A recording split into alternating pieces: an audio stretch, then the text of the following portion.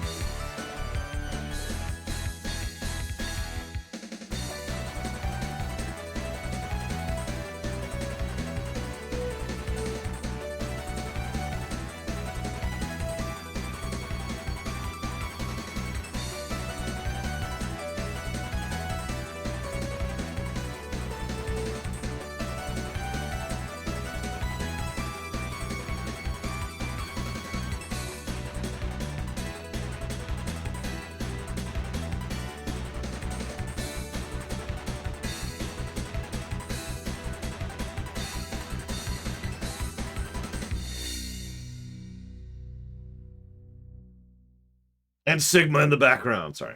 I love how they just show him there.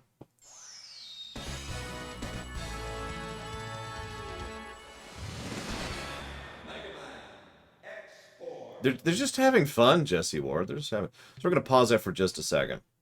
I mentioned that a lot of money was dumped on that. I should probably also mention this was 1997.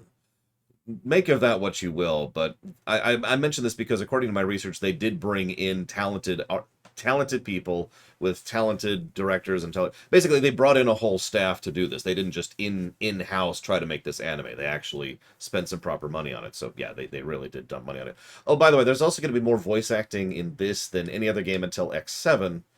Make of that what you will. Yeah, 97 was a big year for games, absolutely. So they oh, absolutely, Jaron Duffine, absolutely. Now, yeah, Sigma's there, not even a spoiler. That's absolutely, he's literally in the intro cutscene. I'm sorry, the intro cutscenes, excuse me. But we haven't talked about the Extreme games yet, and we never will. I actually don't know. I've never played the Extreme games, so I don't know where they sit off the top of my head. But what I do know is we're going to go ahead and check our options really quick, do our rebinding like we always do. Change that to that. There we go. You know, for the I know I've said this before, for the longest time I just got used to the Mega Man claw, which is when you do this weird thing where your thumb goes across the 3 buttons simultaneously. And it's really crampy on the hand. And then Metroid actually introduced me to the idea of having the R button be the dash button. And it was just, oh my god, this is so much better. And I just mentioned this for anybody out there who has the Mega Man claw problem. Just put the dash on R or L or something. It works so much better. Anyways. So. Let's do it. Dakota, I'll let you choose. Who should we play as first? We already talked about this a little bit. They do play pretty differently. This one's much harder. All right.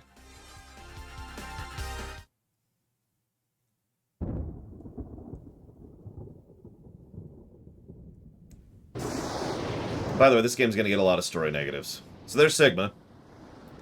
And General. It's about the Maverick Hunters, General. They are far too eager to please the humans and continue to hunt down the Reploids. Do you believe they pose a significant threat? Perhaps. You already know the truth, General. Their sole mission has been to destroy any Reploids who fail to do as the humans order. It's in your best interest to stop them now, before they turn on you. You possess enough power to destroy them!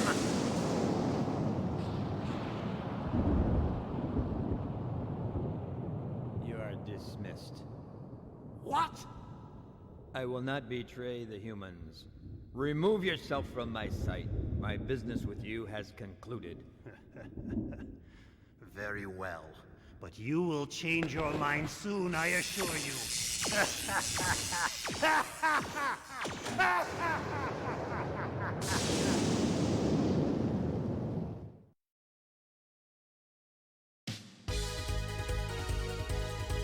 So in continuing our trend, I want everyone to mention when they come up to the best song in the game for them.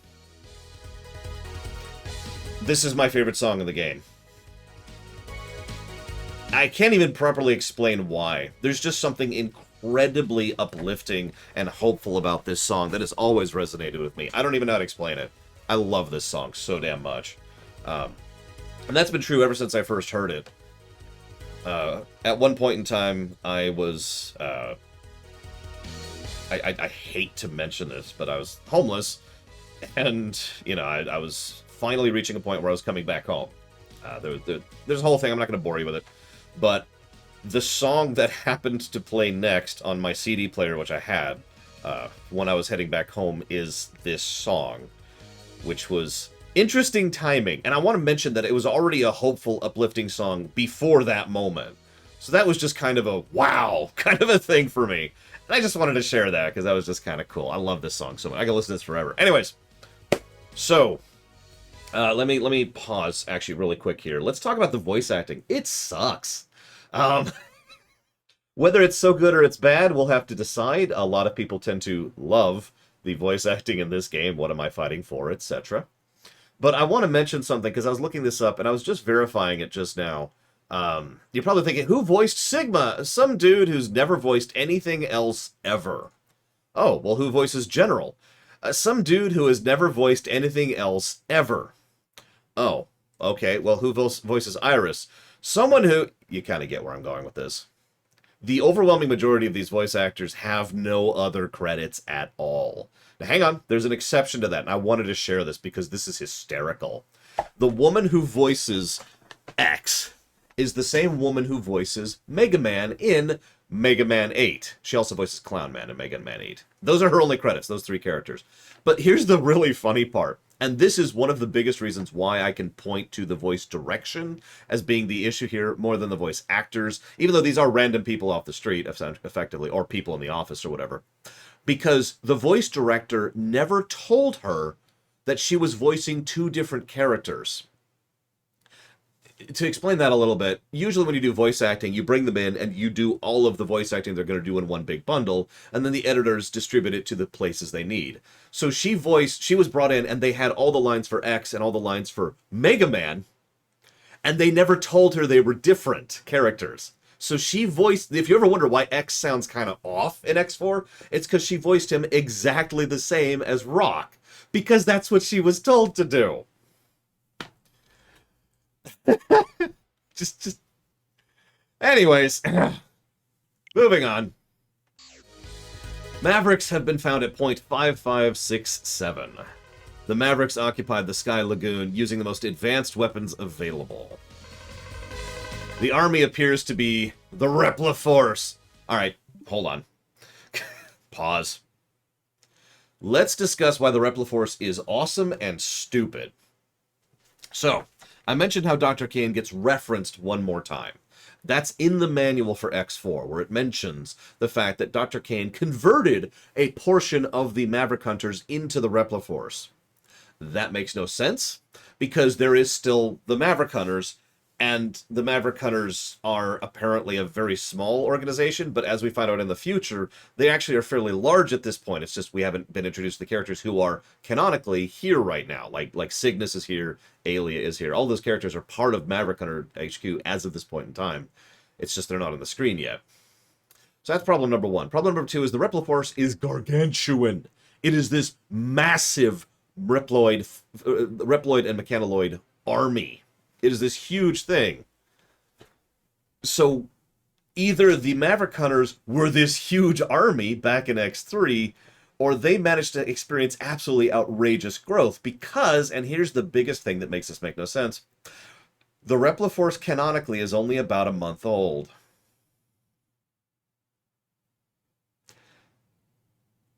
And you see why that just kind of throws a wrench into everything. If the Repliforce had branched off from the Maverick Hunters way back in X1, which is actually how it is in the manga, by the way, or the manga, excuse me, then that would make so much more sense. The Repliforce had spent the last, I think it's 2.5 years or something at this point, slowly building up their forces until they're this gigantic army, and are a separate organization from the Maverick Hunters. But the fact that they're this huge either means they experienced exponential, explosive growth in a month, or the Maverick Hunters were a gargantuan army to begin with all this infrastructure and all this hardware and all this personnel, and then part of them just wandered over and just did this thing. This is the Star Trek problem in a nutshell. And the Star Trek problem is Racecat. Thank you, Racecat, very much for destroying and ruining Star Trek for me. I can't believe you do this to me, Racecat. It's okay, I'll forgive you, but only because you're putting it towards Yakuza like a dragon.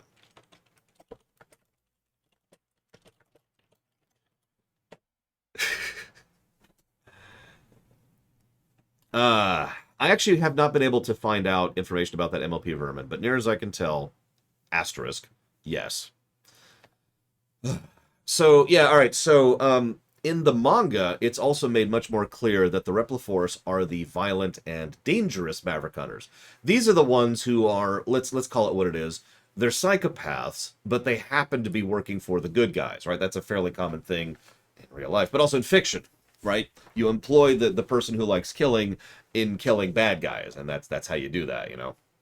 And so that's what they've been doing in the manga with the Repliforce. It's like, okay, all these people go... And then when the coup happens, they're like, ah, sweet, we don't have to hold back anymore. Murder, murder, murder, murder, murder. And they murder and torture and kill all kinds of people in the manga. They're much, much more messed up in the manga.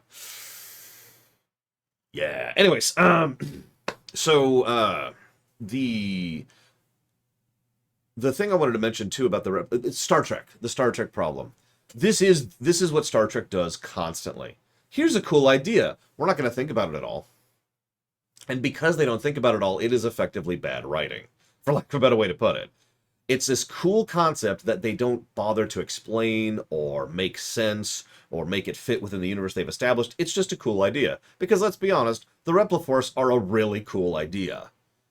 I cannot be the only one who absolutely loves the idea of the Repliforce and a functional, fully 100% Reploid and Mechanaloid army that operates as an independent state. That's cool and has tons of implications and possibilities.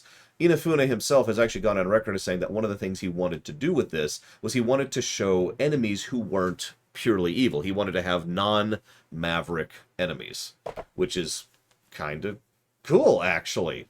Like, that's kind of a neat concept, right? Yeah. I mean, I don't want to say anything about that Jaron Duffine, but yeah, no, I did the exact same thing. So yeah, the Repliforce is this cool concept. In fact, if I can just geek out for 1 second, how many of you have ever played Alpha Centauri? It's an old PC game. If you don't know it, don't worry about it. But there was a really robust make-your-own faction system in that game. It was really easy to make your own faction in Alpha Centauri. So being the geek that I am, I actually made the Repliforce into a faction and made them have, you know, very high military focus and very high production focus, but they were just absolutely terrible at everything else, including energy production and diplomacy and just blah, blah, blah, blah, blah. And so it was interesting playing as the Repliforce. And of course, you can put in your own picture, so I just had a picture of General there as the leader. Anyways, moving on. So, the army appears to be the Repliforce. Roger that! Sorry, roger that, I'm on my way now. So, intro stage.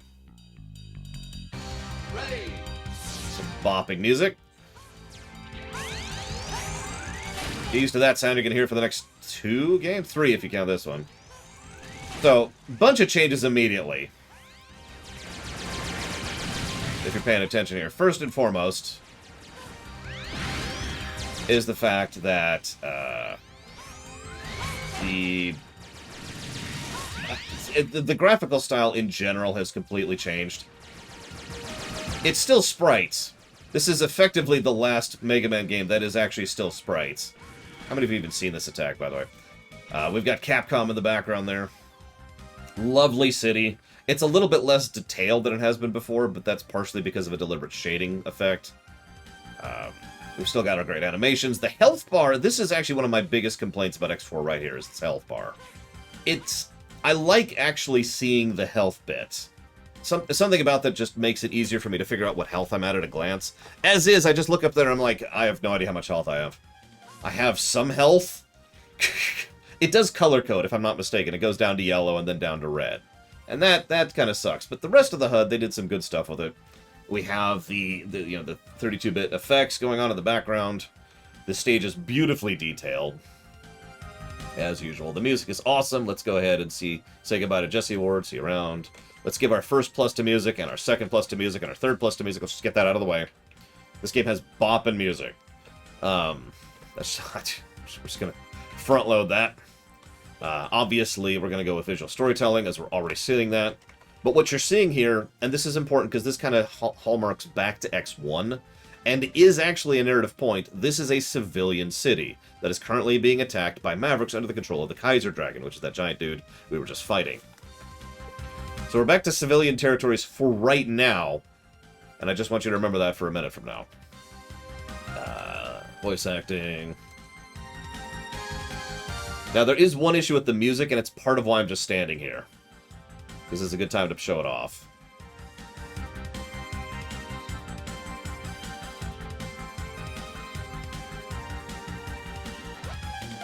Should be another minute or so. Let's just go ahead and jot down animations. The animations are gorgeous in the game. In fact, we might actually get a second animations plus in this game, because they really are beautiful. Put a question mark by that one.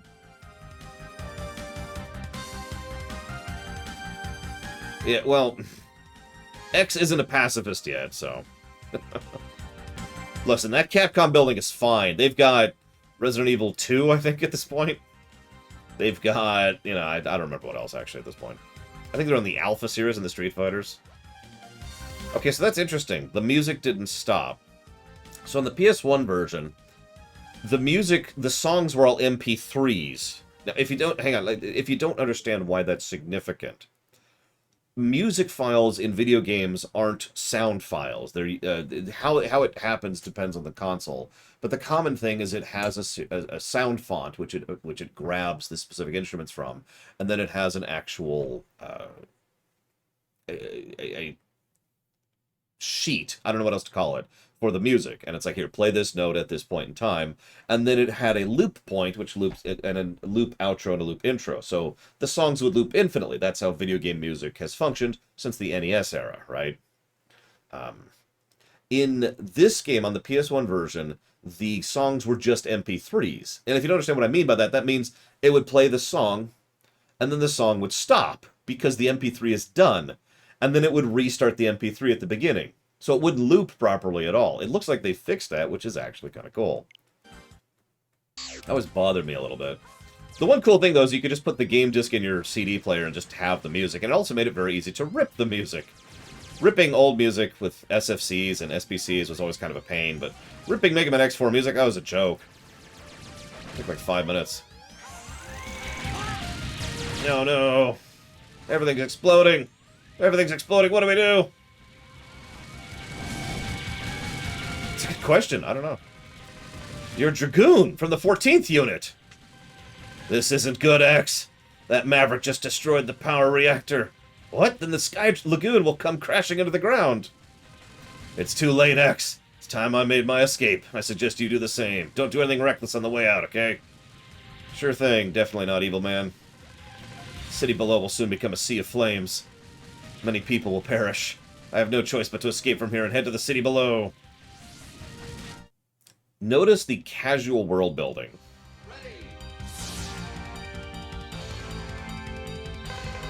Ah, the city has been completely destroyed. There were innocent people. I won't forget this. So what I mean by that when it comes to casual world building, that was a floating freaking city. And by the way they talk about it, it was huge. Now, we learn future in X5 that at this point in time, during X4, we actually have multiple large-scale arcologies in orbit as well. The Eurasia was just one of them. So a little bit of world building, we have tons of floating, we have tons of orbital arcologies, and the implication that there's multiple floating cities in addition to ground-based cities. Surprisingly decent world building for a game that, you know, barely focuses on it. I just wanted to comment on that. Now, we don't know if there was another city underneath the Sky Lagoon. There's certainly some implications of that, and as you can see, as we're going through the level, the ruins themselves are forming some of the terrain we're going through. So, by the way, this is a great intro, and is absolutely going to be a positive. Just as a heads up. Whoop! We're going to die there. Very important. Got to see the RNG. Oh, absolutely, Jaron Duffine. The scale is definitely going up from X4 and onwards. Intentionally as a lead up into 0, but also into X6, 7, and 8.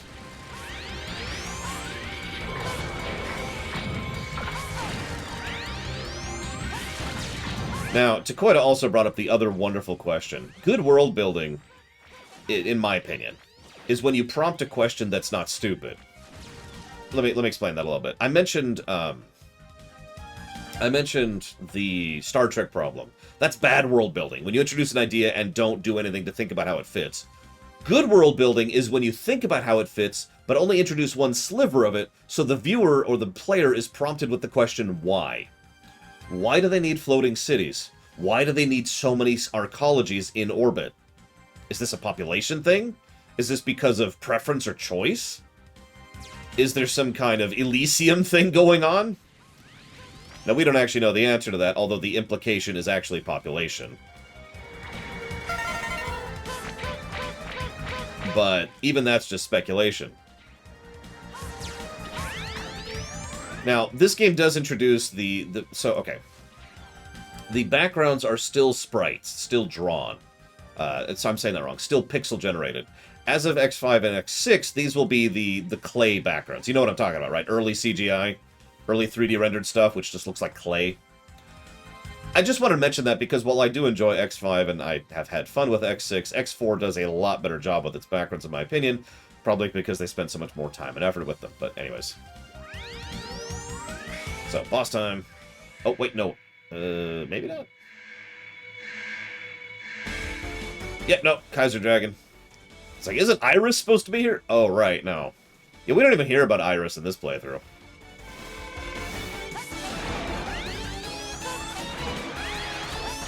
As with the standard, when it comes to Mega Man X games, from X2 and onwards, we've got a big screen-sized boss who doesn't actually do much and is really easy.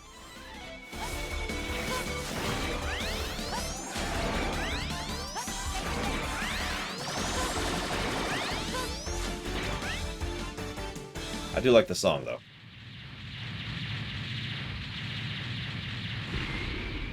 Yeah, it could just be the style, MLP Berman, who knows? So there's... Idiot. Who are you? His name is Colonel. He's a colonel in the army. I'm the colonel of the Repliforce. By the way, just to be clear about this, I have spent a lot of time and effort at multiple points trying to figure out if there's another name for colonel in general. There isn't. That's just their freaking names. Has the Repliforce been occupying this area? What are you talking about? I only came to save my sister. The army responsible for all the violence in the region is not the Repliforce. Nevertheless, I want you to disarm and follow me back to HQ. Okay, let's pause there for just a second. That makes a degree of sense. There is a military individual, a well-armed combat bot, who shows up during a suspicious scene. So go ahead and disarm and come back to HQ. We're going to have some chats, and then we're going to let you go because obviously there's no issues. Colonel says, never! You're asking my soldiers to drop their weapons? The only time we drop our weapons is when we aren't able to fight any longer. But you'll be regarded as Maverick and treated as such. Do as you will. The Repliforce would sooner fight and die than discard our pride.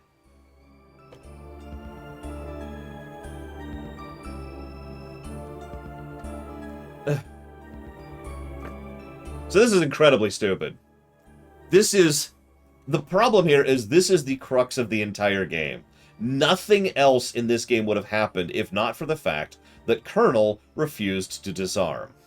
Now, stuff has actually come out since then to try and explain this a little bit more, but it doesn't make this any less stupid, so we're going to just drop down a fake drama. Negative, there we go. Consider us Mavericks if this is what you wish. Did I mention the Repliforce was originally built to fight Mavericks? Wait, calm down, Colonel. Colonel has no chill. What the? Something's got to give, otherwise the entire Repliforce will be considered to be Mavericks!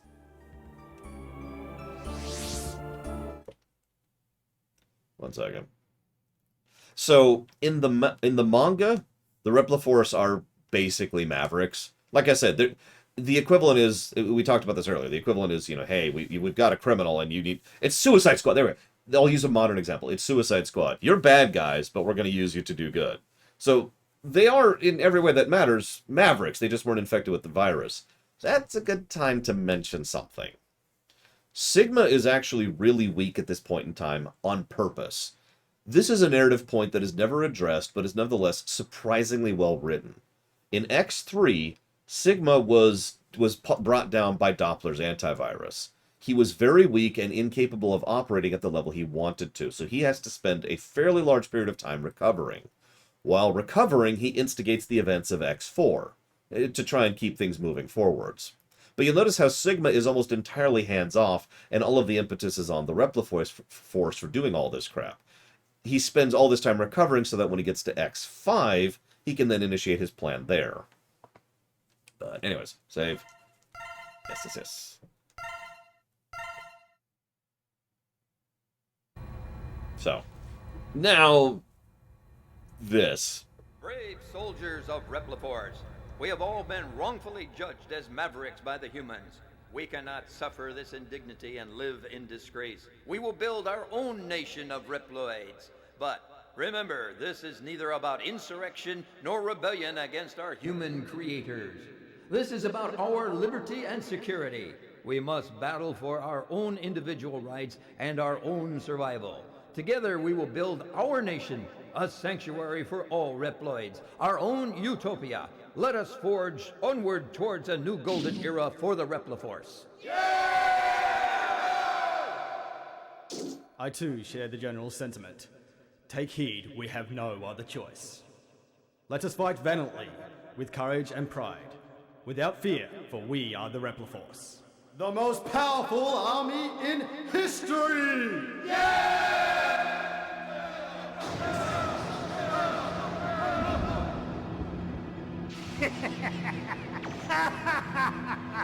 The General has finally taken action. And now, my Maverick Hunters, what will you do? I'll be watching closely from here on out.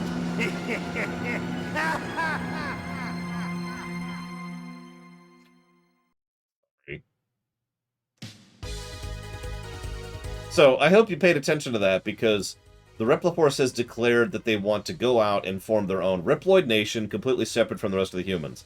They barely mention this in this game, but what they actually mean is they're actually going to leave the planet and go into space and find another Reploid-only society on another planet.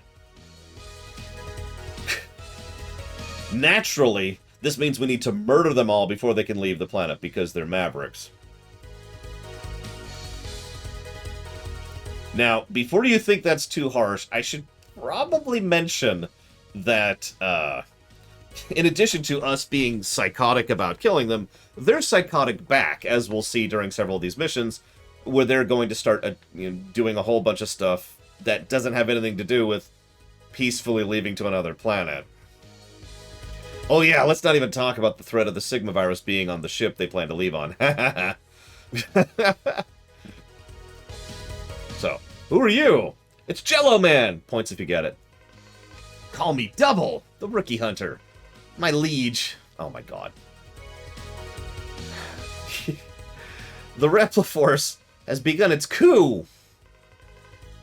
For definition, a coup does not mean leaving the planet. A coup means taking freaking over. Wait, Colonel, you're jumping to conclusions here. Sir, you've been given the order to scramble. Right, I'm leaving right now. Infiltrate enemy-occupied jungle and destroy the weapon currently under construction.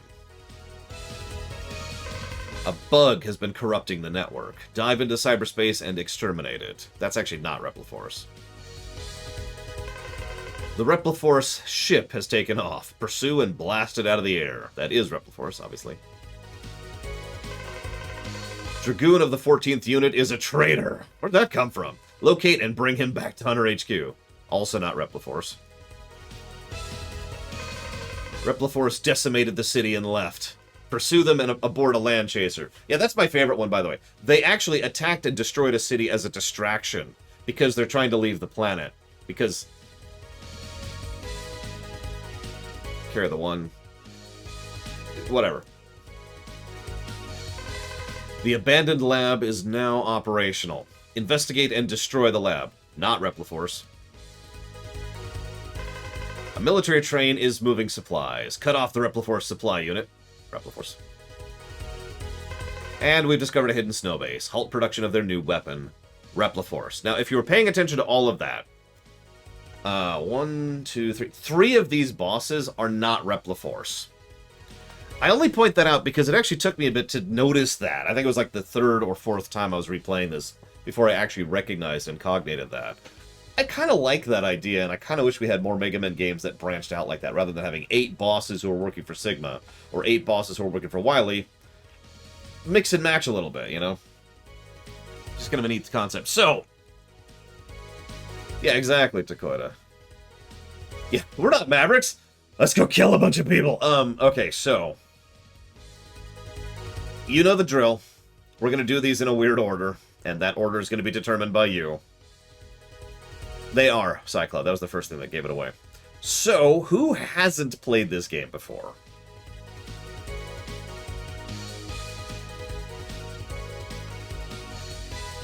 And you know what? This is stupid. Just pick one. If you haven't played this game before, pick people. Just shout out people. I'll just do it in order this time. In order that it comes in.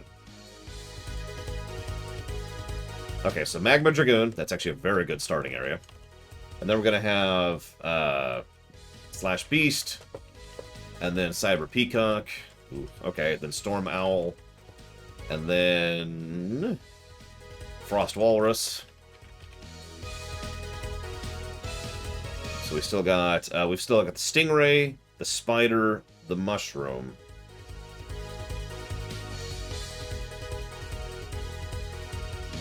So which of those should we play next? Stingray, Spider, Mushroom. Okay, so Stingray first. And then Mushroom, and then we'll do Spider last. Ooh, okay. That's an interesting order. Magma Dragoon is the recommended first character on both campaigns, though, so that actually works out well.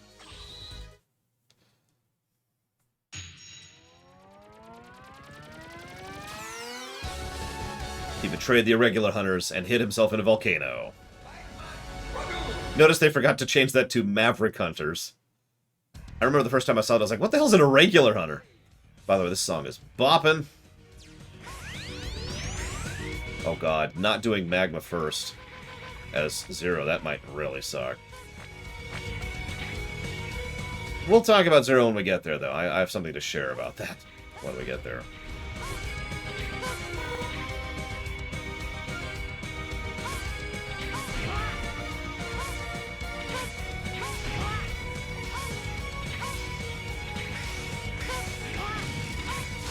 Those bats are back, because of course they are. Metools are back, because of course they are.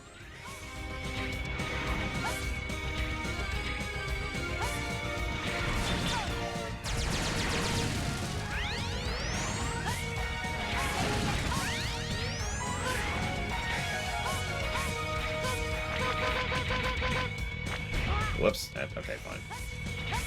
I accept my fate.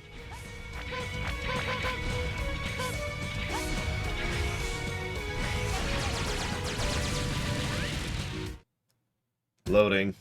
Those load... So, I was prepared to give a negative for load times, but I love the fact that there's no load times.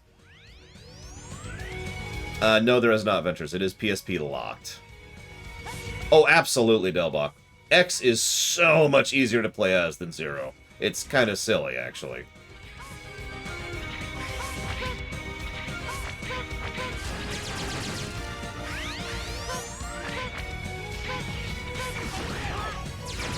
Too early. Already here. I don't know if I can make that jump. Oh! Hang on, hang on. Well, the Clone Wars was being managed on both sides by the same person. Here it's just a bunch of idiots who happen to be going along with the villain's plan. Because they're idiots. Oh, playing as Zero is awesome. But it's mean. Very mean.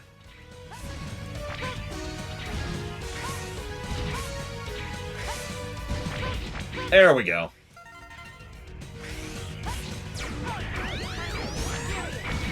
Time to get serious. Time to die. Ready.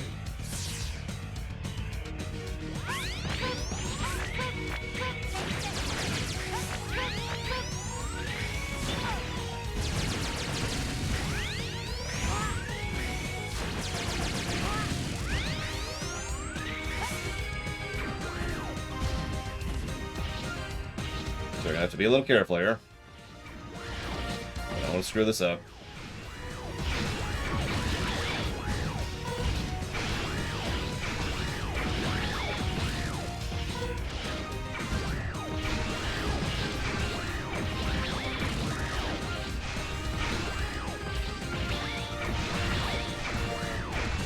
You don't want to fight a boss in a mech? Nah, it's good, Zactapt. I got this. X, you've arrived! Dragoon, why did you betray the HQ? You'll have to defeat me first! But we're allies. You're so naive. Listen closely. I let the Sky Dragoon fall. And by Dragoon, I mean Lagoon. And I'd do it again! No, those were innocent people. You're not Dragoon. You're just a maverick. You got that right.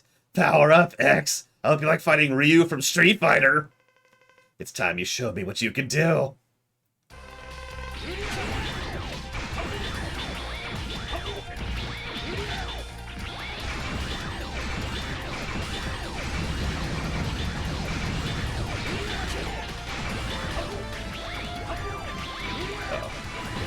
There we go.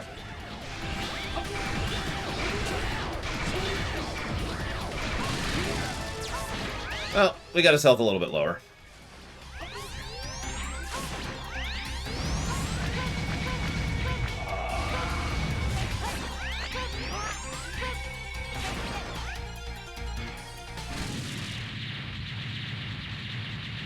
Yes, I have MLP Vermin, because I didn't know you could do that the first time I played this. I also played at 0 the first time I played this. That was fun. You are strong, X. Such a waste. Why, Dragoon? Always wanted to fight you. Then he appeared and... He appeared? Who? Told me to work for Repliforce. To goad you into fighting. You did it just so you could fight me? Was worth it. For a final duel. So, yeah, Repliforce should be cleared of all wrongdoing for the Sky Lagoon. We have a recorded confession. You got fire. Right? Right? Like, they're not Mavericks anymore, right? Oh, no, because they've been destroying cities and...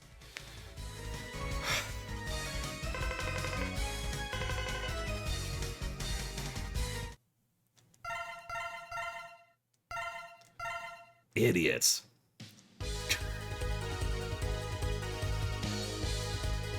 Yeah, at the bare minimum, yes I did, Zactaf. At the bare minimum, this game needs a negative for Idiot Ball, because everyone has the Idiot Ball in this game, and I do mean everyone. Even Sigma's plan is just, huh? By the way, I'll tell you Sigma's plan right now. You ready for it? This is it. This is this is the big one. Sigma's plan is try to get people to kill each other, and then try to destroy the planet.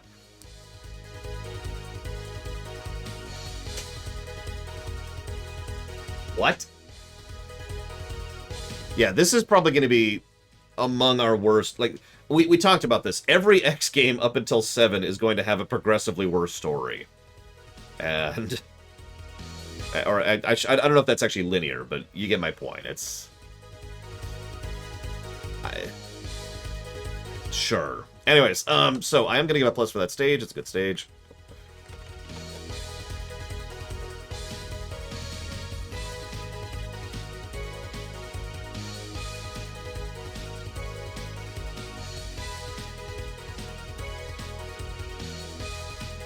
Yeah, that's a damn good question, Takoida.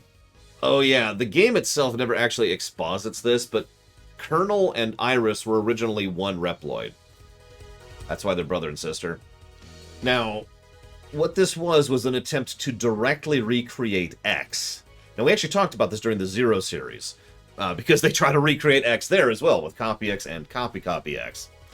As you might imagine, with every other time they try to recreate X, they failed miserably, and the robot was effectively trying to rip itself apart. So what they did was they split out the programming of this one Reploid into two. So you have the, let's call it what it is, the pacifist side of X, and the warrior side of X, Iris and Colonel.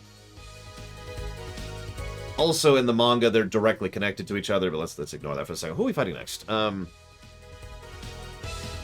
Beast. Oh, jeez. Okay, Slash Beast. Let's do it.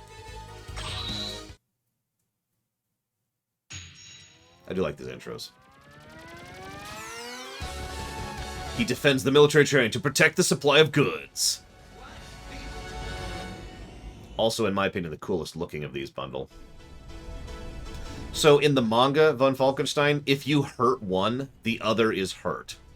Now, to explain this, and this is pure up magic, let's just call it what it is. At one point, Colonel's arm is slashed up, and so on Iris, that same arm starts to wither away, and the actual machinery starts to just destroy itself with no logic to it whatsoever. I don't even ask me to explain that. I got nothing.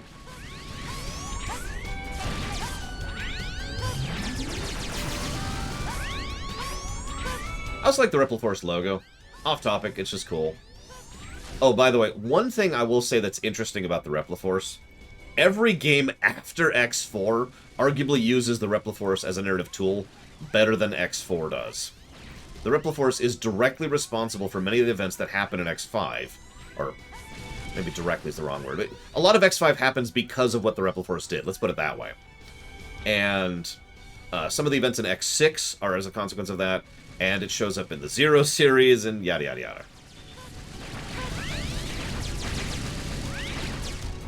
Now that's not much, but it's more than they did with it here.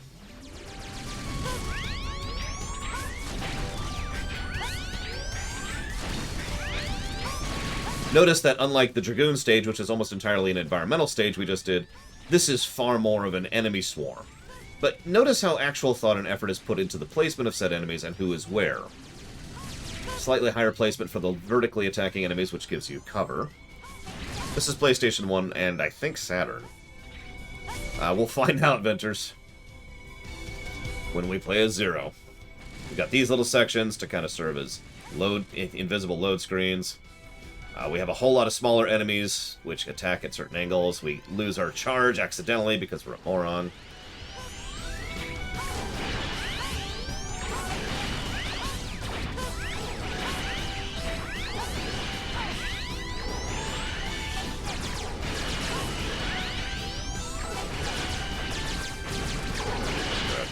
Do the old-fashioned way.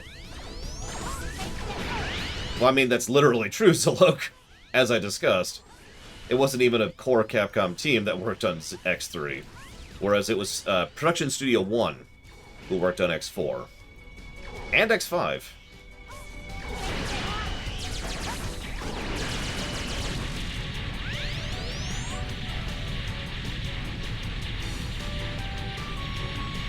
Not X6. X6 was Production Studio 3. Ready. So was X7, by the way. X8 went back to Studio 1.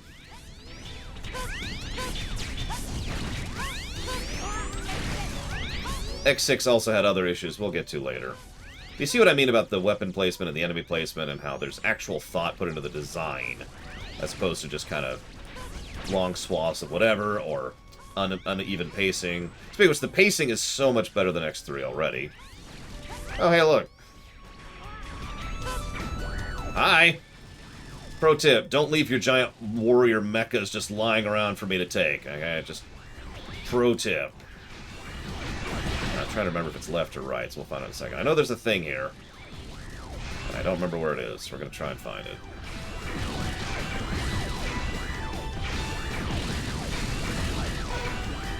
If it's not here, then all we've wasted is some time.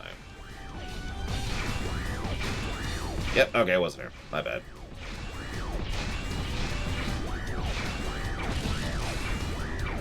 I will admit, I don't actually care for the look of these things all that much. Oh, maybe it was here. No?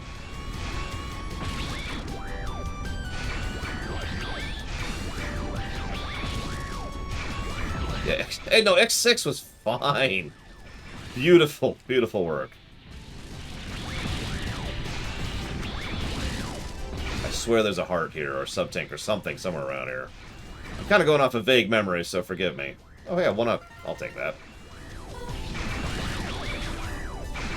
Notice the enemies are once again dropping more items, too, by the way, unlike the aforementioned X3.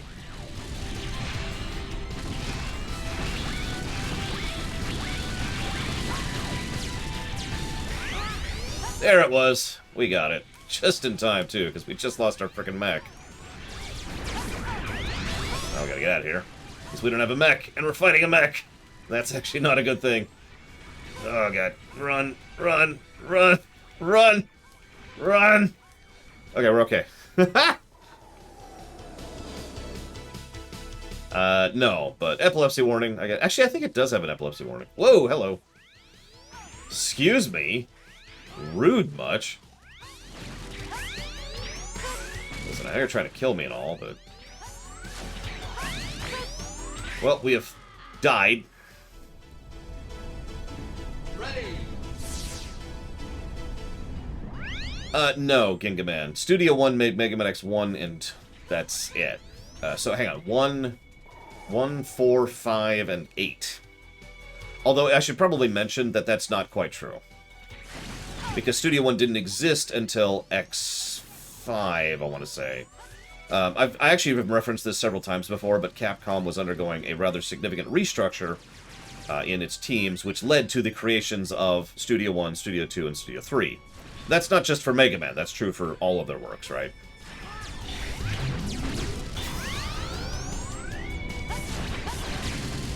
Yeah, by the way, we're going to start seeing a lot more audio spam in these games, unfortunately. Wait till we get to Mega Man 8! The poster child of audio spam. Anyways. But yeah, many of the people who eventually became Studio 1 worked on 1, and that's it. And 4, I guess.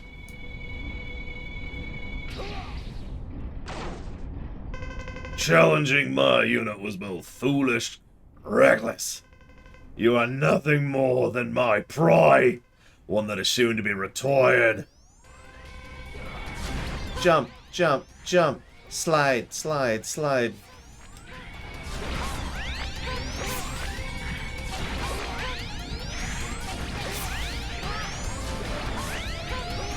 Once again, a very cool-looking Claude character doesn't really do much. Because apparently Neon Tiger was a prototype or something, I don't know. I mean, that's a cool attack, I'll give you that. I don't even remember what anybody's weaknesses are in this game, by the way. I'm not sure I've ever used people's weakness in this game. I usually do Buster-only runs in X4. If anybody wants to tell me what Slash Beast is weak to, I'll do something. But yeah, I don't know what anybody's weak to. Stingray! Okay, gotcha. So, no help there. I imagine fire is going to be good against Frost Walrus. Oof.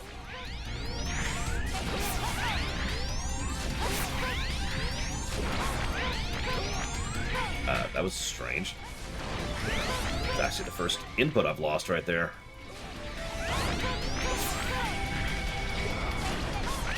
Ah! It's a bad call on my part. I'm just gonna die. I'm just gonna die!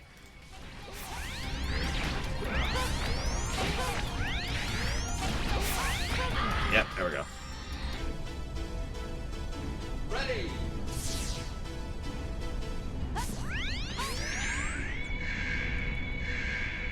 It's okay, there's no timer mechanic in this one.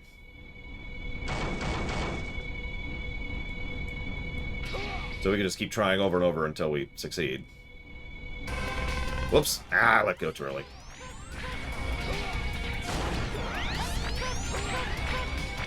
Okay.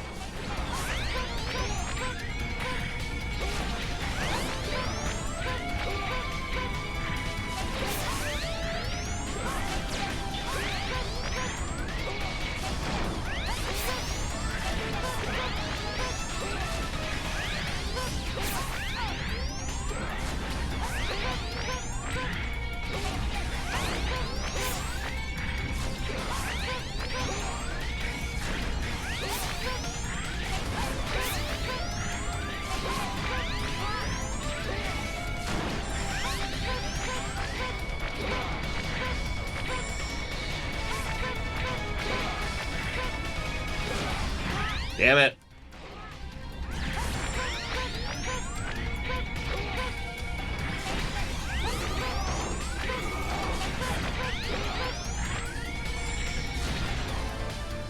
Anyways, the bosses. I should mention that this game is often considered the second hardest of the X series. That's by common knowledge, of course. Whether it actually is or not is up to you. Shoot twin slashers forward in 2 directions. This weapon has wide range capabilities, making it easier to hit enemies.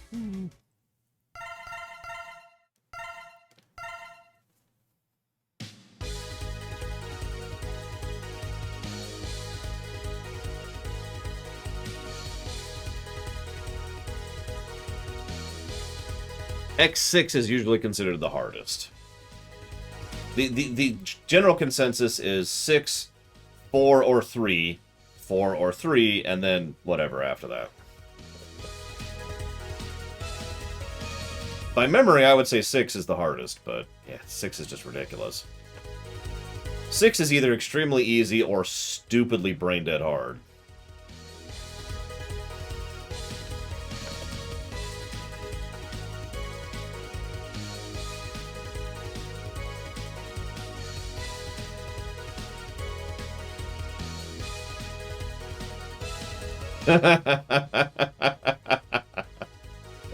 Yeah, X6 is not properly difficult, let's be clear about that.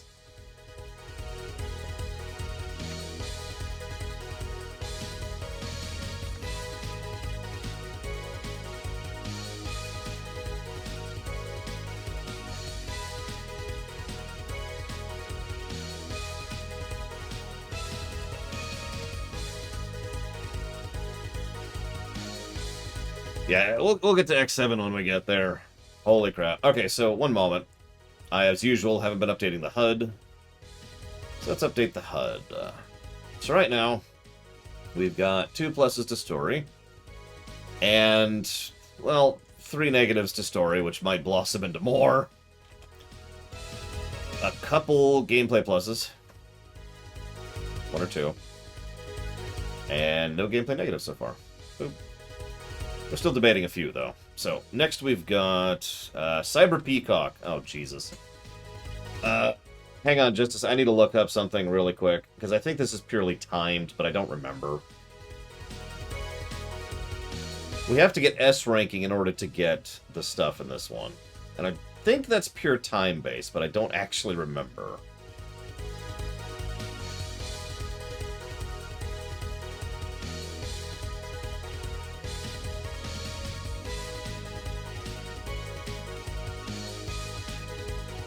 Just gonna double check.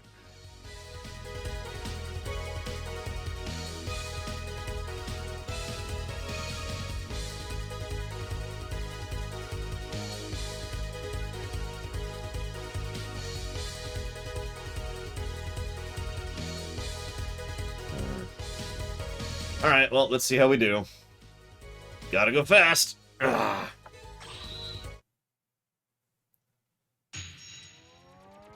I do like these intros.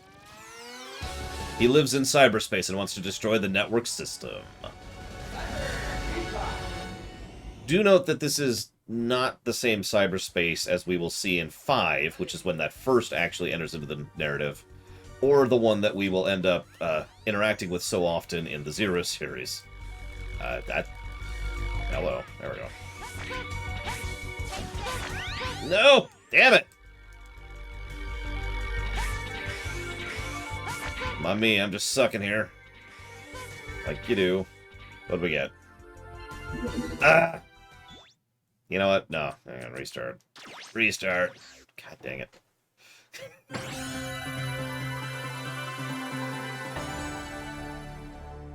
I have a much easier time getting S ranking on 0.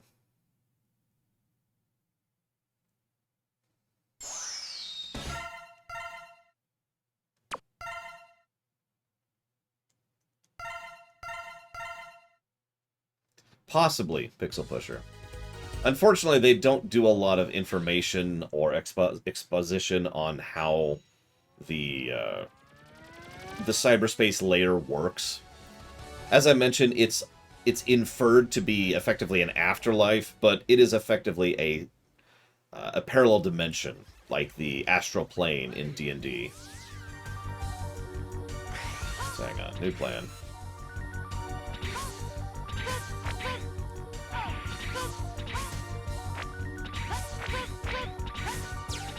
The implication is that it just kind of popped into existence.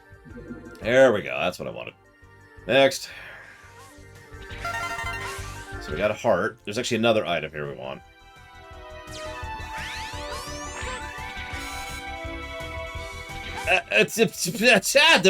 What the hell was that? That's just... Why? I think I should just die. That might actually be better. I think I've already lost S on this one. Let's find out. Yep. Of course, Salok. Why wouldn't we?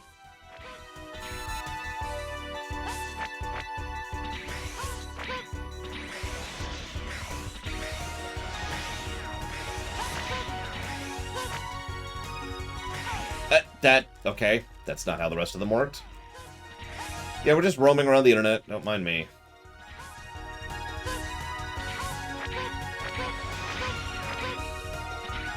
I also don't have this stage memorized, so I'm kind of making it up as I go a little bit here.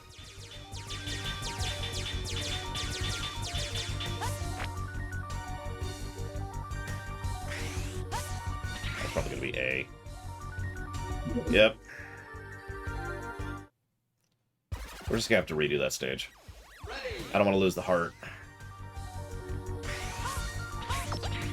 So, this is cool.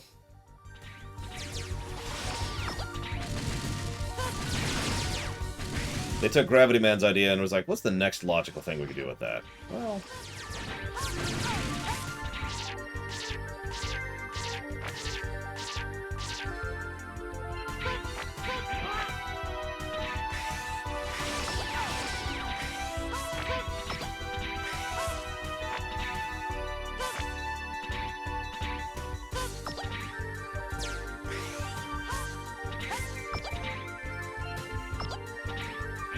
too early.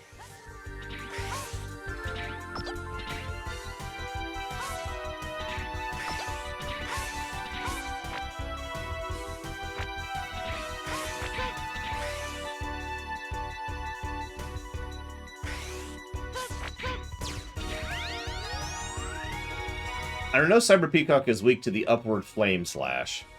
So that's 0.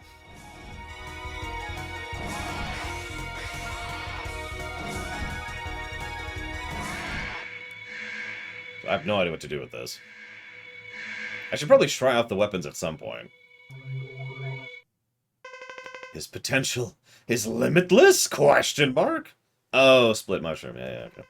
Not possible. Who are you? Why are you doing this to me? I was ordered to test your abilities. It's quite simple. What? Prepare yourself. And yeah, obvious Maverick symbol is obvious. I cannot believe I didn't catch it until like my 3rd playthrough, but then again, I am a moron.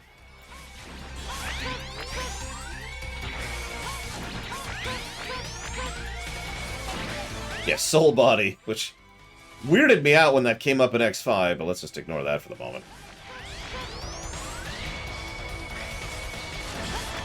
I do kind of like this boss song. It's just a little bit too short of a loop.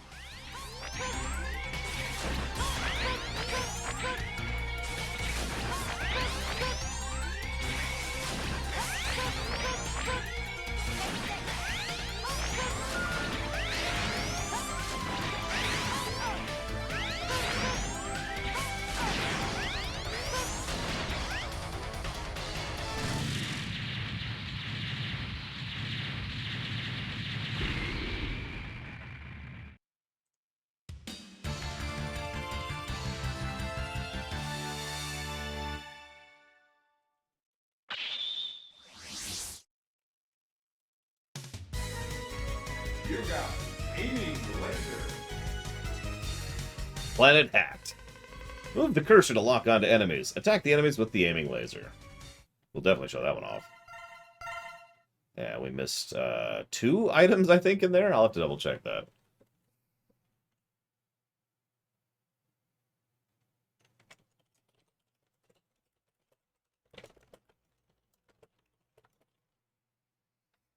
As I say, I'm pretty sure we missed 2 things in there.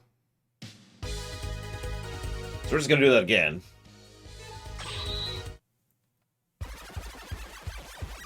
Ready!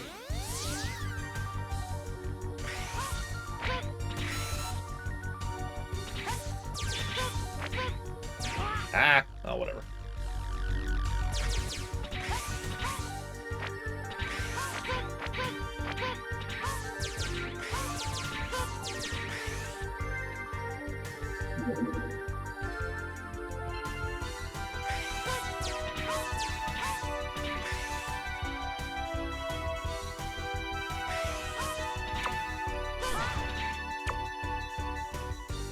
Oh, yeah. So that's how the aiming laser works. And that's that attack. Yeah, I'm going to make an attempt here. And if I don't make it, whatever, we'll come back for it. No! God damn, it's the second time. You know what? Fine. You win.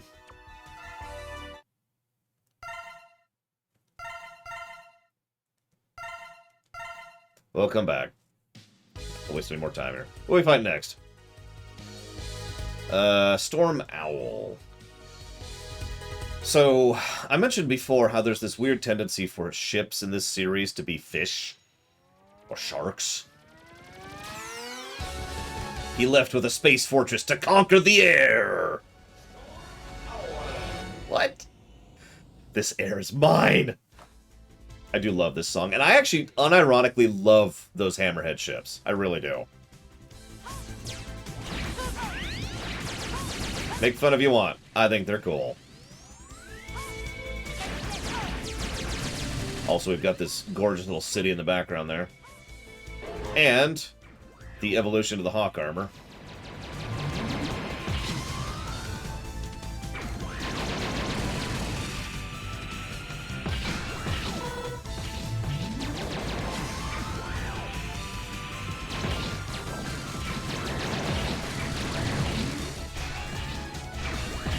Oh yeah, I should show up the charge shot.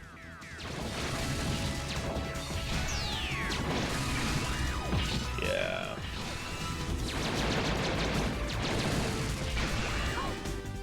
Yeah, there's a pretty good chance every single stage is actually going to get a positive for this one. We'll see. We'll see. There's some good stuff here.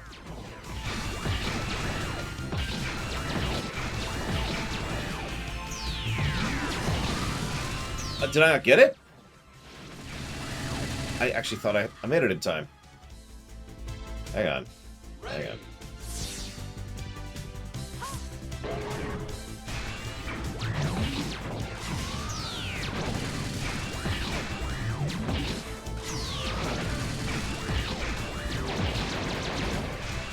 Yeah, I didn't hear the pickup sound, and this is an X7, so...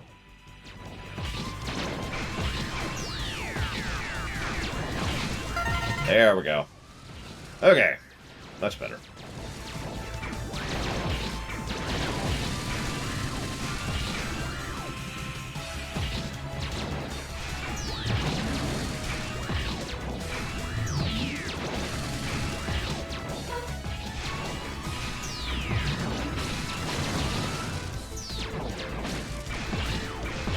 Come on. I don't even have a sub-tank yet, it just occurred to me. That's okay. I don't need no sub-tank, I got a mech! Which is about to blow up. Go!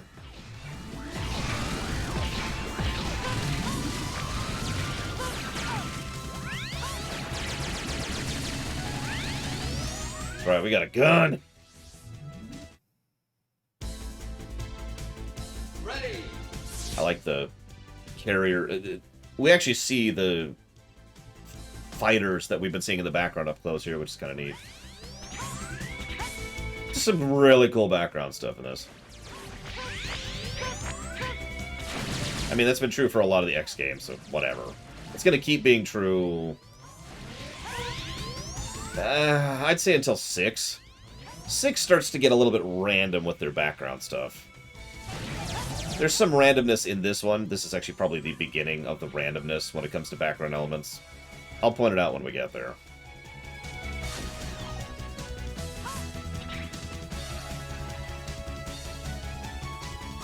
I don't know why, but I hate that.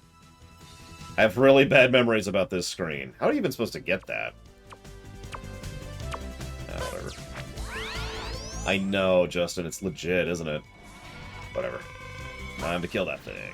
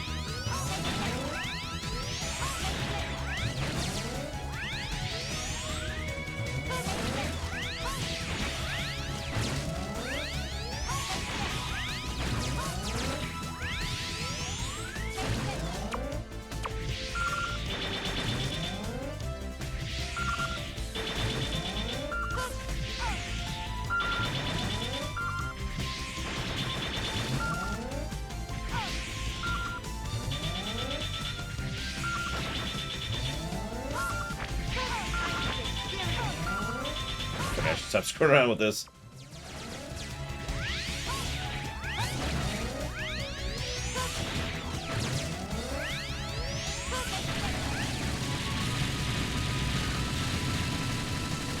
What's funny is that wasn't even done by in original design Pixel Pusher. That was something they came up with after the fact.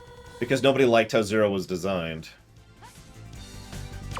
Go figure.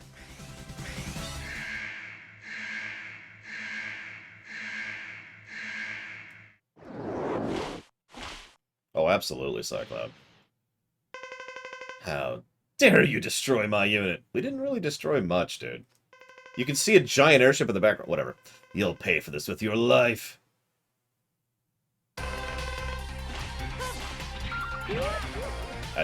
Okay.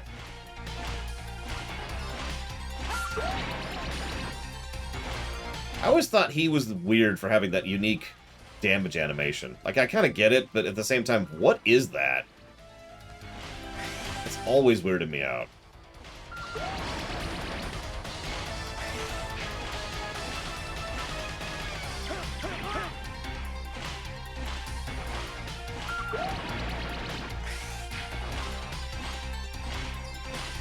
Yes, we're hitting with the internet. Makes a lot of sense all of a sudden.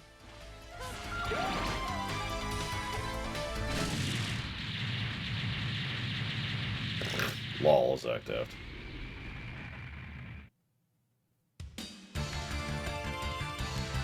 Yep, the 4chan killed him, as it does to us all. Another good stage. You got double cyclone.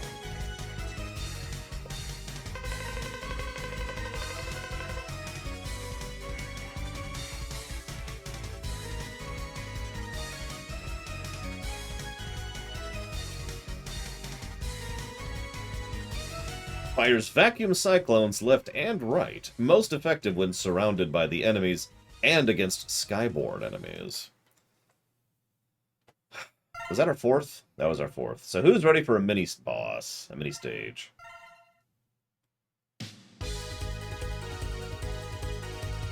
I tend to agree, Dakota, but whatever. Sir, it's a message from the Colonel. X, I'll wait for you at the Memorial Hall.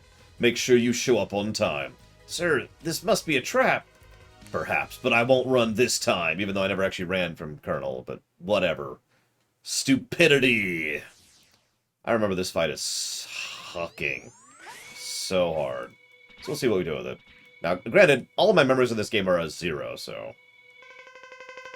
Colonel, stop this foolishness now. Disarm, come in and be tried for war crimes. Never. Colonel, please, think this over. The Repliforce must be independent, and I'll murder anyone who gets in my way. Or anyone who doesn't get in my way. Or anybody who doesn't have anything to do with anything. Or anyone over there. I like that dog. I'm gonna murder that dog over there. There's a cute little kitten. Murder, murder, murder. Ahem. You've never heard my Grand Nega Zek, Cat Horse? First of all, thank you very, very much. As always. I will definitely put that towards a very lovely Space Marine. Now, where's my beetle snuff? Ah.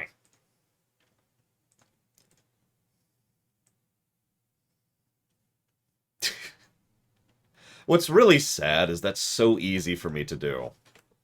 I don't know what that says about me. That's like one of all the voices I do, that is like the easiest one to do by far. I don't even have to try. It just comes out and now granted, it's probably because I literally physically changed. Like, you can see how much I'm squinching my face up to do this. So I completely shuffle this around in order to talk like this, but... either way. And Riftbreaker is the other one. You got it. Thank you again, Cat Horse. So, let's just codify these. The voice acting is not good. Let's just get that out of the way. We might give a positive for voice acting, but we're definitely going to give a negative for voice acting.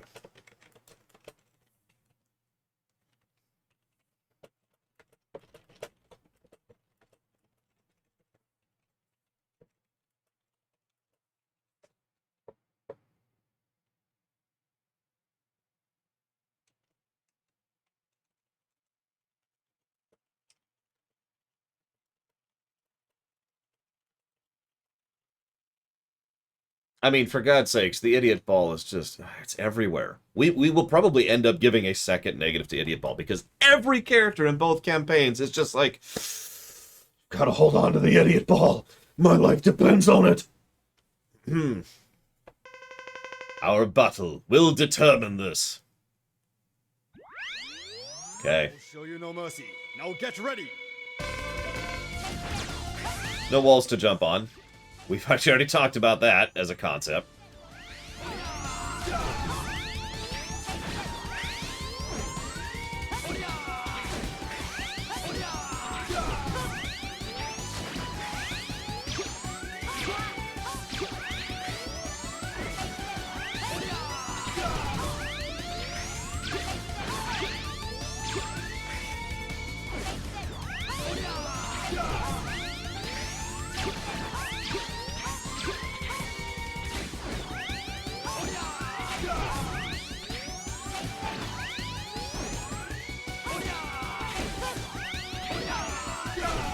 Oh my god, this freaking fight. Is he weak to anything? Yeah, similar to X3, but more so. There's a bunch of new characters, all of whom don't matter at all, and effectively get no characterization other than being morons. You can count that as characterization. Ready!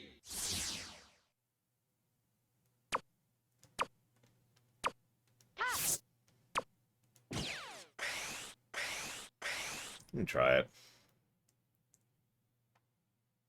Yeah, Dr. Kane has officially left the narrative. Again, he's only in the manual of this game. He is officially out of the games at this point.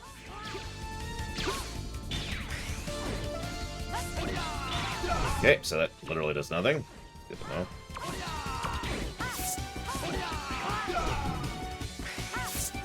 Yep, okay. Just thought I'd try it out. Hey, Impact. No, we decided... Well, Takoida decided to do Zero later.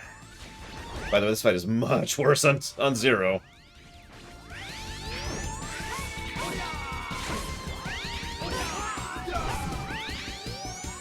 The manual says that Dr. Kane built the Repliforce out of the remains of the Maverick Hunters. Does that make sense? As previously indicated, that does not make sense.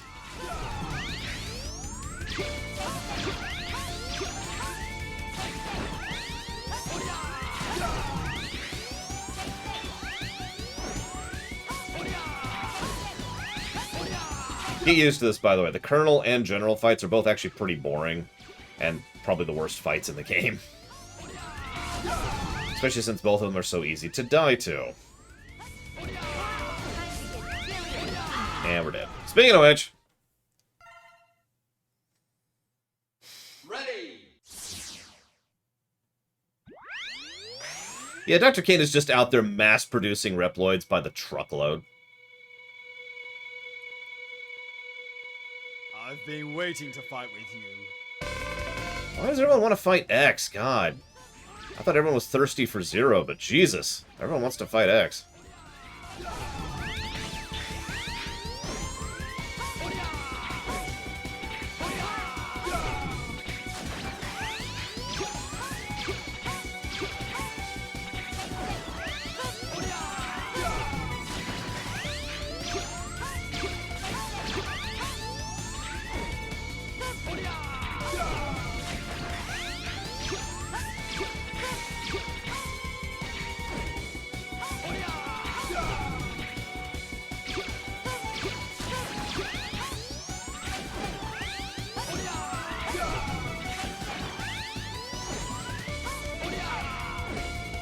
Screw that.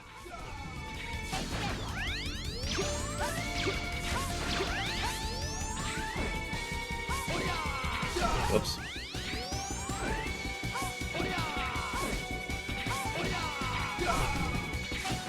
Booyah!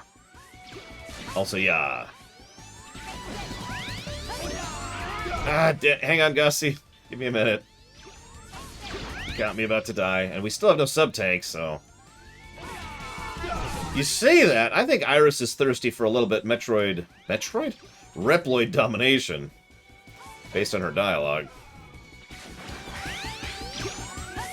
No, not that kind of domination. I wanted to build a future where there were only Reploids. What? Reminder, she's a piece of X. Or rather, she's based off X, might be a better way to phrase that.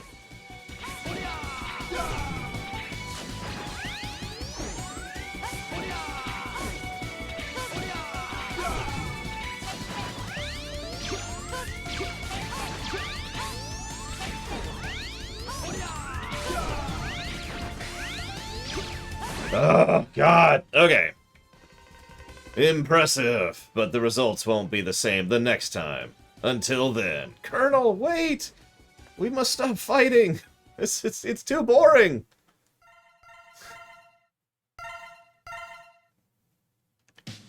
I know, right, Zalog? Thank you, Gossi, very, very much. I'm glad you liked the Dragon Age run. That was a fun one. Someday we might actually get to Dragon Age 2. That'll be interesting. Do you know what you want to put that towards, Gossi?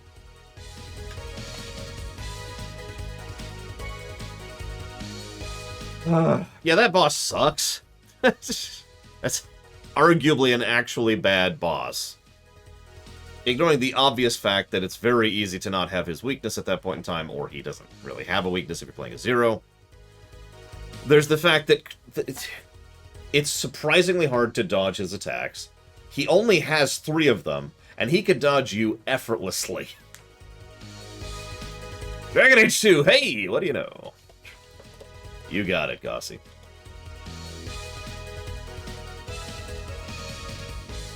I'm sorry, Impact. But yeah, no, Stormell is a great song. I think Stormell is my 4th favorite song in this game. Sorry. So yeah, let's see. Effortlessly dodges you. Immune to several weapons, by the way. Like, just straight immune, as I demonstrated.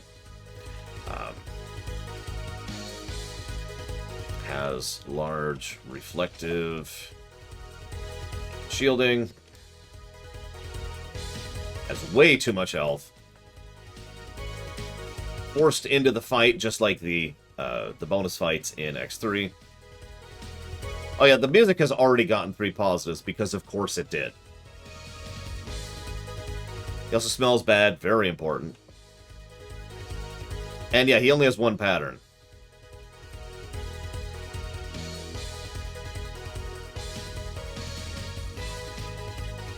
Although I hope you like those anime cutscenes, because they're never coming back.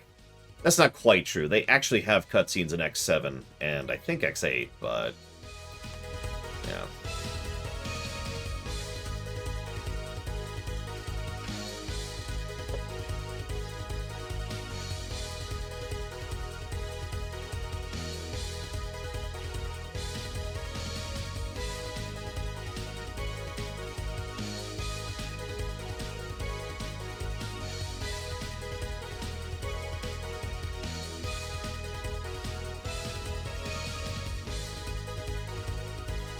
I'm gonna add another story negative right now.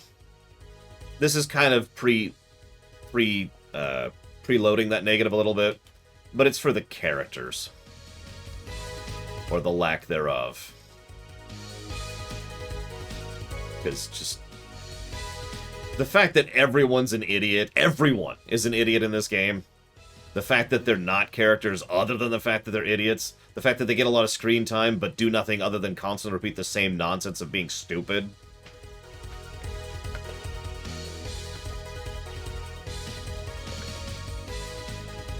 The love story. I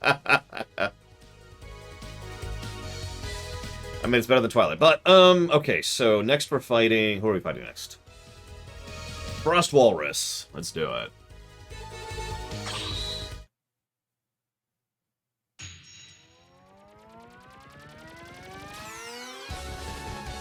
He protects the secret weapon which lies inside the snow base. By the way, that guy right there is the best voice actor in the game, and I'm not joking about that.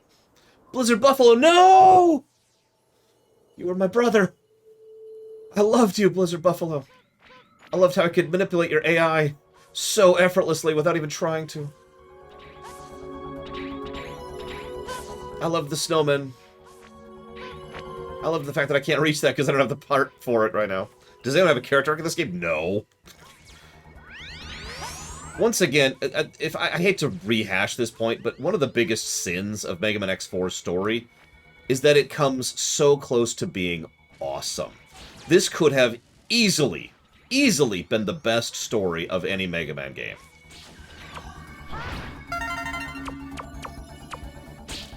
Does anyone disagree with that? I'm actually curious, because I've heard this said a lot. I shouldn't just give my opinion as if it's fact, but that is my opinion, that this is a truly wonderful potential for a story, which they do nothing with.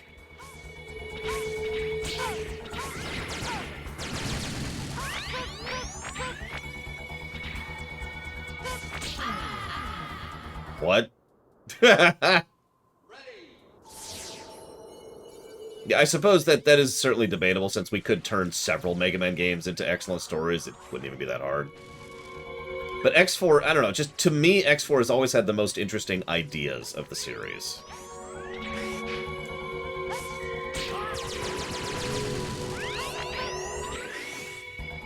And, I don't know. Just, I got none. I got none. Oh yeah, the Ninja Gaiden thing is back, by the way. We need to give that negative. I'm really not sure if there is a Mega Man game that doesn't have the Ninja Gaiden thing. Or don't. That's cool, too. Just wait a moment. These aren't quite Yoko blocks, but they serve the same function.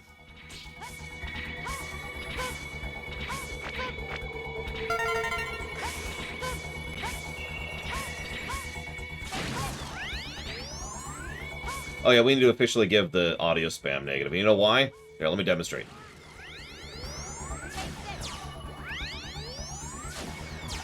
Oh, we didn't do it that time.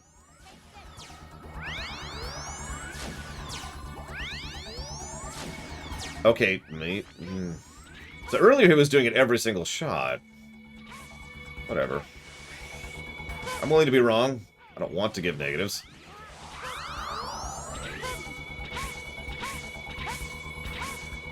This is actually a cool section here, because you're actually on a timer the whole time, but... I'm not gonna try. Not even gonna try.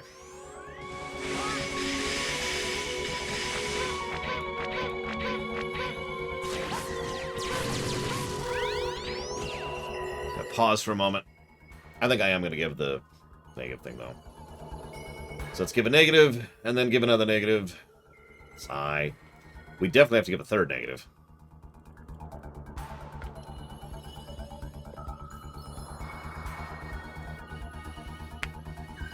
Mega Man cannot aim until 7. Actually, I don't think he can aim there either. Excuse me. Damn it, Kane! Stop making random, strange Reploids.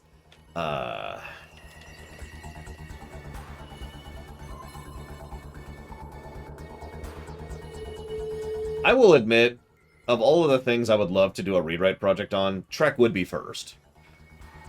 But Mega Man would probably be second. The only catch with that is, I mean, I don't think anyone else in the world would care. Like, I have gotten so small viewing figures on these rooms, on these streams. And that's fine, I understand that. You know, it's not as popular. It's just, it's Mega Man! Anyways, so let's just preload all of those. Let's just get those out of the way. No, right, Zalok? I mean, ignoring the fact that these are awesome games to play through, every single one of these games has at least been a net positive on gameplay, which I can't say for a lot of franchises.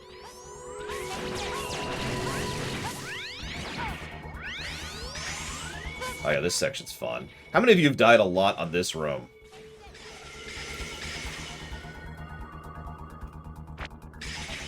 You get my point, Von Falkenstein. The Trek rewrite has been hugely popular and has received a lot of support from a lot of people for a lot of reasons. A Mega Man rewrite would have none of those things going for it.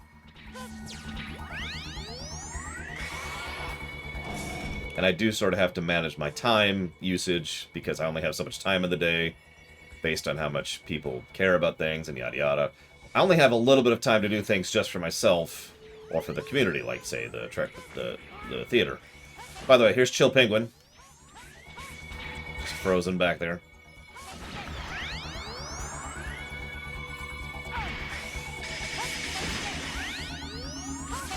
No, I wonder if he's weak to this.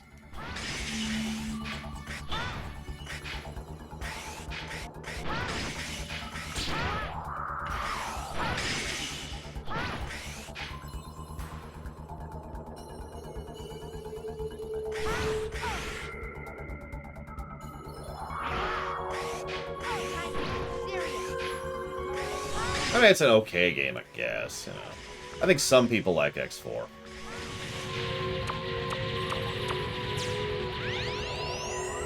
One or two. 2 songs for this stage. Also, they refill you in between loading screens because they didn't know how not to.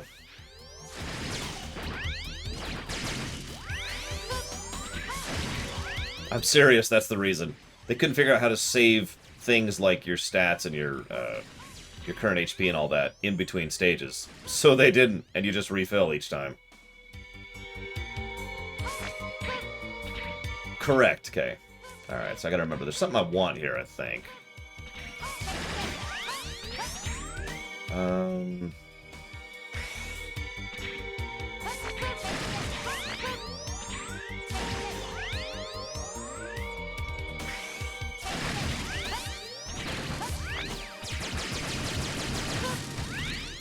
Notice the enemies have substantially less health than they did back in X3, by the way, just to continue to compare this to X3. I know, different studio, yada yada yada. Still. I swear, there it is. I don't remember what that does, but we got it. Does anyone remember what that thing does? I say check. Does it actually tell me? No, that's just our weapon tank. Okay, never mind.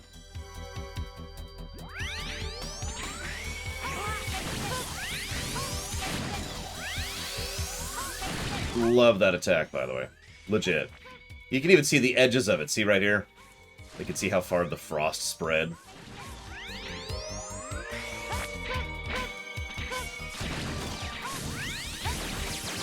can also take him out before he does it.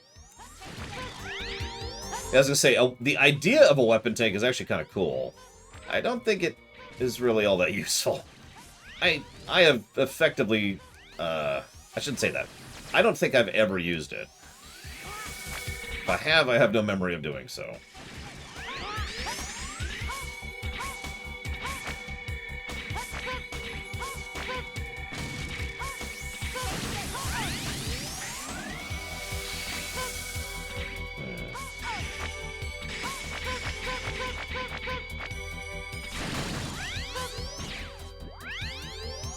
Yeah, no kidding, Impact. There's actually several Mega Man games where having a weapon sub-tank would be a really cool idea. Ah, that was it, Ginga Man. I knew it was something.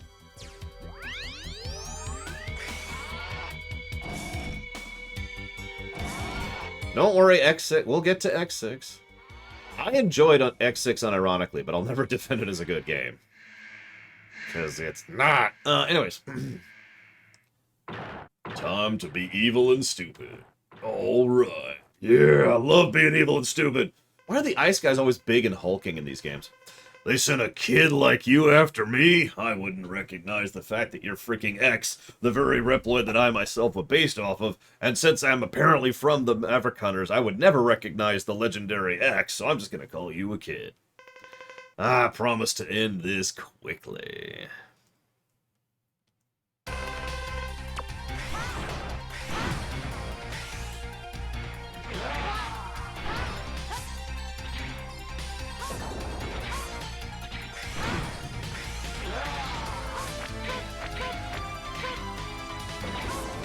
Cool background, though.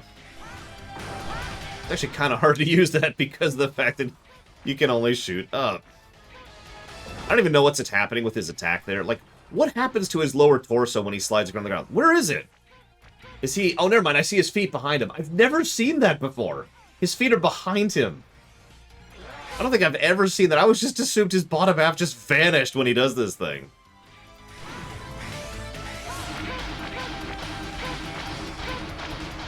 Hang on, Evo. I saw the donation. Give me a second. Yeah, he's belly sliding. I'm gonna run out of weapon energy before I kill him.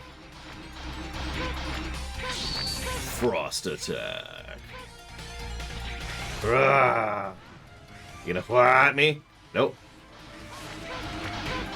That doesn't sound like fun, Cyclops. Just really slowly belly sliding, you know. And route.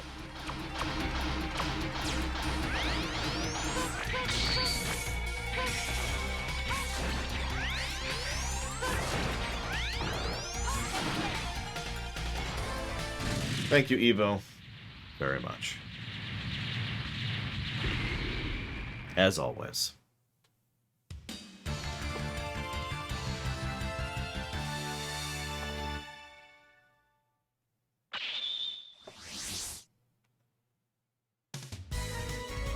You got it. Oh, so it's not Liani, it's Liani. Wait, hang on. Evo Iliani. Evo Iliani. Evo Iliani. I'm probably screwing that up still. How am I doing? How bad am I doing?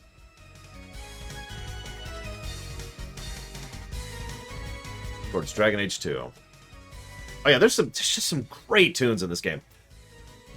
Generates a huge ice block that acts as a shield. May also be used to trap enemies before dissipating.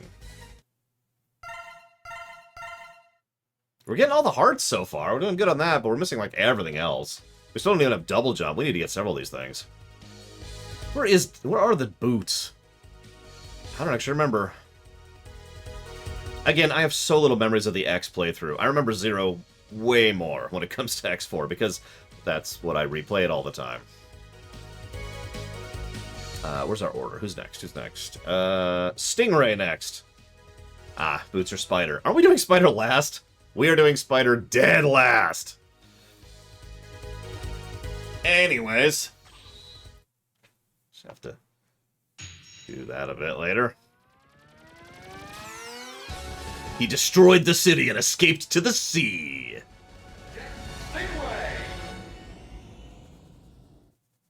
I probably know the most about X5 after X1. Oh yeah, so you like Biker Chaser stages, right?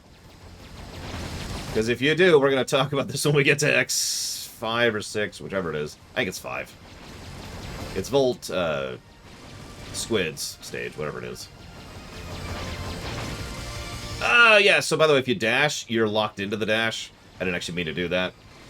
And it's really easy to kill yourself by dashing into a wall and then getting physicsed to death.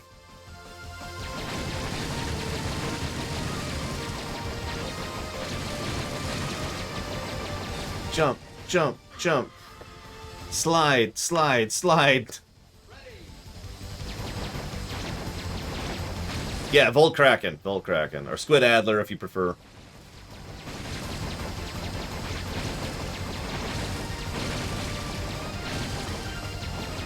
I didn't even see the heart. Where was it?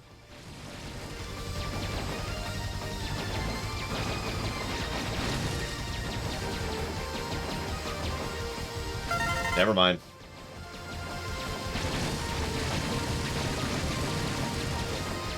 How many of you know what I'm referencing when I do the jump, jump, jump, slide, slide, slide thing? Just out of idle curiosity. Oh, that one right there, that's the lip that almost always kills me, and it's right at the end, too. Right at the end. Hate that crap.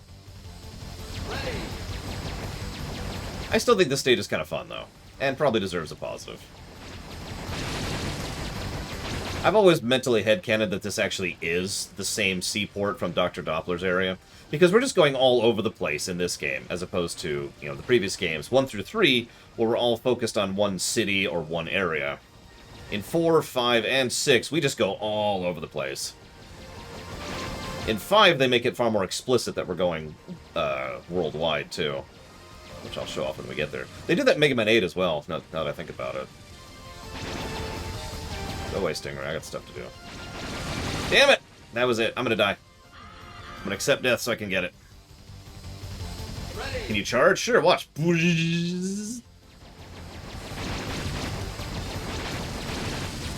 No. It's the answer to your question.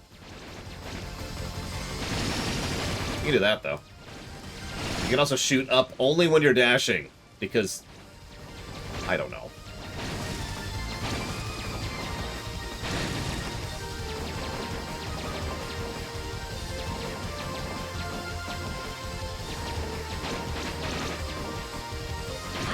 Nope, that wasn't it. That's okay. Ready. Speeder bikes with lightsabers. I love it. Wait, do they have blasters on them too, Dr. Kane?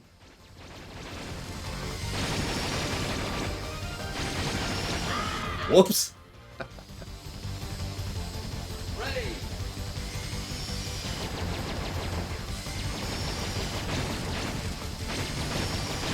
Watching speedrunners do these stages is so cathartic, by the way.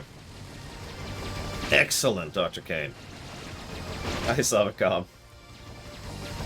You've missed me being in a good mood because it's a great game. For all my complaints about X4, and let's be clear, there's complaints about X4. This game is awesome. This is the only X game I anticipate might beat X1 in overall score. We'll see. That's the next one, I think?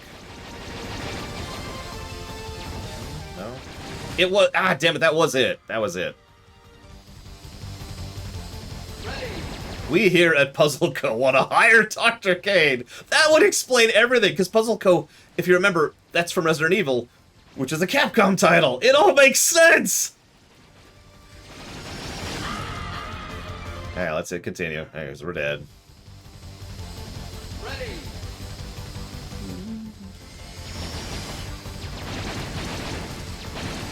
I will say, at least the continue puts you back at the last checkpoint you were at.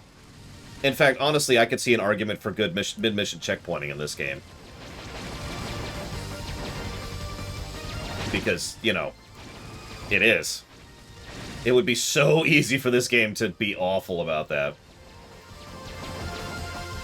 Listen, I'm just saying, Resident Evil occurs in the distant past. Whoops, that's the third time I've done that. Of Mega Man. Or the distant future. Which game actually has better voice acting? I mean, X8 actually has voice acting. As opposed to X4, which has... Hey, Bernie, could you come in here and do a couple lines for me? Sure, what's my motivation? Okay. We are the strongest army... Wait, Bernie! Can you do, like, a really bad British accent for me?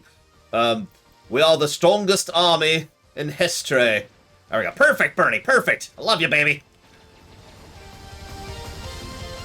There it is. I'm happy now.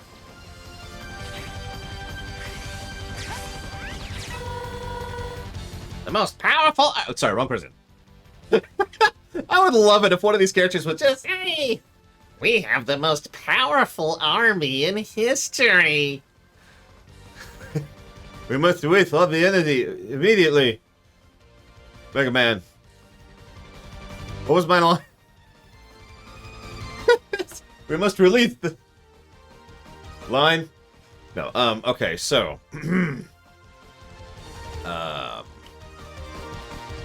checkpoints.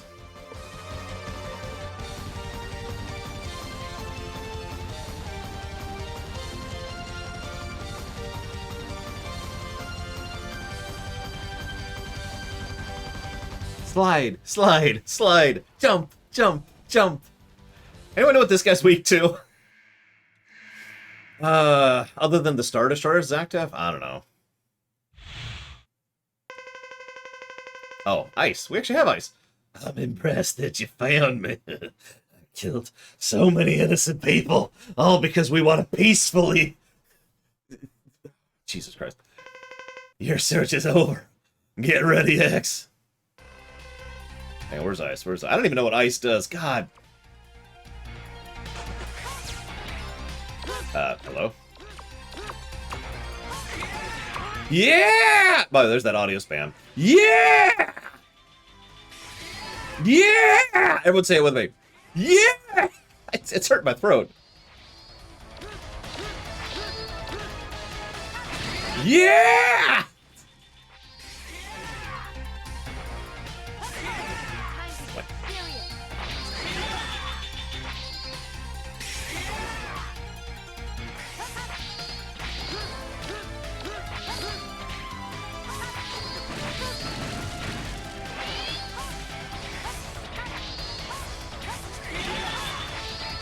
Yeah!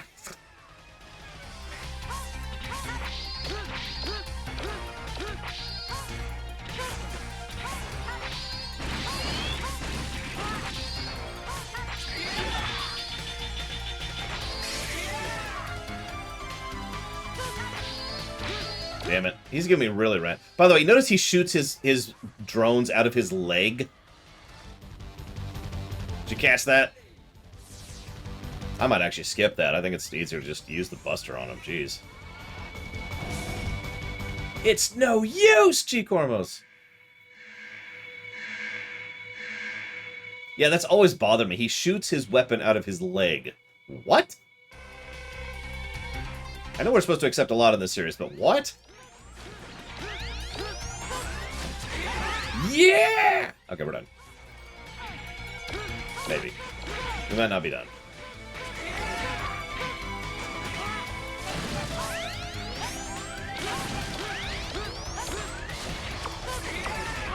Oh wow, it refilled my stuff.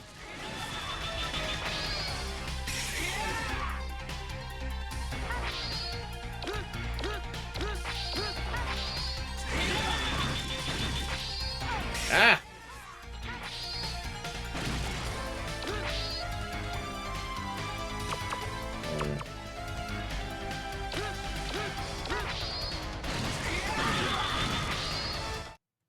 Where's it going to continue me? I think it's going to continue me right here. Yeah, I was expecting that.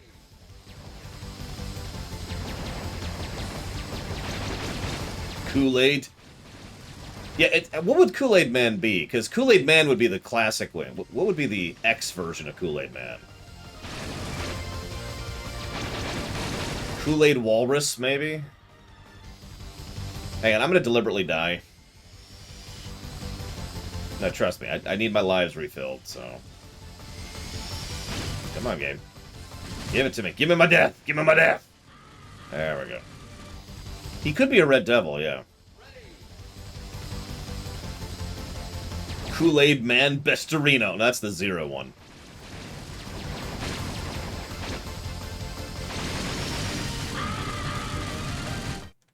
Just refilling my lives, don't mind me. Okay, now I need to not die. Kool-Aid Kawenga.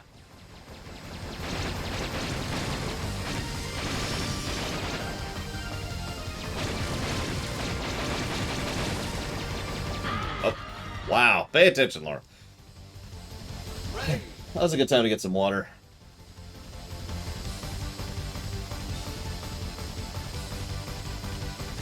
There we go.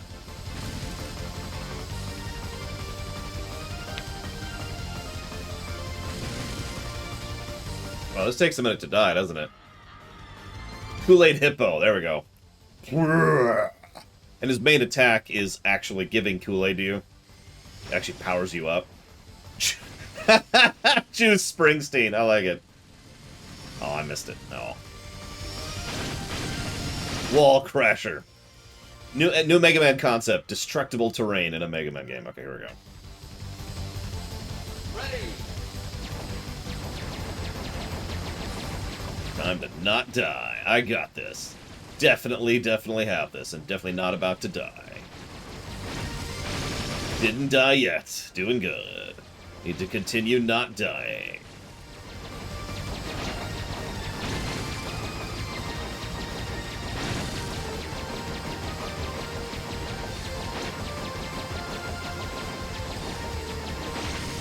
Shouldn't have done that. That's okay.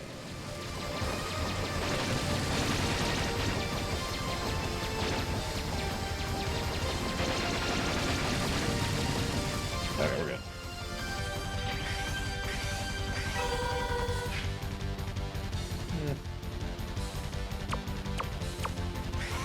Not death engaged. I choose Springsteen. That's awesome.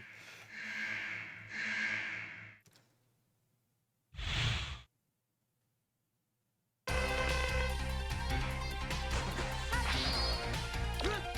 dang it. Stop wasting my weapon energy.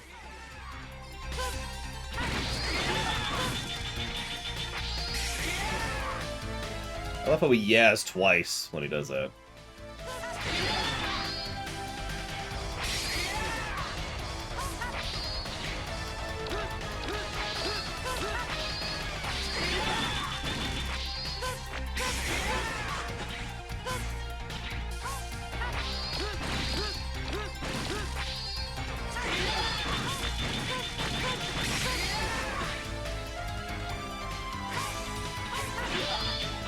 There we go.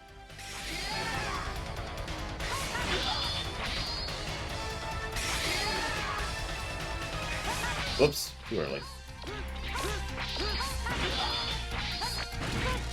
We're still gonna run out of weapon energy, but whatever.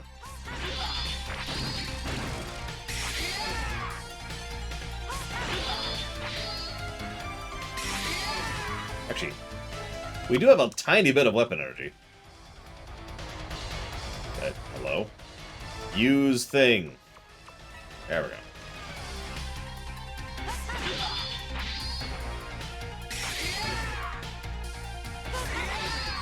What? Okay, that's a new one. I'm not even sure I've seen him use that attack before. Well, that's screwed up everything. Yep, I'm out. I'm out. Okay. Go ahead and use that. Come on.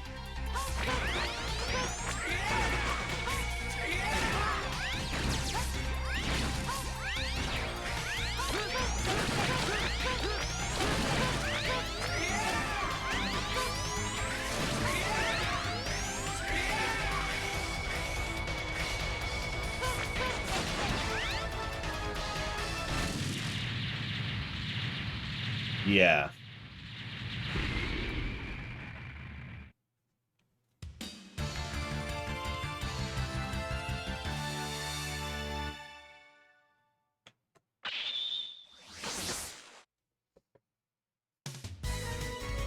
You got it. Round 3.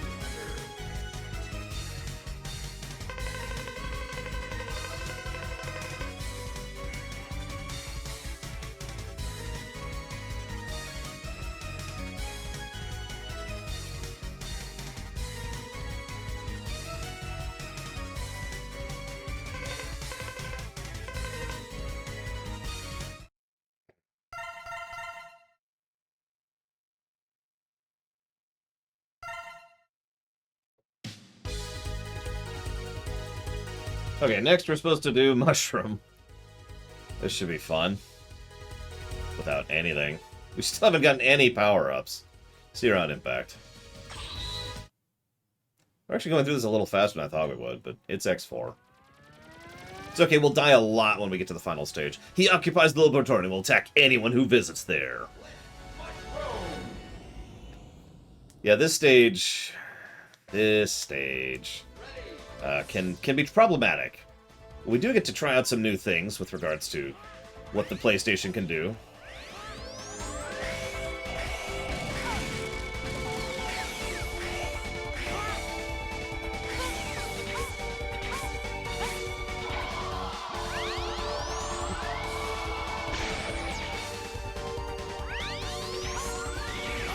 I gotta remember this one. There's an item up ahead here, and I kind of want to get it, along with all the items, obviously. Not here, apparently. Maybe it's the next section. These plant things suck.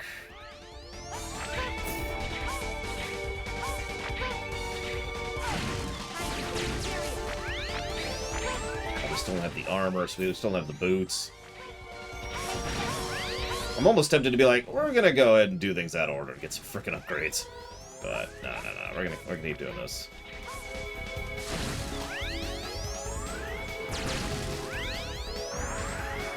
So enjoy those things. I call them beetle mashers. I have no idea what they are.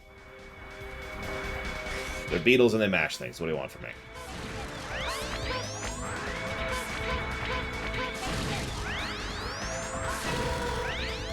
Wait a moment.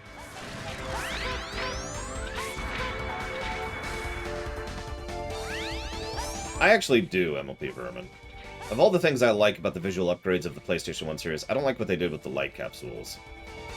I don't remember what he's weak to, and I don't care that much. But if you want to tell me, feel free. So over here, please.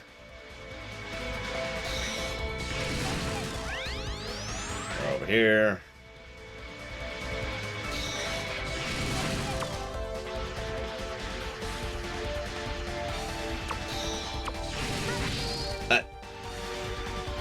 Okay.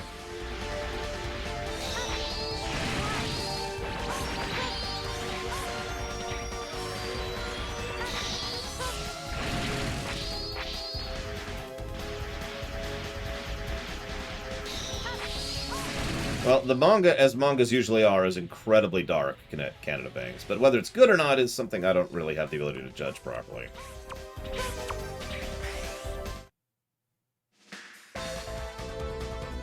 That being said, it is really dark. Like, so you mentioned tone, right? The manga feels in tone more like the Zero series, put it that way. There's other ways to do this section. And they're all wrong. The only way to do that section is full tilt.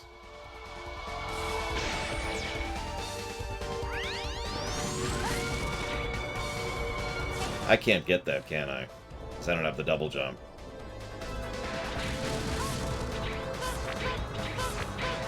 Or...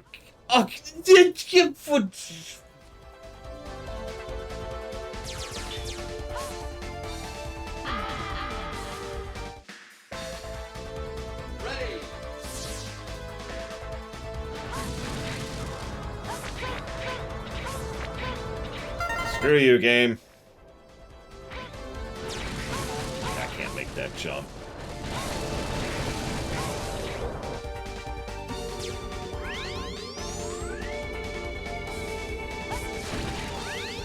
I remember dying on this section a lot. I don't remember why. I just remember dying on this section a lot. Of course, that was a 0. Hate to keep reiterating that point, but, you know, it is what it is.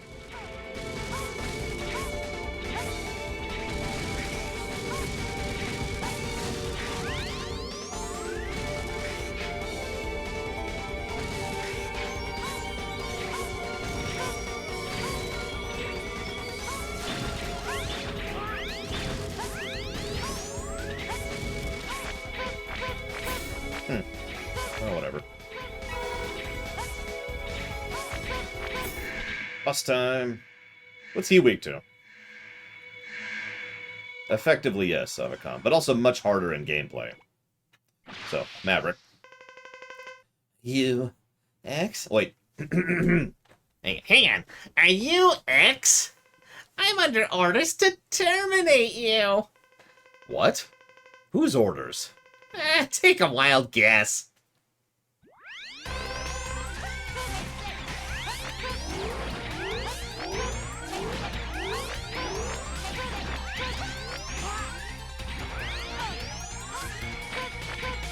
So, we are now on drugs.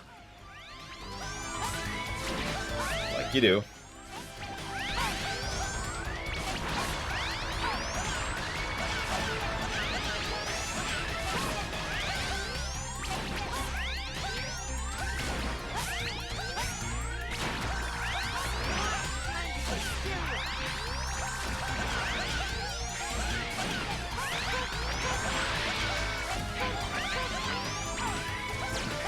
By the way, only one of them can take damage, but both of them can damage you. So that's fun.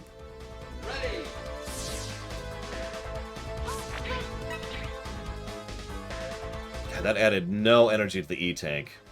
Ugh, whatever. What? Yep, hang on. Thank you, 10-headed Hydra. Very much as always.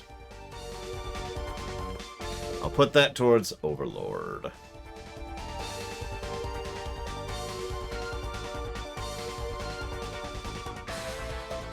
One drug, please. My man.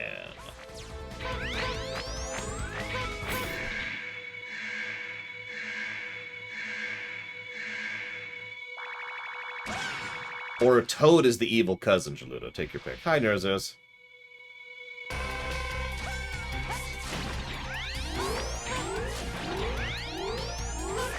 Oh yeah, the boss design is much better in general than X3, which isn't saying much, but it's still true. This is also Gemini Man on crack, if you're paying attention. In fact, in my kind of headcanon, this is sort of what Gemini Man is normally like. Oof, hang on. You're keeping track of which one's the real one, right? Because you have to, because it's the only one you can hurt.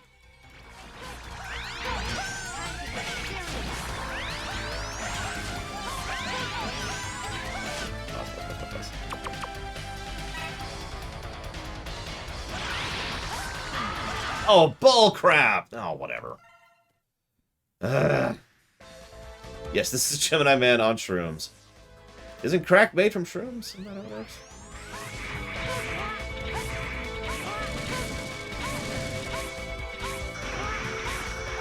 Armor's in Spider too, is it? No, boots are in Spider. What the hell's in... Where's armor at? I do not remember what the power-ups are in this game at all.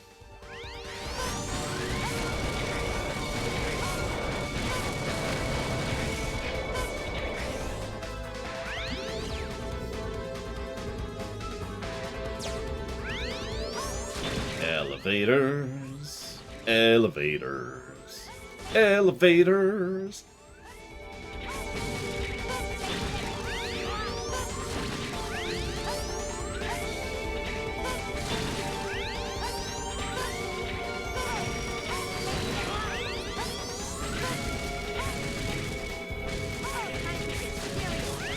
Time to get serious. I don't even remember what Helmet does in this one. What the hell does Helmet do in this one? Magnets, how do they work? God. There we go. Oh yeah, unlimited weapon energy, that's right. Oh, that was a waste.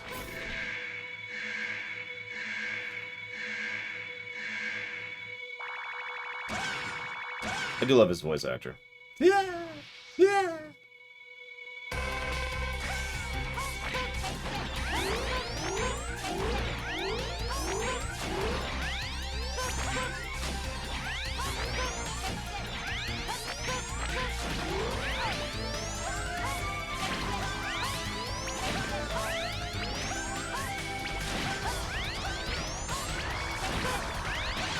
Damn it.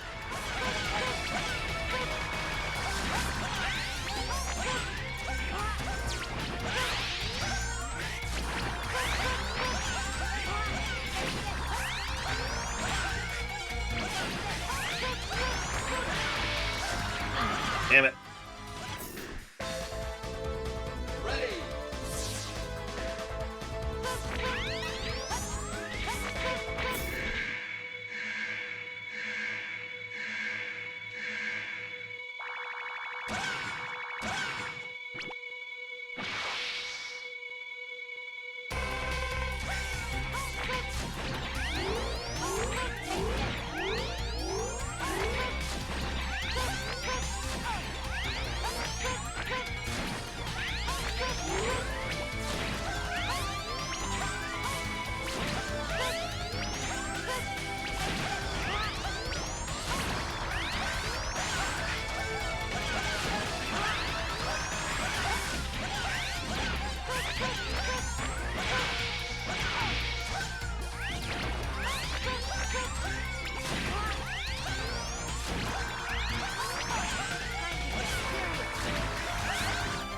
That's a death. Yep. Ready.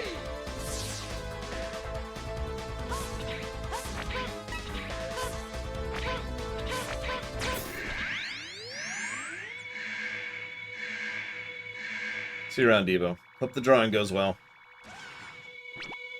And if it doesn't...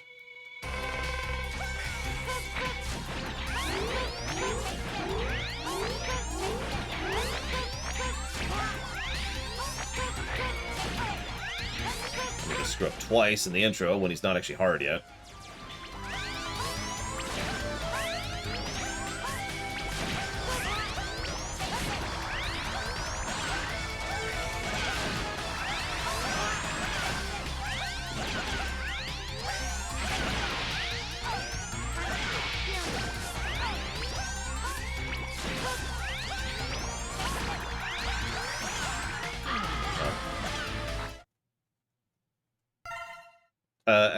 Whatever.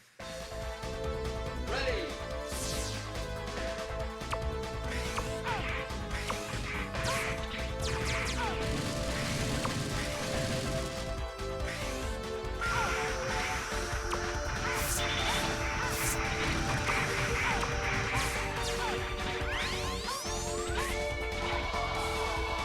I haven't decided, Dakota.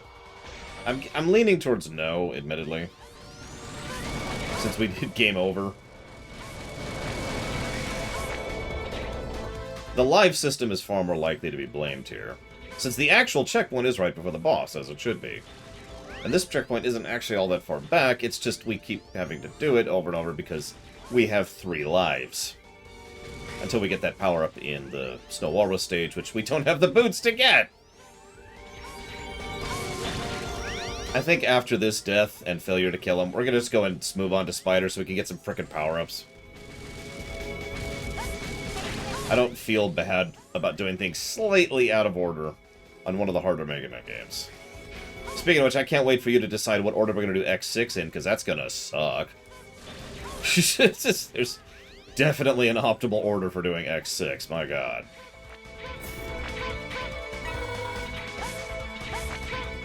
Okay. Take 3. Or 4, whatever we're up to. No, Cyclops. Actually, the Phoenix would probably be worse. Good morning, Brigwin. I'm just going to fail at that jump there. So we're going to be a little more defensive, and fail at being defensive for no reason.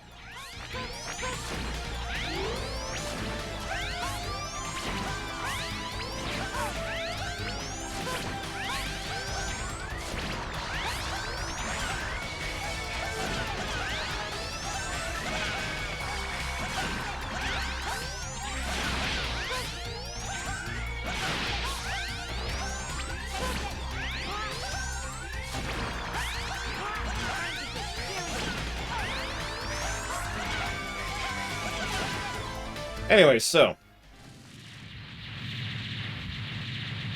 Yes, so what we're probably going to do with X6 is we're going to let you choose the stages, and when that goes badly, we'll just do them in the proper order.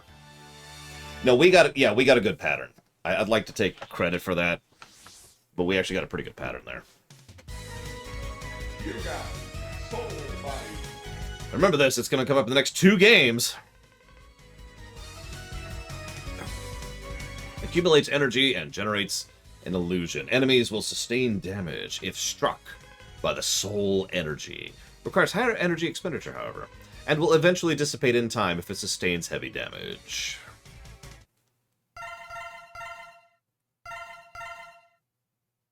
Why is what, Savicom? I'm sorry. Or why is which might be a better way to put it. So, hey! This is probably my 4th? Hang on, 1, 2... Yeah, 4th favorite song of the game.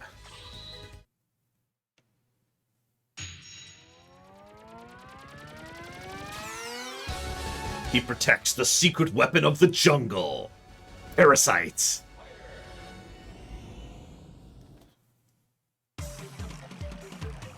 Ready! Love that background, by the way. Oh, because it's not a very well-designed game, Savicom. An ideal Mega Man game is designed so that any of the first 8 stages can be played in any order, and you shouldn't be excessively penalized for it. If you are, someone screwed up somewhere. There are a few X games that have that problem. Even the legendary X1 has that problem. And we gave a -4. Technically, we gave 2.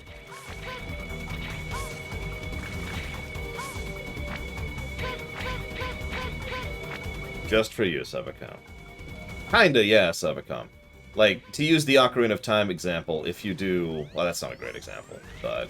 If you do Shadow Temple before Spirit Temple... No, that's wrong. No, if you do Fire Temple before Forest Temple.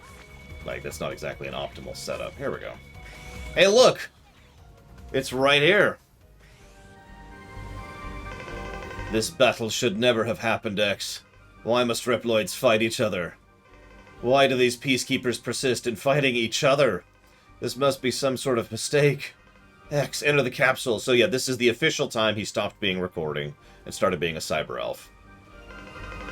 Equip with this to discover the truth. Equip these boots and jump twice in the air to hover.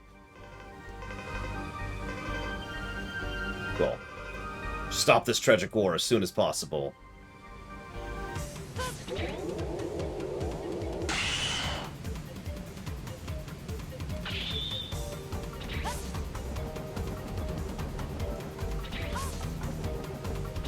So the way this works is you can just hover, I think, infinitely.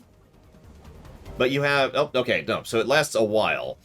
But if you start moving, you have about that much distance to go before it, you know, gives out on you. They do look cool. X hates fighting, but loves weapons.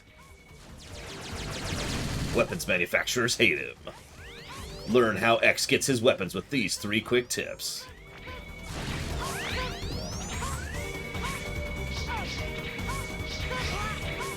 Biggest problem with these is you can't actually... So, let me demonstrate. Hey, look, I can hover. Cool! It does also give it a center dash. But yeah, if you dash jump, you cannot hover, which, honestly, I think kind of sucks. I get why they do it. It's to limit your range, but it still sucks. Now we're playing Mario 2. As I say, anybody favorite song here? This is a good one. I mean, I think it is. 4th favorite and all. The one here, my 2nd favorite for a while.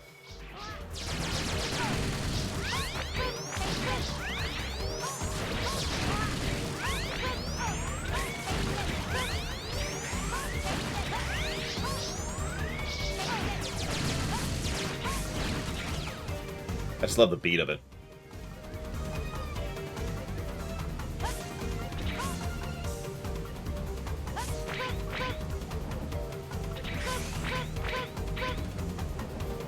Oh.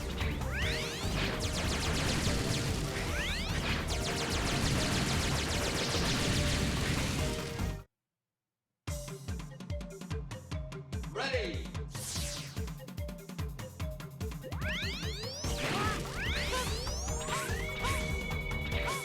You like spiders, right?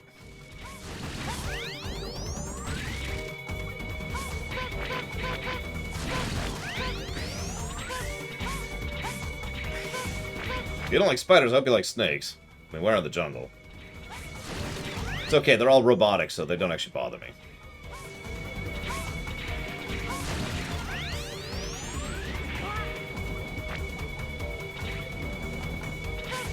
Oh yeah, also hornets, or bees, or whatever those are.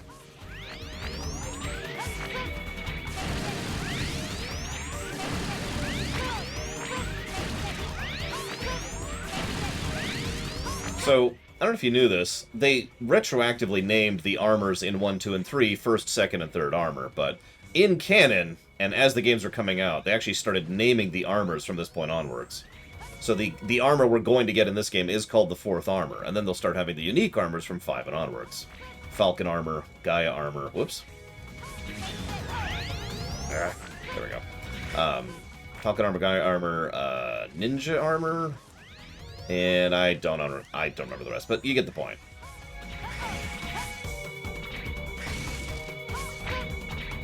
There'd be armors here.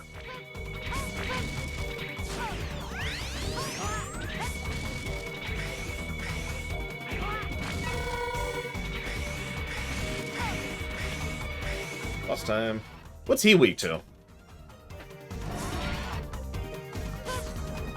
Oh yeah, blade armor. Oh, whatever.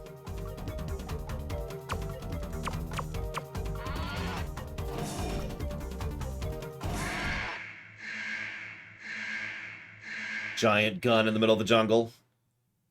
In the manga, he uses this to kill a whole bunch of people. Like a lot of people. You've labeled us all as Mavericks. I won't let you pass. Turn back now. Weirdest voice acting in the game for this guy.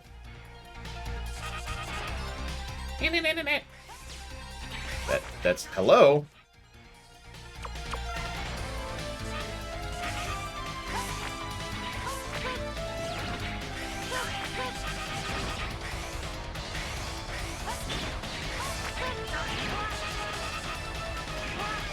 Ow. Yeah. I remember this fight. This fight sucked. He just hit so hard. And I still don't have the armor. If we die, if we game over, I'm gonna go ahead and just bow out and start getting some freaking upgrades before we progress. We'll see. I'm gonna make the attempt. Obviously, I'm gonna go for it, but yikes. It's like that dragon we're fighting in the D&D campaign right now. He's probably gonna kill us, and we've already kind of re-rolled, but just in case, we're gonna actually try to kill the dragon. Oh, this attack.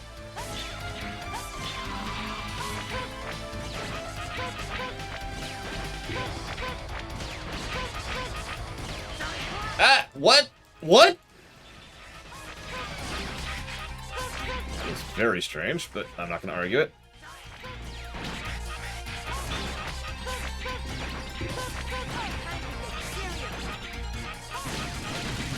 Okay, we're good. We're good. Honestly, Giant Rat Guy, we have probably about a 50% chance to get that Drake down. It's an adult red dragon. We're level 8, and there's 3 of us. So, another good stage. Yeah, time to go get some stuff, so hang on. Fires a spider net that allows you to jump! Yeah. We, of course, do not. So we missed the 1 heart in Spider. Music changes away from the best music in the game. The Repliforce has begun assembling. Where are they? The spaceport! They plan to take off into space! Hurry, we have to stop them from leaving the planet! It's the only way! We have to kill them for no explained reason! Yeah, okay, so hang on. We did Magma Dragoon, / Beast, Cyber Peacock, Storm Owl. So what am I missing?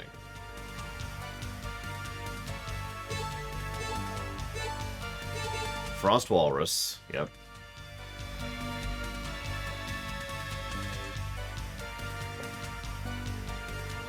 Yeah, no, I know, Gingaman. I just forgot until I was past the door, and you can't really go back through that, so whatever. And I mentioned Magma Dragoon, I mentioned Storm Owl, I mentioned so Spider, yep.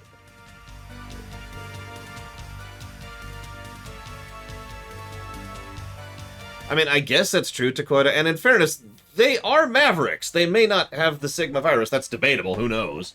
But they are without question Mavericks at this point in time. Given how many people and Reploids and damage they've done to terrain. Totally regardless of the Sky Lagoon. So yeah, they need to be stopped. They need to be killed horribly and brutally. They need to be tortured to death with gerbils, I think is the best way to do this. And they're Reploids, so it's going to be kind of hard to torture them. We're going to work on it. We're going to figure out a way. We'll use that stupid device in Jabba the Hutt's palace that, you know, tortures droids.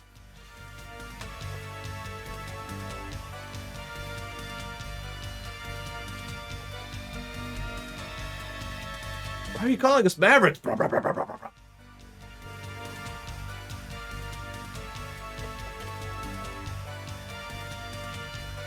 Yeah, I actually noticed that when I was playing it back in the day, Gingaman, which was really weird, because I usually have an ear for that kind of thing. I've actually never replayed the original X Collection because of that. Is that everything? That. Yep, that's everything. Okay, so hang on. So we got to update the HUD a little bit. Making sure we're up to date. 6, 7, 8, 9. There we go. Okay, so. We need to go get stuff. Let's get this one because I know exactly where it is right off the top of my head. Ready!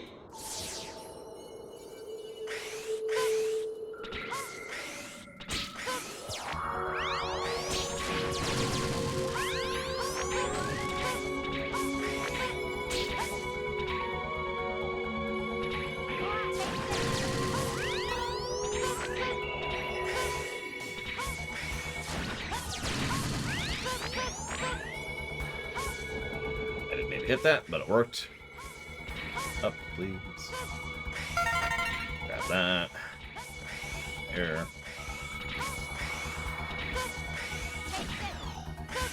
Actually, I think you're right. Hang on. I thought it was like this area, but you're right. It's right past us here. And by past, I mean before us. Well, good luck, S.A. Ross. I have yet to have a good Star Trek game. I shouldn't say it that way. I've yet to have a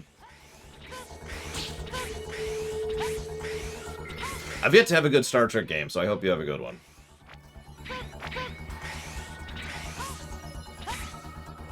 Yep, there it is.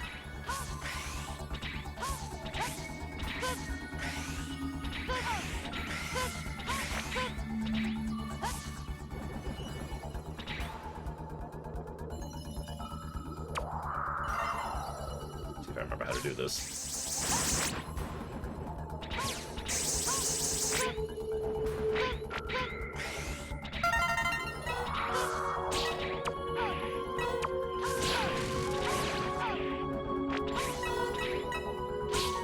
I guess it was further on then. I mean, that's neat. Nice little refill, but that's not what I wanted.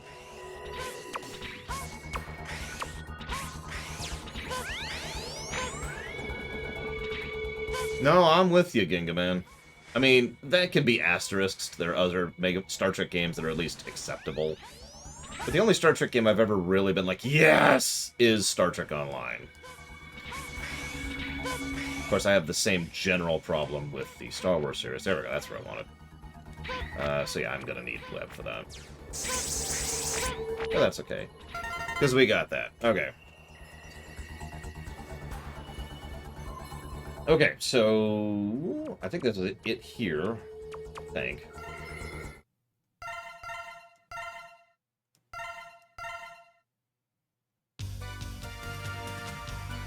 Yeah, even if you asterisk it, it certainly has been true for a while. The only current good Star Trek game is freaking STO. Okay, so hang on. So we got that. Here's my notes.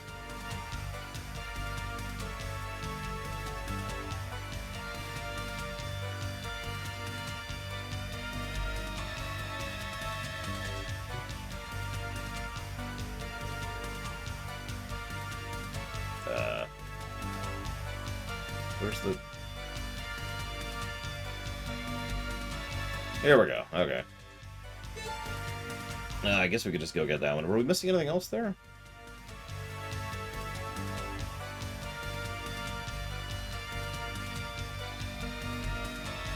I mean, go ahead, Shadex. I'm not going to look at it, but... I'm just trying to figure out what we don't have right now. We got that. We got that. We got that. That's in cyberspace, and that's in cyberspace. That's in Air Force area.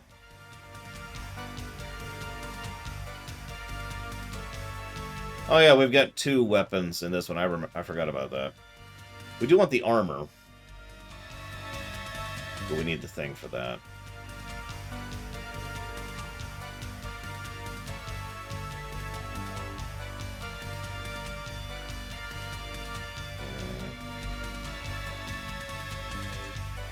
My point remains firm, Blow of Alex, to be blunt.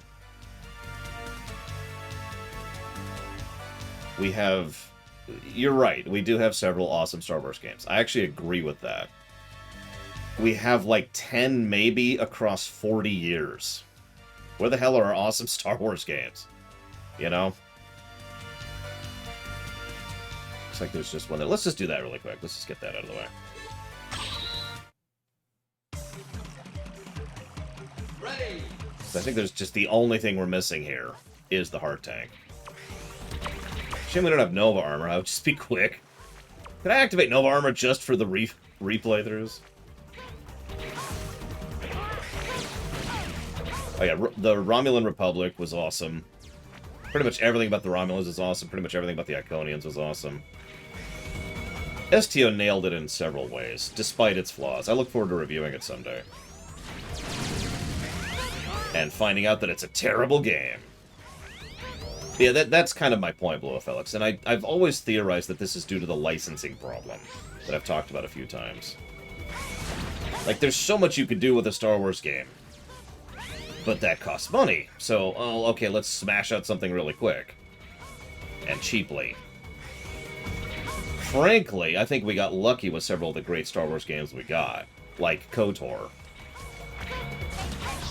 I mean, I talked about that during the KOTOR lore run and the review.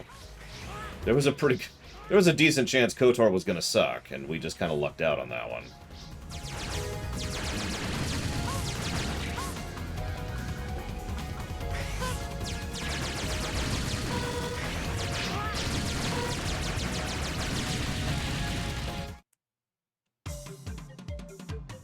Ready. I mean, I hope so, Mr. Red, but of course, Star Trek does not have the concept as video games, except in the Trek rewrite where they absolutely have a concept as video games. Because of course they do. That's stupid to think that they wouldn't.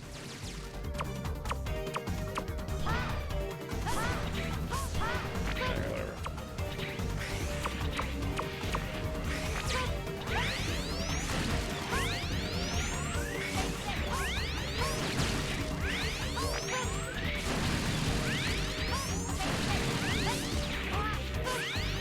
Republic Commando is probably the only good FPS we've gotten out of the series.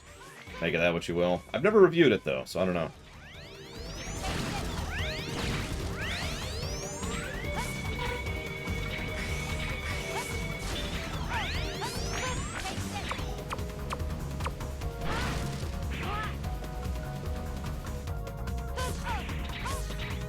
Where exactly the heart is here.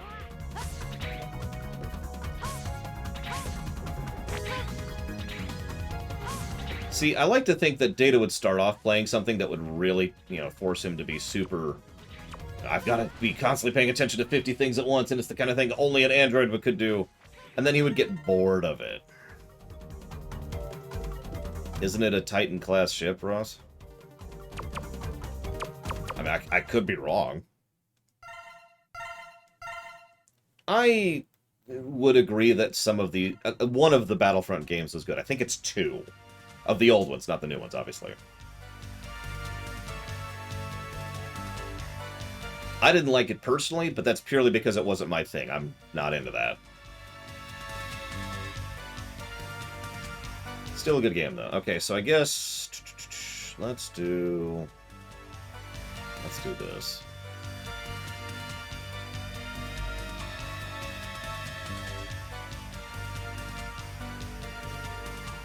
Ah, okay, fine. Let's do this.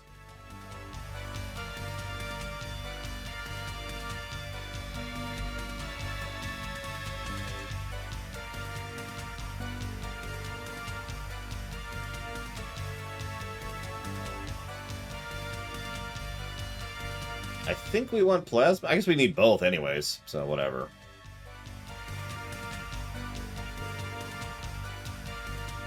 Are they both in Air Force? Oh, whatever.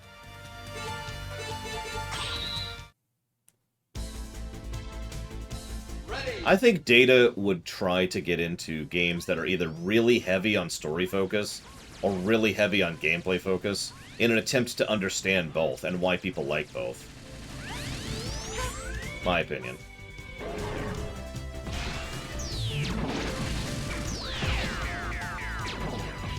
Oh, it's a little too early on that.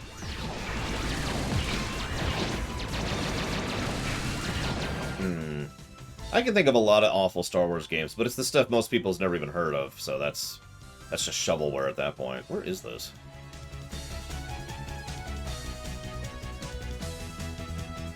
Spike-lined area. Okay.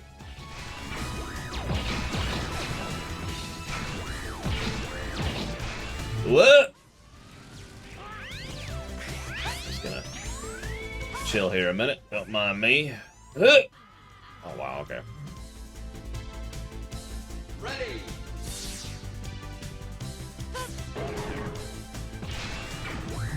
Oh, yeah, right, the spike tunnel. Which, you're right, I did stop at before. Because I remembered that nightmare jump. I don't know why I remember it as being so hard. Maybe I just sucked at video games when I was younger. I don't know. Meanwhile, everyone in chat, you suck at video games now, Laura. What are you talking about? Alright, sorry.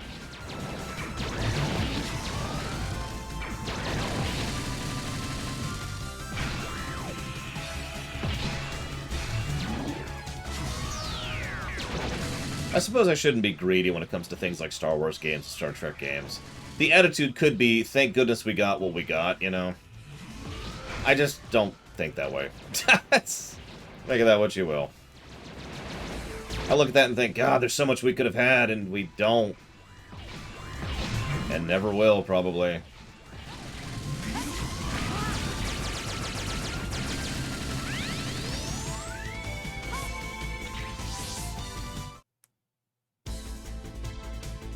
Ready. How many people remember the Yoda game on the DS? There's a crap Star Wars game. Good lord.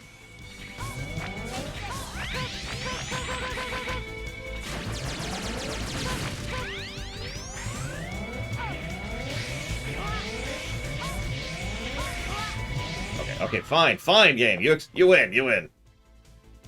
Ready.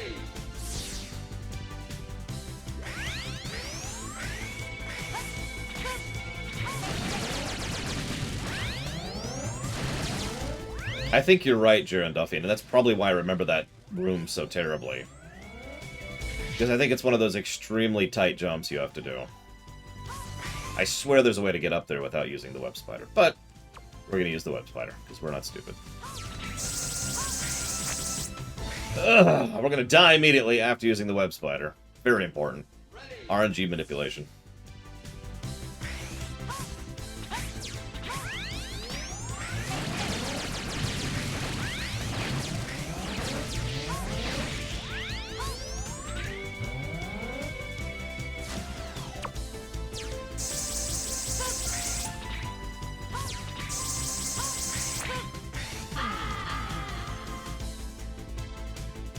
Ready. Yeah, I think you're right, Jaron Duffy. And so the timing was incredibly tight, because, you know, you only have so many iframes.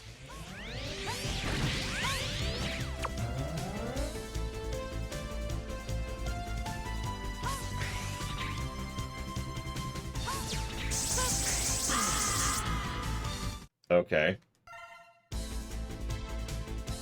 Ready. What's funny is, despite what's happening right now, I do remember being... I'm saying this wrong. I am better at video games than I used to be. That's pretty objectively true. I obviously have no way to prove it to you, but trust me when I say this. It is weird to think about, though, because the overwhelming majority of people I talk to, including most of my friends, say that they were better at games when they were a kid.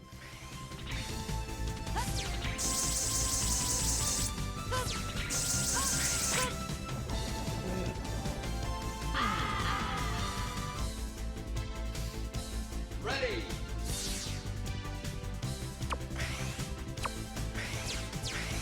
I'm not actually sure how to make this jump.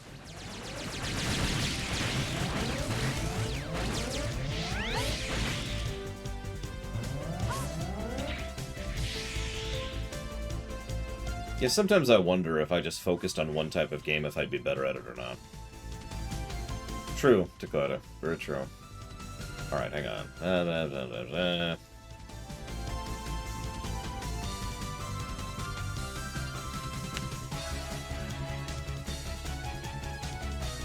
Okay, yeah, no, it's exactly what I think it is.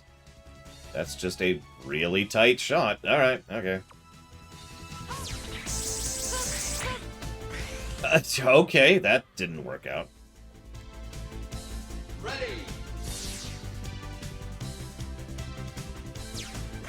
I mean, that's neat and all, Zactaf, but I never exactly liked the original Boba Fett actor, so...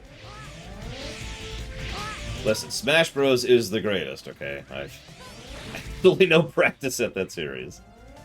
I really don't. I look forward to really sucking if we ever play Smash Ultimate, because I've essentially never practiced that.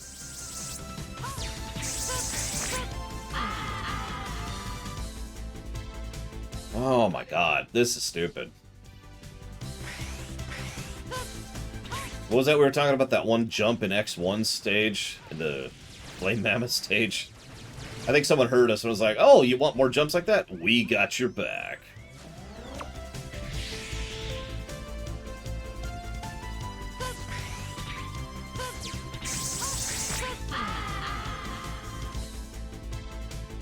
Ready.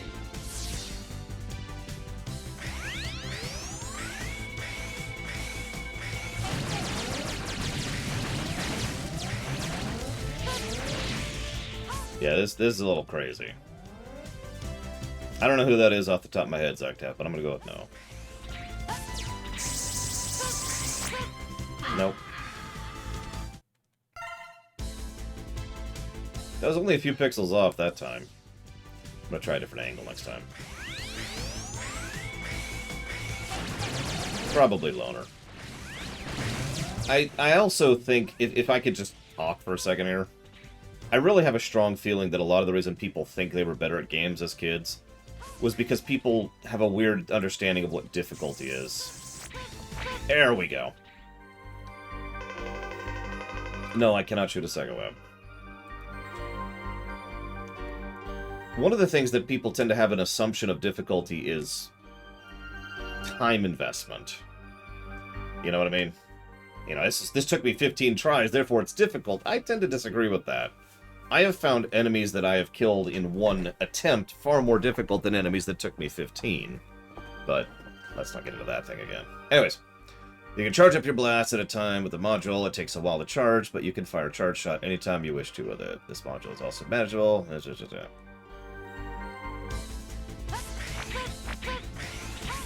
There's also this one. Very true, Jaron Dauphine. Because, yeah, as kids, we literally had more time to just fail and fail and fail and fail and finally succeed.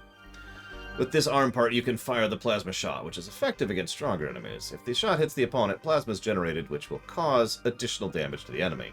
This arm module is changeable.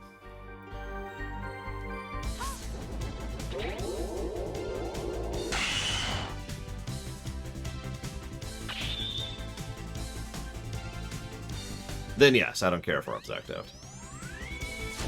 So, we get that thing now. Which is what we're gonna go with. Because, yeah. No. We should at least show it off, because I think we just swap it at will here.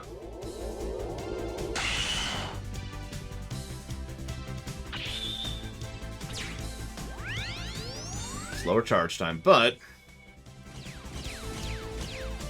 yeah, it's kind of stupid. It's just... Dr. Light's like, would you make up your mind? What do I look like, Santa Claus? Don't answer that.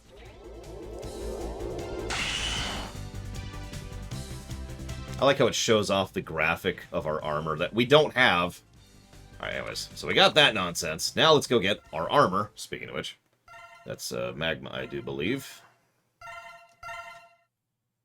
Double checking. Yep. Okay, so...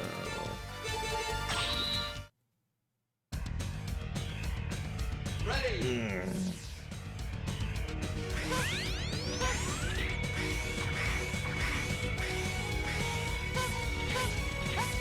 This is, if I'm not mistaken, also the canonical choice.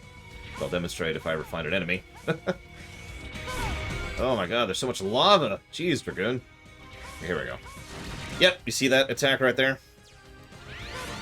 That is the attack our default armor has in X5, which is the 4th armor from X4. So yeah, yay for canon. We saved the animals. See, now we have a new reason to save the animals. We need to make sure that Metroid Dread happens.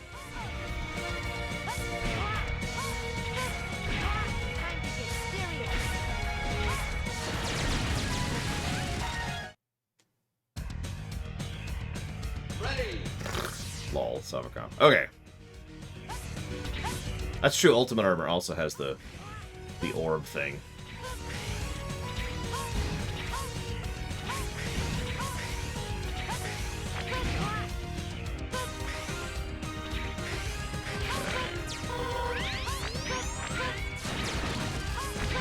It's actually a nice thing. It's kind of a dot, but also can serve as a shield if there's a bunch of enemies. So like that. In fact, this is honestly probably one of the better Buster upgrades in the whole franchise right here, in my opinion. Oh, here we go. Okay, so... I haven't decided yet if I'm being completely honest, Blow Up Alex. Okay, so we're here. So up, I think. It's very important to get hit by that random missile. Come on, game. There we go.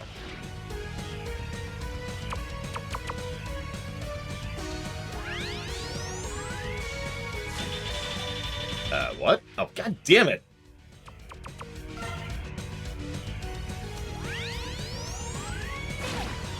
Kind of unavoidable, really, given how they did it, Shinkamio. I've had like 2 or 3 so far, Jaron Dauphine. Much less than X3. Equip with this new body module. This part absorbs damage inflicted by enemies and will gradually accumulate within. When it's filled with capacity, you can do the Nova attack.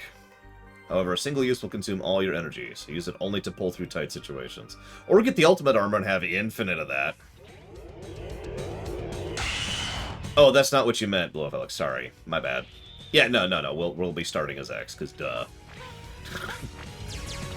If we start as Zero, though, or start as X, we lose the Zero Buster! No! Okay, we need to go get the helmet, which is... I mean, it's not the worst helmet. And we need to get the other thing, which is in cyberspace. That's the other sub-tank. Yep. And I think that's it. So, cyberspace and cyberspace.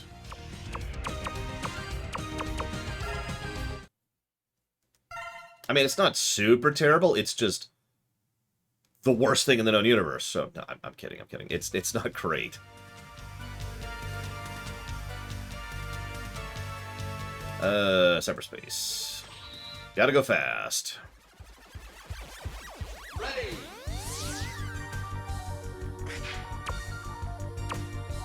Trying to remember. I think it's that one. Nope, I'm wrong. Is it Soul Body? It is Soul Body. Yeah, okay.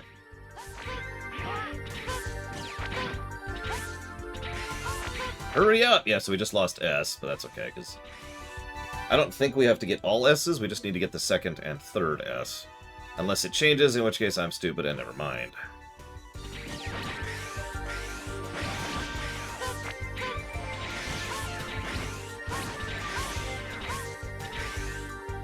S.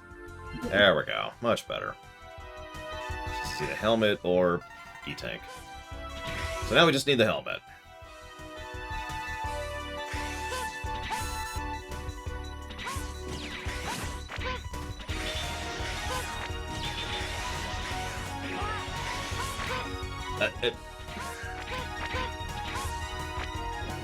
Game? Ah! Jesus Christ. I don't like it when that happens. Ah! So in case you're missing that, that's me attempting to do a dash jump and instead doing a hover jump. Yeah, that's... Okay, so anyways...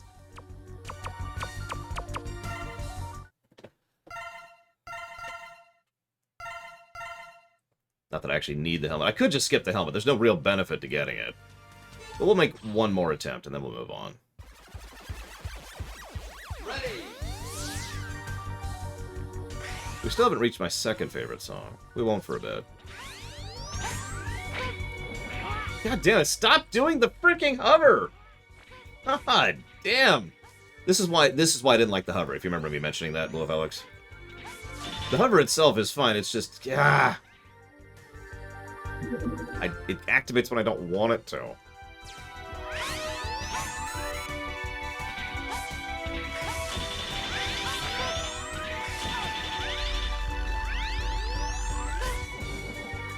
Yeah, so what do you think the eyeballs represent in cyberspace?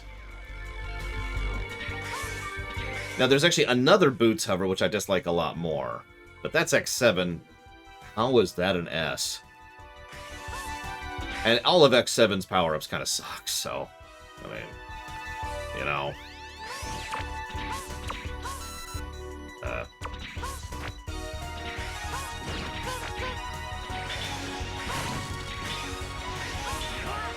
so let's not...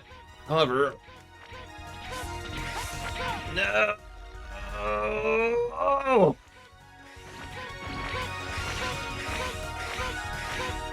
Might still make it. Why? Why?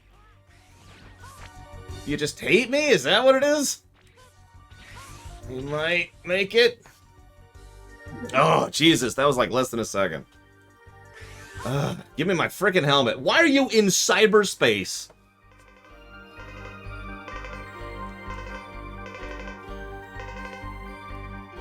This is probably the best head upgrade, though. X3 came close, but this is a nice one. Fourth armor.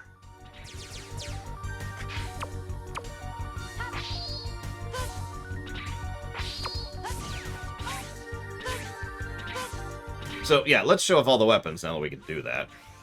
With effectively infinite energy. So, we've got this... Oh, hang on. Let's try that again. Obviously, that allows us to jump off of it. So, hey, we're back to utility weapons. Which is kind of cool. The ultimate does that. Can't use it, but it hits the hell out of everything near it. Yeah! Sorry. This is actually a really nice attack if you want to clear a screen really quickly.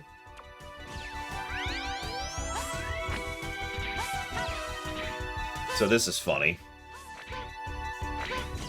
I'm not sure the actual purpose of that, but... effectively infinite weapon energy. It's not literally infinite, but it reduces the cost of weapons a lot. So we've got that, and... an actual shuriken as a weapon. So this is the Stingray's things, the Snake Man's abilities, effectively, except I don't think they go up walls. Yeah, they don't. I don't actually remember what this thing does.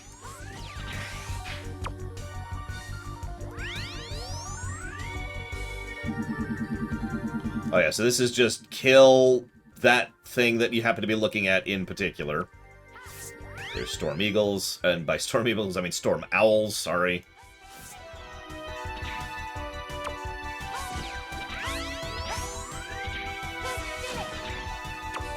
Ah, that's what it is, Kingdom Man, okay. And that's all the weapons. So, what do we think of the weapons?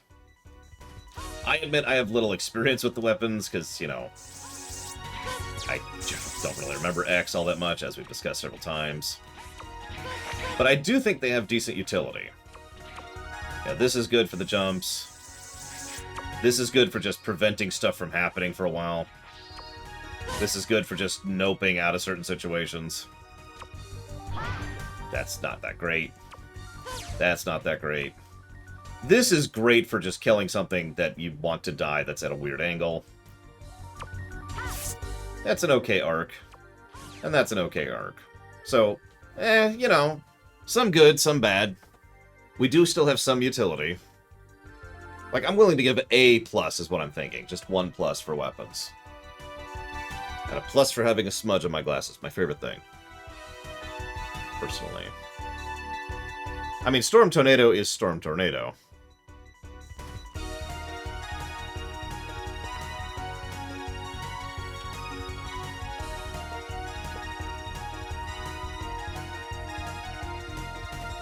Let's go ahead and do this.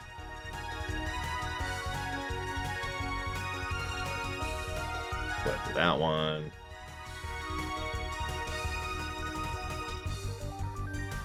I mean, they were Sabacon. But anyways, trying to think. Oh yeah, armor. So the charged attack, the hover, and the weapon energy. I'd say that's good armor kit. Enjoy it because Zero doesn't have armor kit in this game. I actually double-checked. The black armor absolutely no really does not increase your stats in this one. It does in the next one, though. What is this nonsense? One moment.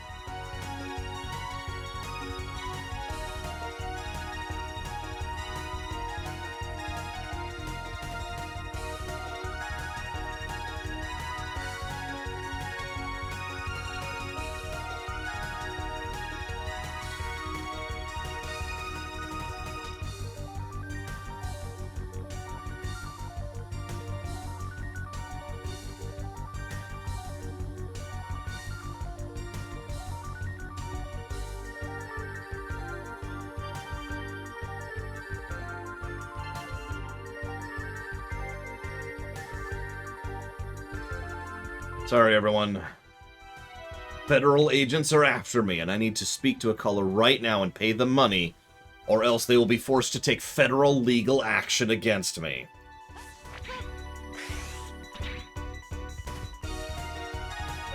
Anyways.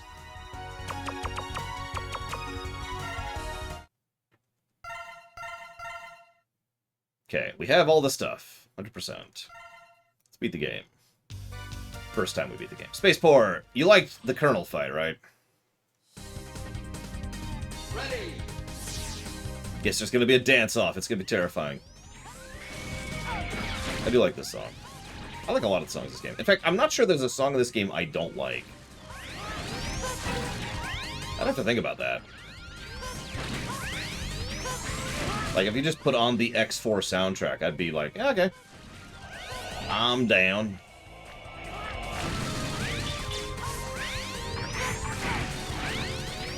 So one thing that we should mention right now, and I'm noticing it as we go through this, X5 and 6 have a lot of asset reuse from X4. That makes sense, because X4 is, of course, a very expensive game they spent a lot of money on, and X5 and 6 were very cheap games they spent hardly any money on, so whether that's good or bad is up to you. It does add a weird bit of visual continuity between the games, but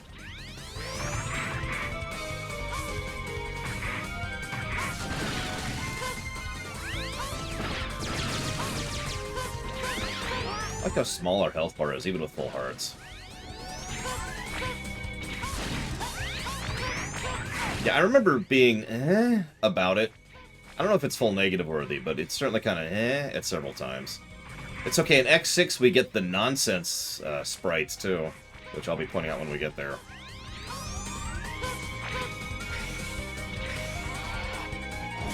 We do get to duck. It's true. Alright, Colonel. Do you have a brain? Just one. Just one brain. Colonel, step back. I'll stop anyone who tries to interfere with our independence. Enough of this, it's only an illusion. You hunters will never be able to understand us. Get ready, X.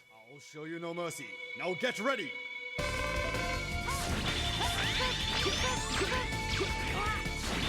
Is he weak to something? Honest curiosity. I actually don't remember. Oh yeah, ice. I knew that.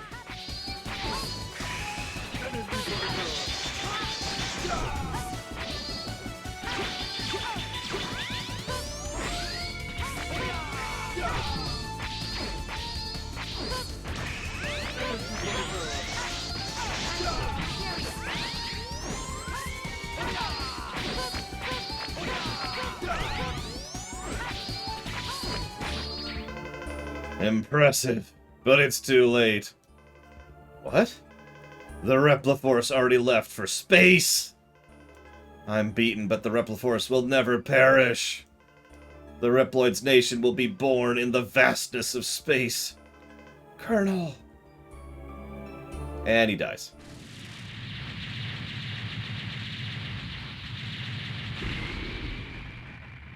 As he should.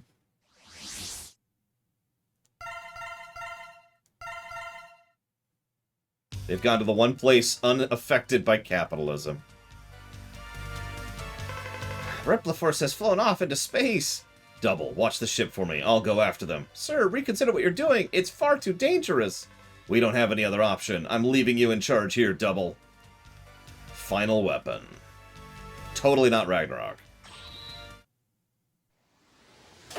Oh, not again. Hey, watch it! I'm terribly sorry. It's me. Those hunters must not be allowed in here. Terminate them. Roger.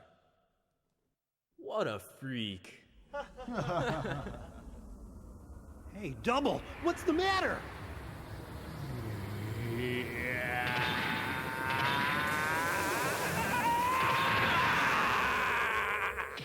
Jello Man!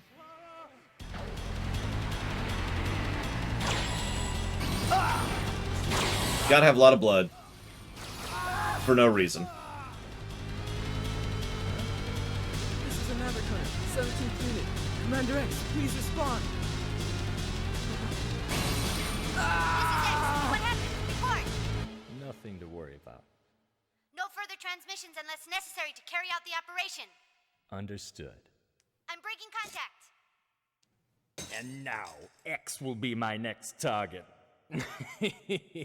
This comes out of absolutely nowhere, has literally zero foreshadowing, and has no impact on anything. This is my second favorite song in the game.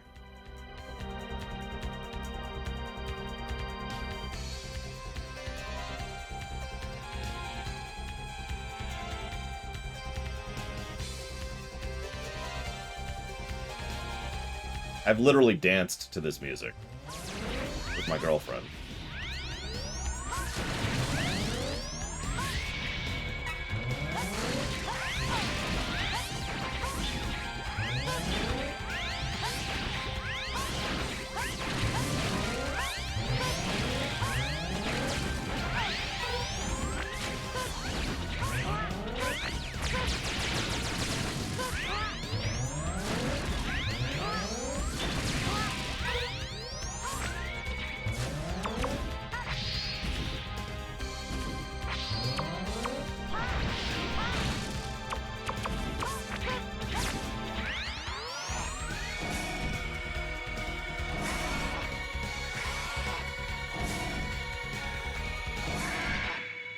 Hi, Double.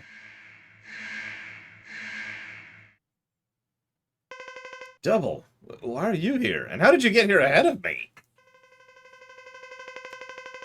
He. Ha, ha, ha, ha. Ha, ha.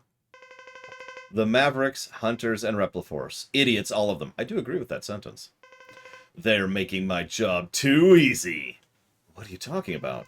Double, what are you saying? Think it over in heaven. Die, X! I'm so anxious to rip you apart! Good boss song. There's a lot of good boss songs, actually, in this one. I guess I say a lot. There's like 4, but still.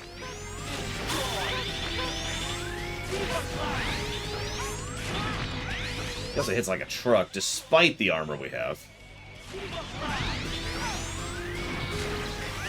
I'm curious, where are we at on that? Oh, it doesn't even tell me.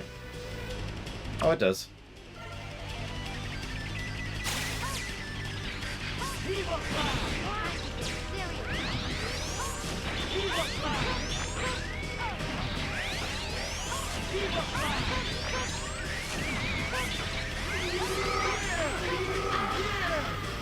Interesting. Ready.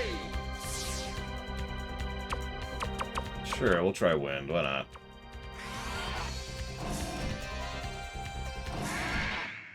Do you have to do transformation each time, Double?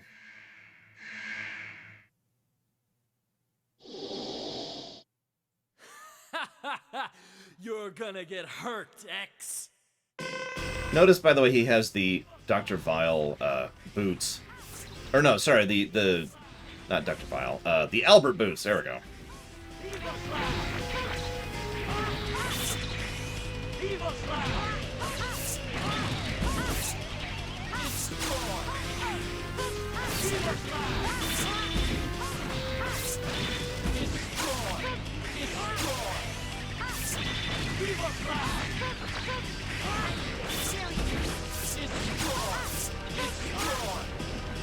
Please stop doing that. Oh my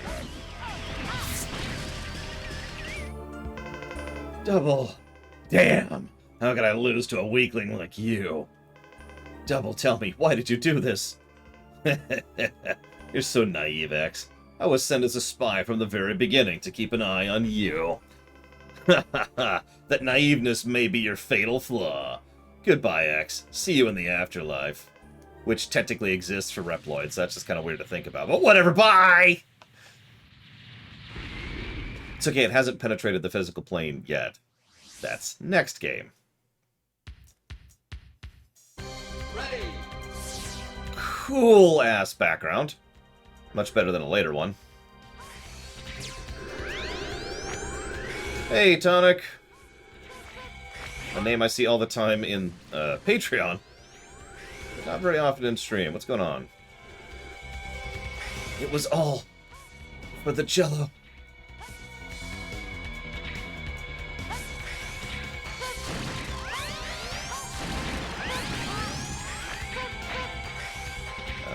What?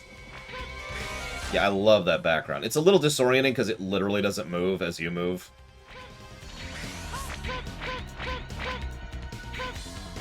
Okay, whatever.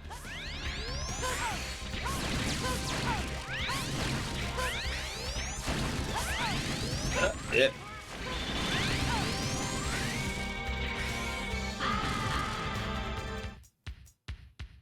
Ready. Well, now we can see what this is. Oh, that's right. You get a choice of paths in this level. I actually forgot about that. Okay, hang on. There we go. Which would you prefer, spikes or hell?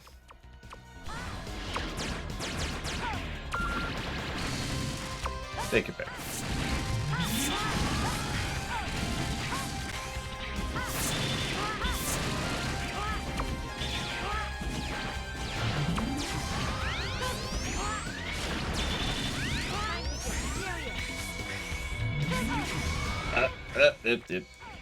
Stop hovering!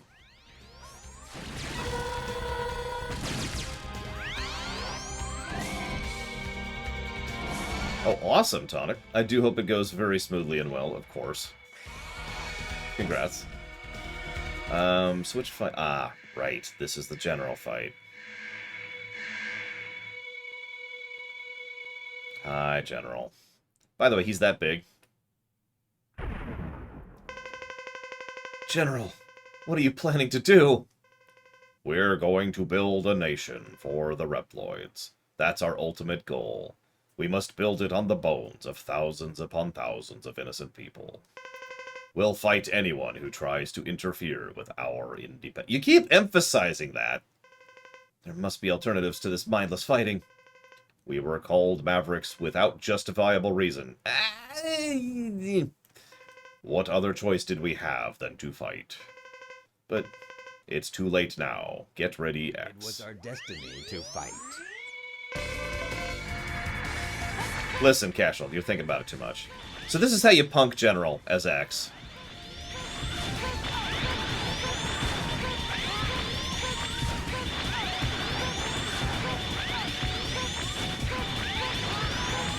By the way, this fight is just aggravating and terrible as Zero.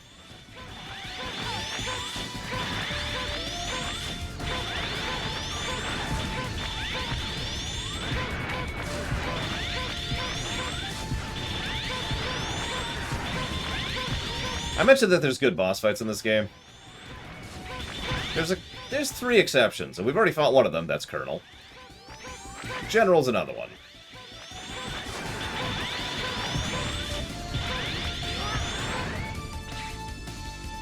He's gonna explode off camera now. The third one's coming up. The third one can go to hell.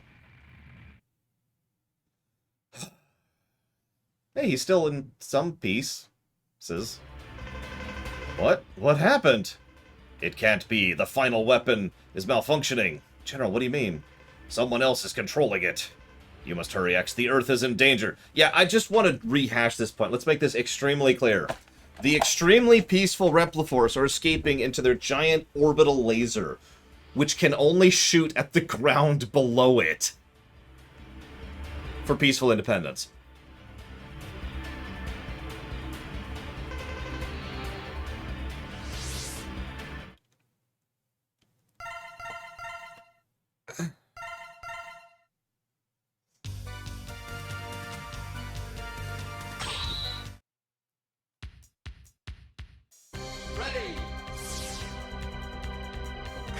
Yes, we must destroy the Earth in peace. It is the only way to establish our independence. It is upon the blood of billions of humans. So, boss refights. You knew this was coming. These aren't actually that bad, as X.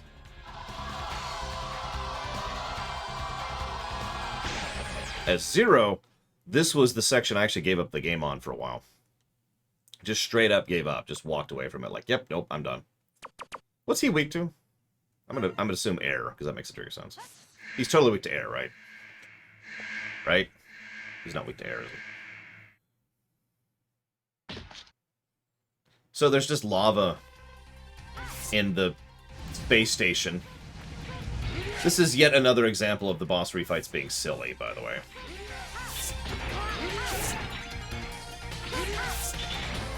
Yeah, that's a lot of iframes. Look at that.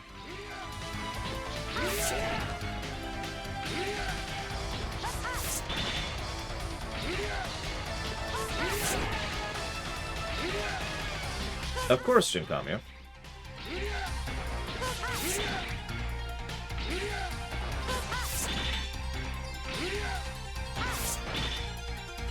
I mean, yes, Loner, it's still stupid, though.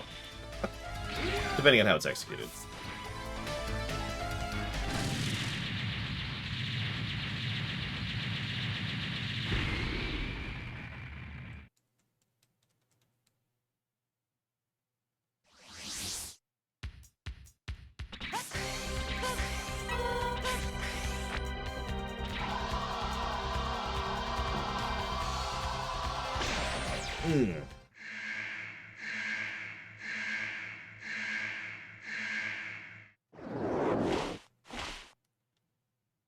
I always love how he salutes so dramatically, like, yes!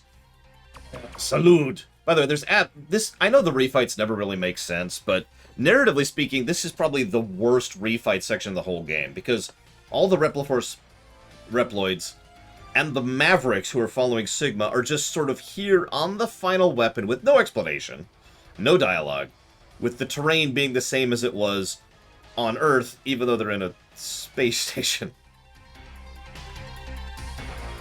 Anyways, what's up? Have a beam to the face.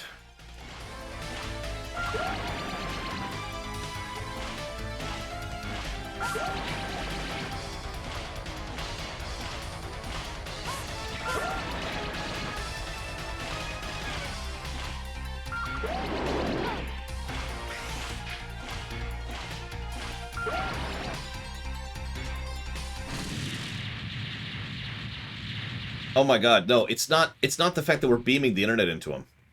It's the fact that we're shining a laser right into his eye. That poor guy.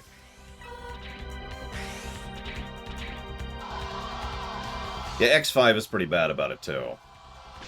I mean, at least in X5 we're in the afterlife, though, so there's at least an explanation. Hey, look, it's frozen in this one section for some reason.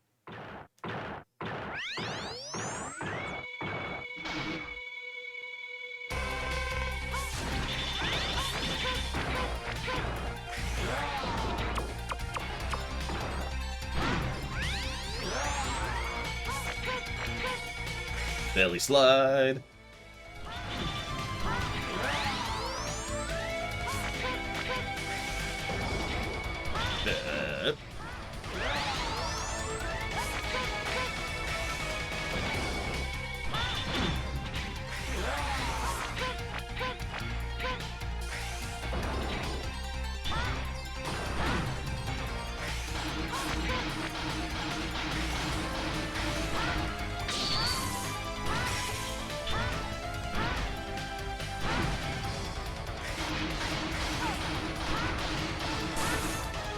Anyways.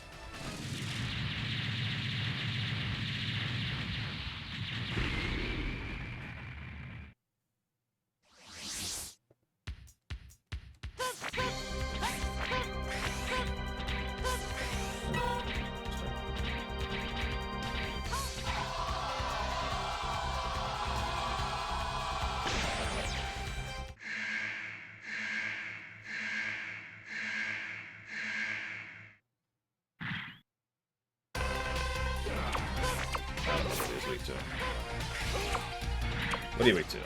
Ah, never mind, found it. Figured it out.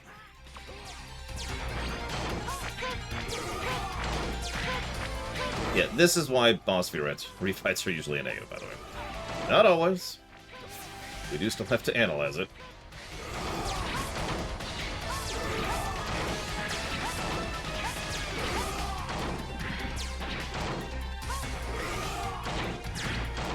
What's funny is I remember having the worst time fighting Slash Beast as Zero. But I'll tell that story when we get to the Zero stuff. Thank you, Tonic the Dog Tour. As always. Very, very much appreciate. I don't suppose you know where you want that one to go.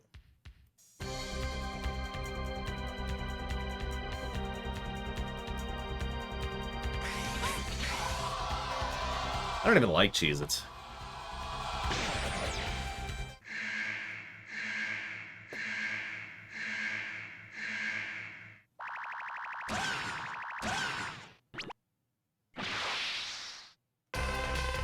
Dragon Age 2 it is. Done.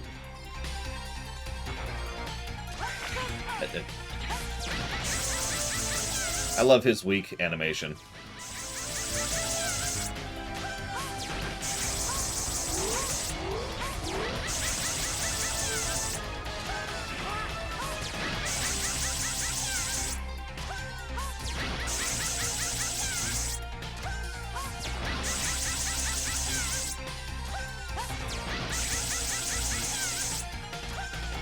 So I should probably tell a bit of this story now. The first time I ever played X4, I played as Zero. Because of course I did. And then I gave up. I gave up at the boss refights, actually. I quit the game. I was like, okay, this is stupid. I give up. I can't do this. This is too hard and this is too ridiculous. Came back, I want to say a couple months later, by which time I had smashed through X5 and X6 multiple times. I was like, you know what, I'm going to try X4 again. So I got back on X4, got through a Zero, and just face-mulched my way through these fights. Then got to the upcoming fights, which are even harder as Zero. So that sucked.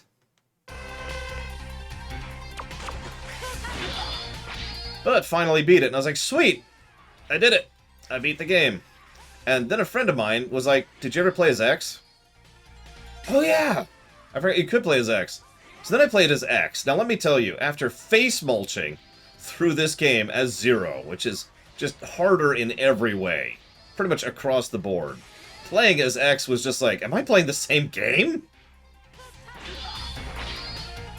Between all the power-ups, all the weapon energies, and everything, yeah, X is literally easy mode. That's not a joke or an exaggeration. In fact, in some of the later games, they flat out state, if you play as X, that's for new players. Or rookie players, I believe is the phrase they use.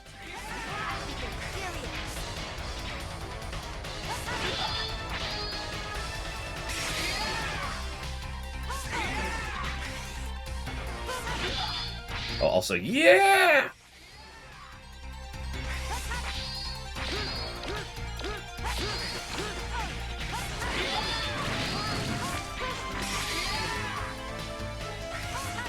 Ah!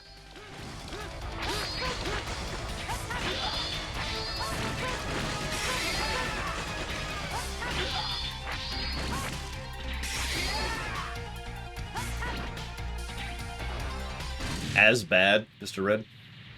Less common. You want to talk about bad voice acting, we'll get to X7 in a minute. Remember, X7 was voice acted alongside and with the same actors and voice director as ZX2, so...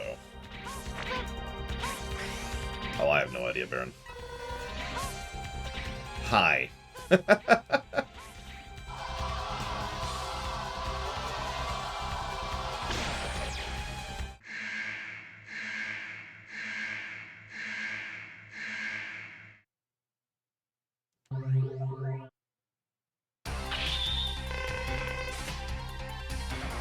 What was he weak to?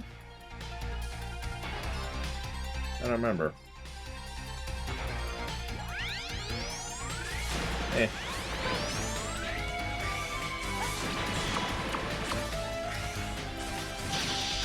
Right.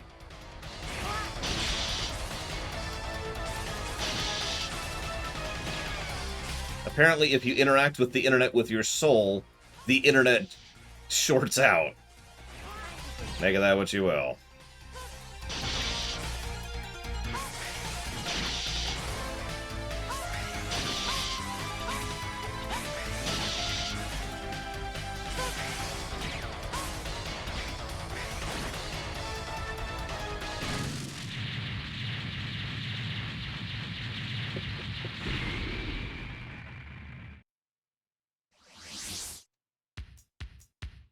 Yeah, X4, I will admit, is at least meme-worthy. X7 is just bad. We've talked about that before. There's layers and gradients of bad, and X7 is just bad. And I know that because I listened to it yesterday when I was getting some paperwork done. And it was just, wow.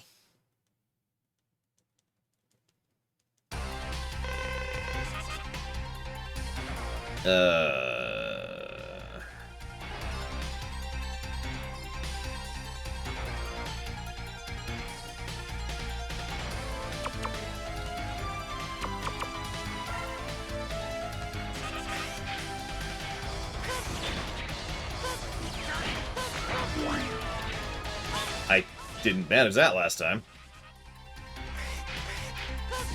Sorry, Sovicom. More come. Yeah, X7 has what am I fighting for? Or, sorry. X4 has what am I fighting for? X7 has I'm tired of fighting. I literally cannot make my voice as whiny as he actually sounds. I can't do it. I lack the ability.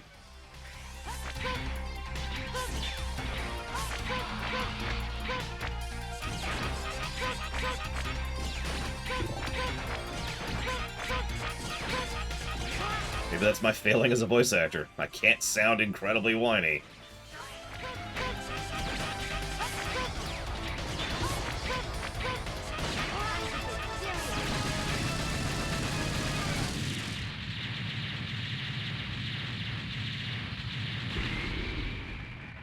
That's kind of awesome, Savaka.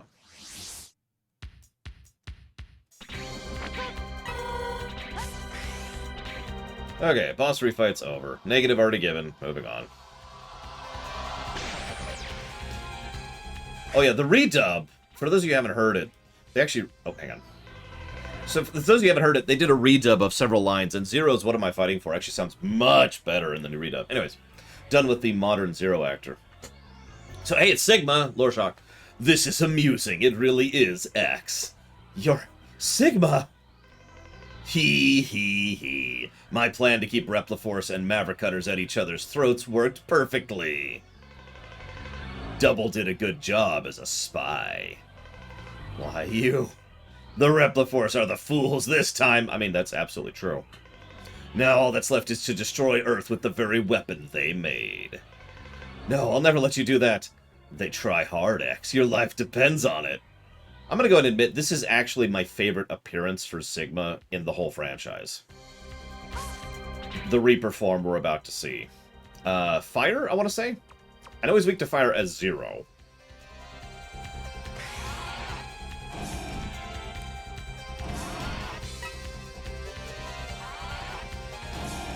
Okay. By the way, what's that in the background? It's never explained. I did some research on this because for the overwhelming majority of X1 through 5 and some of the later games, they do thought and work and effort into what's going on in the background to make it make sense. Visual storytelling. They do this in the Zeros, they do this in the classics, but for some reason, in the middle of the final weapon, which was built by the Repliforce, there's that thing.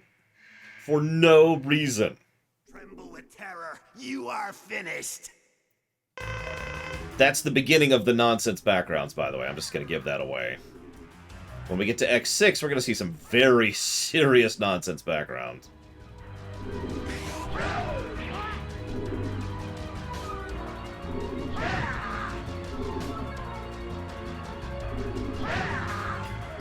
Like in X6, there's just backgrounds that are there because they look cool and for absolutely no other reason. Which, okay, but, I mean, what? And then there's X7, which doesn't have backgrounds. So, this is the coolest Sigma form right there. Check it out. You are very good, X, but not for long. You won't be able to evade this attack. He also wields a scythe. I mean, come on.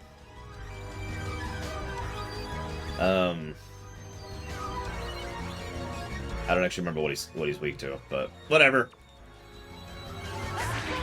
Whoop, that's not... For God's sakes.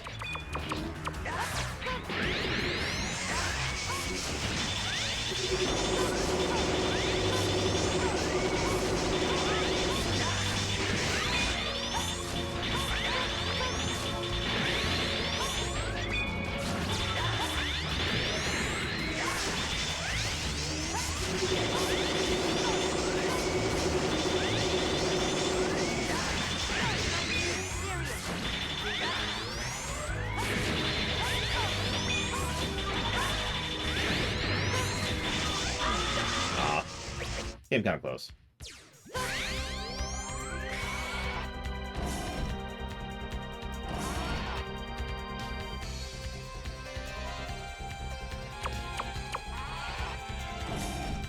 What do you got against hammers, Saluda? Are you ready for your final journey?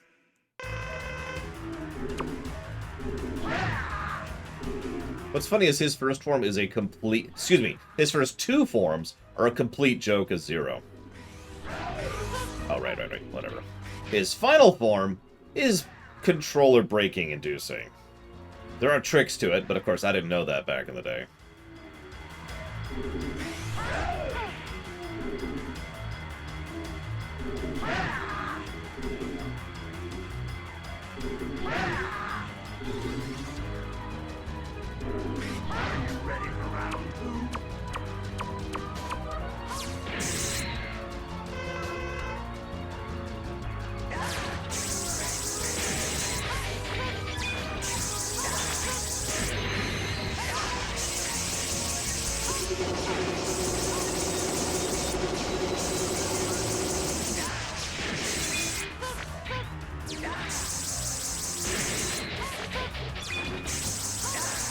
But yes, Sigma wields a hammer and sickle.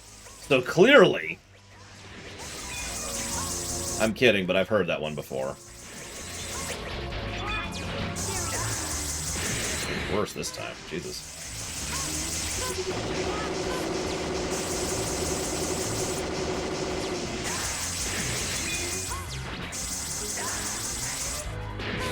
There we go.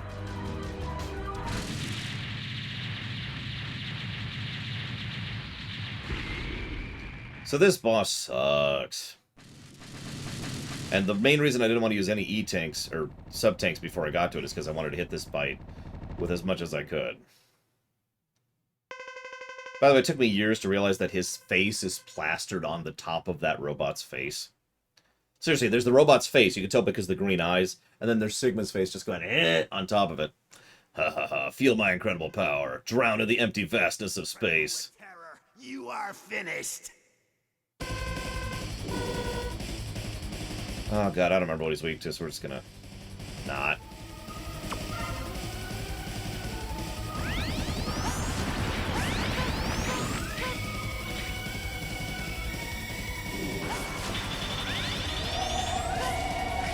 Yes, those are instant death spikes.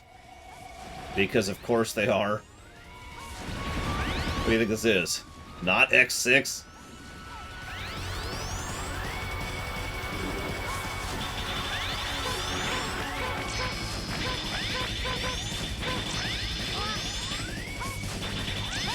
Notice we barely budged his health bar, by the way.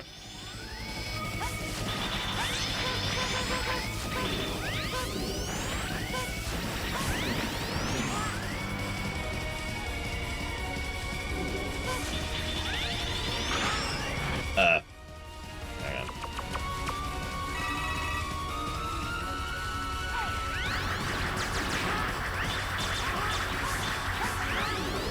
Okay, we'll just eat all that.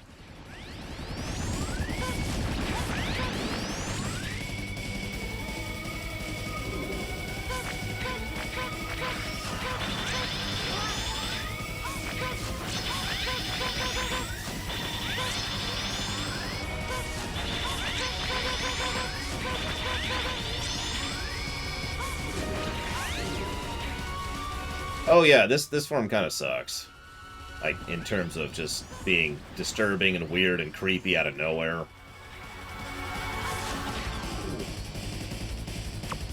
And also, you know, he's mean. There we go. No.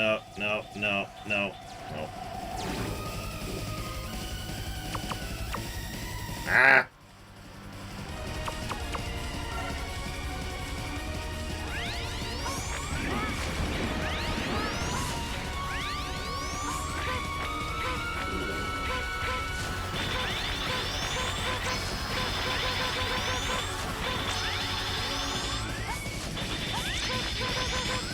Ironically, the form where you can actually damage him is by far the easiest to deal with. As X, imagine doing this as Zero with no ranged attack, by the way. Just picture it for a minute. Picture it in your head.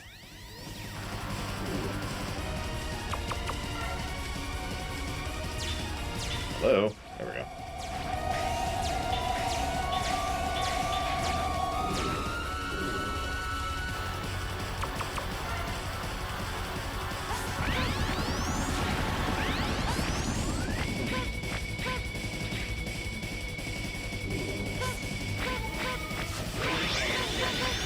There you go.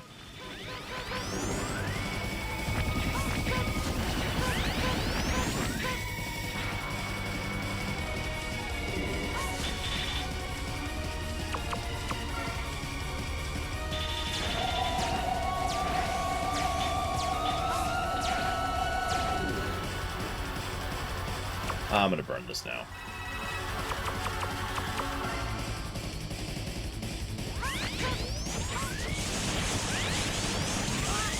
He's a melee-focused character in a game not centered around melee damage, Mr. Red. You be the judge there.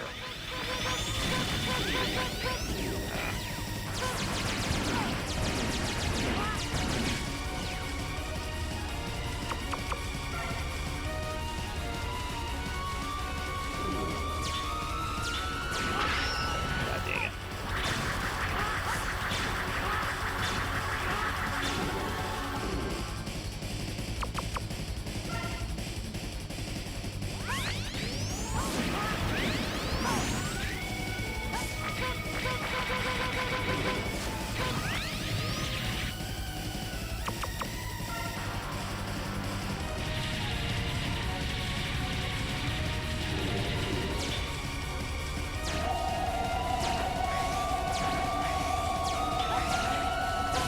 Oh, God, that was actually really close. Believe it or not. I had no more health refills. I had no more nothing. Ooh. First try. What's so funny?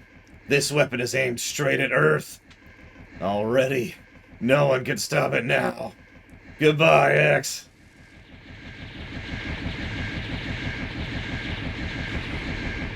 I'm gonna be honest, I don't get that reference, Pyro. I'm sorry.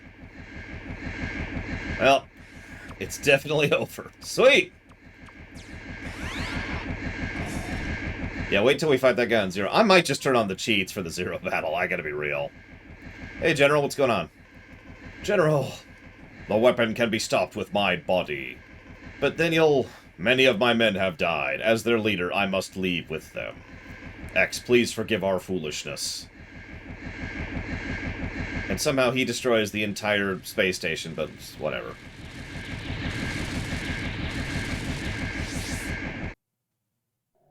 Anime.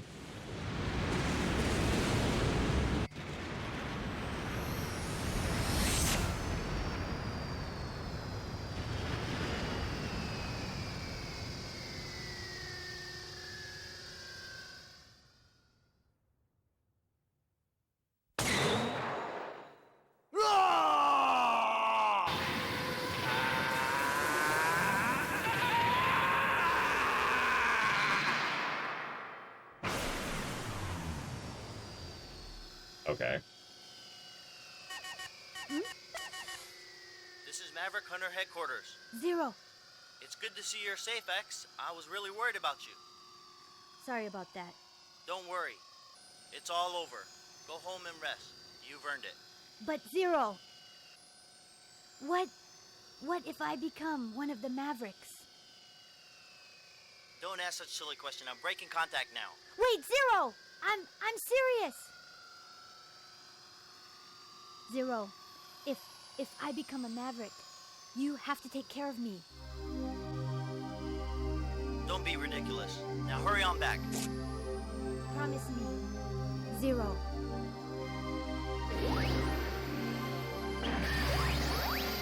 Believe it or not, this was supposed to be build-up for the eventual Mega Man X5 and Mega Man Zero series. We've already talked about that, and how that fell apart.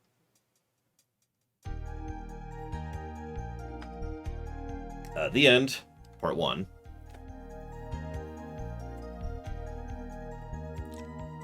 Oh, God. Okay. This is a surprisingly good song. Most of the ending songs are surprisingly good. If I ever go Maverick, take care of me. Fast forward 3 weeks. X?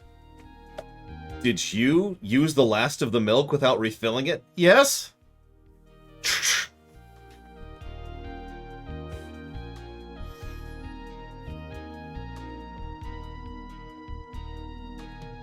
I agree with that, Genga, which is funny, because this was on purpose, and X8 was retconned, but whatever. Or was a retcon, I guess is a better way to put that.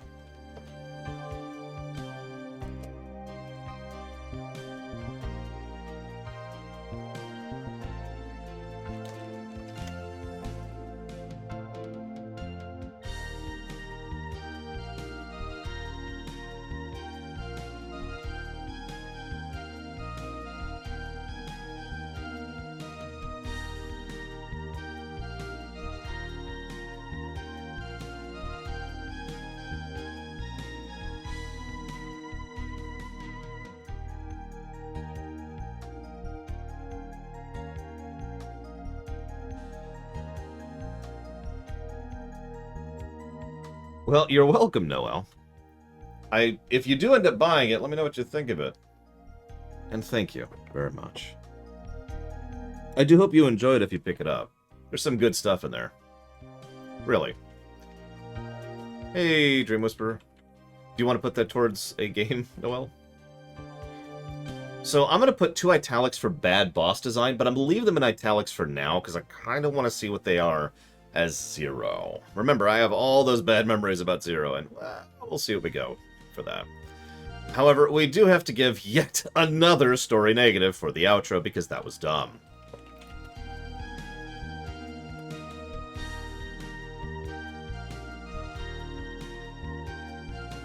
Oh yeah, we need to give a negative to the plot, too.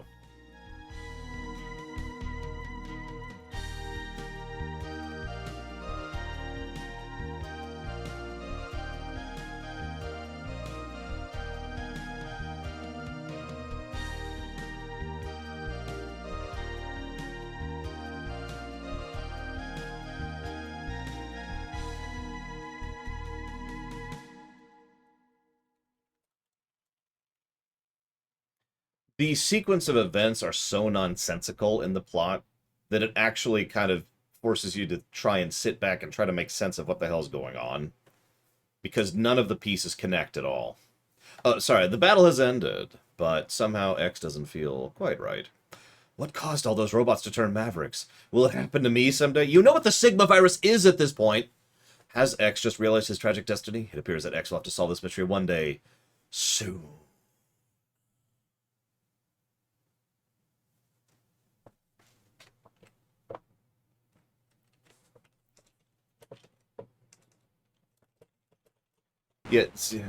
Yeah, so this is... Ooh, alright. So where we're at right now... Negative to plot, negative to outro, negative to characters, negative to idiot bald, negative to fake drama, negative to voice acting for story. Hang on. Gameplay is up to plus 22 right now, which doesn't actually surprise me all that much. We won't get... Stop it! Hang on. We will not be giving level design... Well, let me walk that back. Boss and level positives and negatives are going to be different on Zero than as normal, because it just doesn't apply the same way. Because we're different, they aren't. But some of the fights are a little bit different. There is actually one specific boss that's completely different. So, we'll see what we think about it when we do X here. I just want to say right up front, I totally reserve the right to turn on that Rookie Hunter mode, because...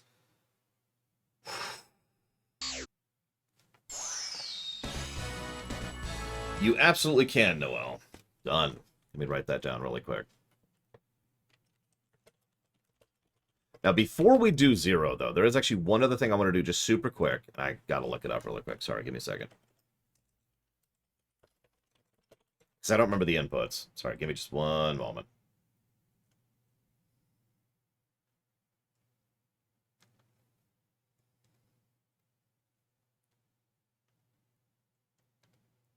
Oh, for God's sakes. What's the code? Okay, here we go. Oh, that's fascinating. It doesn't actually say what the code is. It says what the code is for PS1, PS4, PS2, Saturn, NGC... Oh, NS. I think NS is Nintendo Switch. Never mind. Okay, hang on. No, Savacom. Okay, so...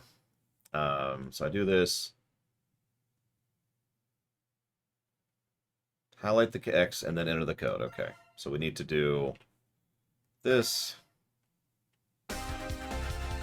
Okay, so we need to do BB 1, 2, 3, 4, 5, 6. And then hold L and CR. I don't know if we did it right there. I'm gonna skip all the cutscenes. Skip.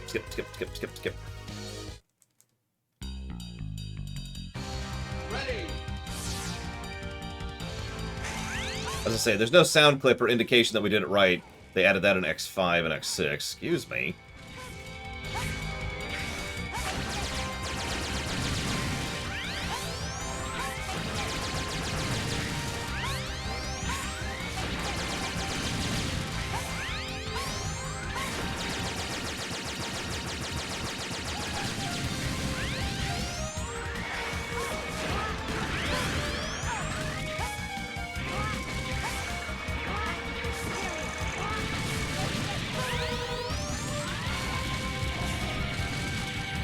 Hang on, Zacta. Be patient. Yeah, it's cool. It's cool. Chill, chill. Have chill. Truthfully, no, Noel, but I don't know X8 all that well, as I've said several times. I actually know X7 better than I know X8, which is probably sad, but whatever. I think we got it right, because we're kind of purple right now, but we'll find out when we get there. Let's kill the Kaiser. There you go, just for you, Cashel. Ready. You are now dead. Let's bring you back up. Let's lore rise, Cashel. That's what we need in FF14. New class, Necromancer. WoW keeps refusing to add a Necromancer class. So we'll just add one in FF14 instead.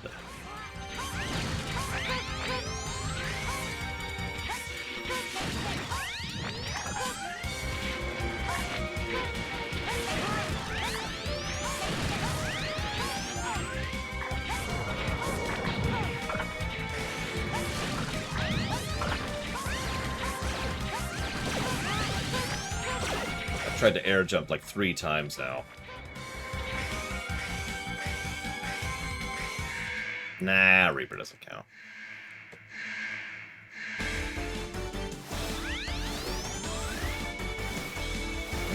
Ow. You can do it, Pyro. Maybe. How far are you? In non-spoilery terms.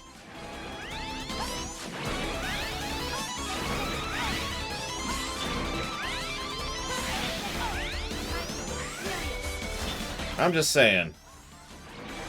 A proper pet class in WoW would be awesome. We had it once. In Pandaria?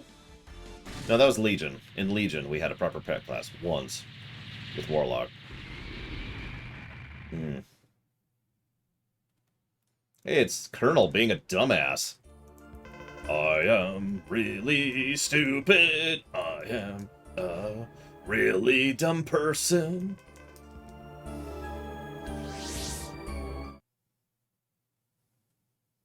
Oh, right. You're probably wondering what the hell we're doing. Well, we're skipping cutscenes, first of all. My liege!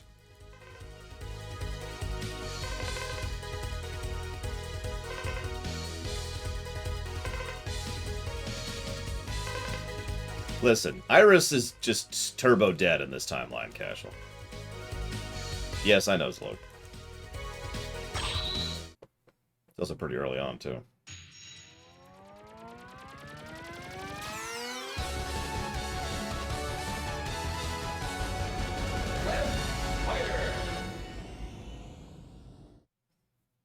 It's totally foreshadowing. My liege!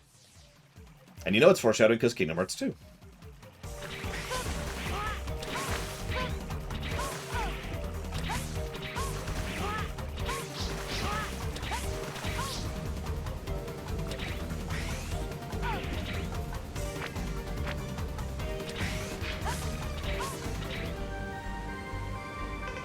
X, you've finally arrived. The capsule contains the sealed secret parts for the ultimate armor. When you... So, this is... this is what we call Catharsis Mode. You might wonder, what is Catharsis Mode, though? Well, it's got all the power-ups of the 4th armor, but it also has, something else that I'm trying to remember how to access. There it is.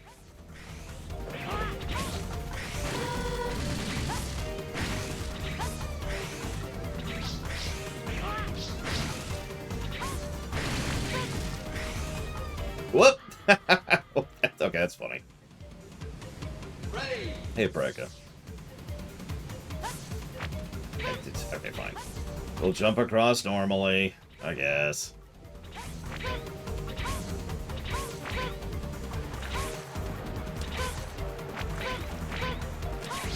Ugh. Yeah, going through it with ultimate armor is not only hilarious. I've seen TASs of this where they just use it pretty much in every situation imaginable, even when you probably shouldn't. And it is absolutely hysterical to watch. I highly recommend a viewing if you haven't seen it. So that's Nova Strike. Now, we actually do get Nova Strike as 4th armor. The difference is we have infinite Nova Strike. Just Nova Strike. Just Nova Strike. Now, if you're wondering what Nova Strike does, well, it destroys all these things, but the enemies don't have that much health in this game. Let's show it off against a boss, shall we?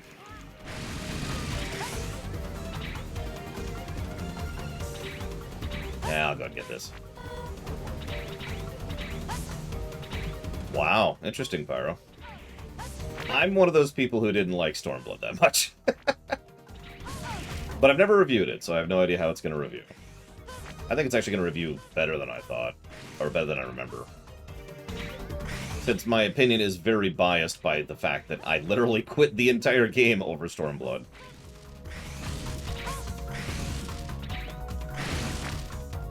Although how much of that is Stormblood's fault is certainly debatable. So, boss time. Maybe Korgoth? We got a few games to go through. So, boss time.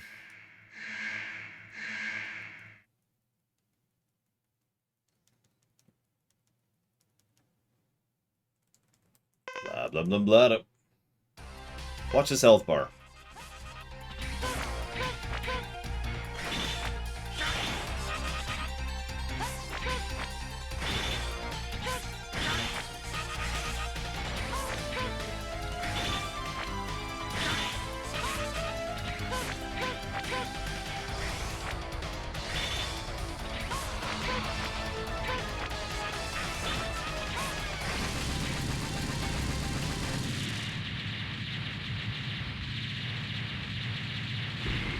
Thank you very much, Preka, as always. Much appreciate. I'll put that towards... I have no idea what. But if you have a decision on that, let me know.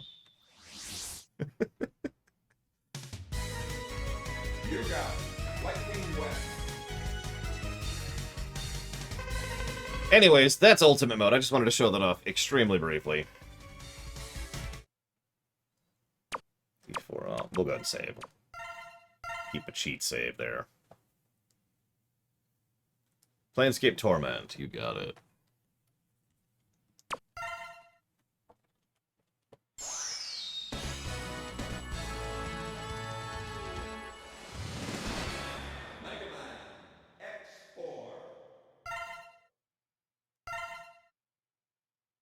Should we be Edgy Zero? Anybody want to be Edgy Zero?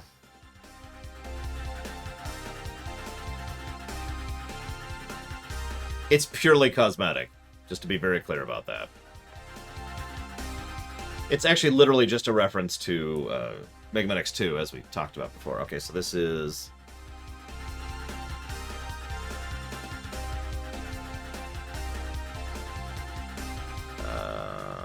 One, two, three, four, five... There we go. So, different cutscenes. Backstory.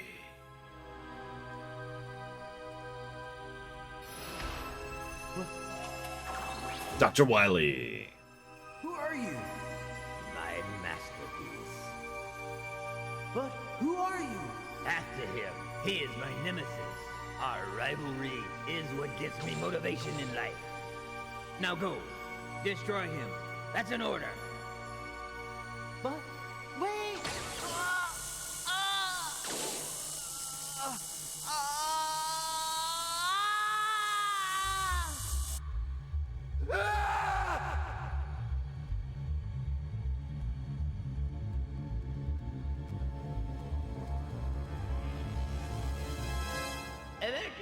Emergency, all Maverick hunters on call should assemble immediately.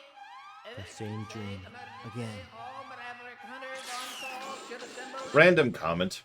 It's always bothered me a little bit that they can't move without having that sound effect. So they all go. I always like to think it's light, Cashel, but who knows. Anyways, Mavericks emerged at the point 5567. They've occupied Sky Lagoon. This looks like Repliforce is doing. Repliforce? Okay, I'm on my way. Different song? Ready.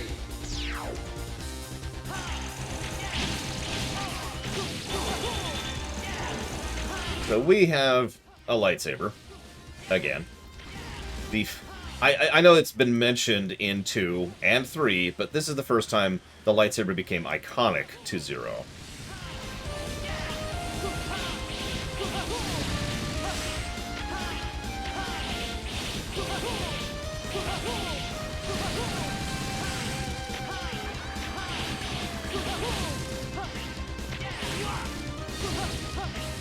I've heard it said before, and I myself have said this, that X4 is easier in the stages as Zero, and easier as the bosses as X.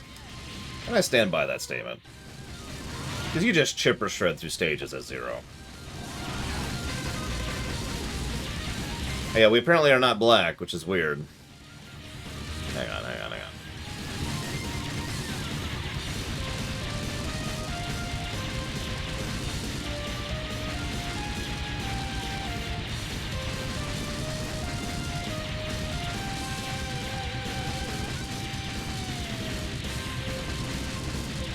Let's just casually chat with Dragoon here. Let's just hit this. I'm actually not sure what I did wrong, so I probably just missed an input. I remember that too, Cash. A lot of people said that, and it was total lie. Now, in X5, Black Zero is actually stronger.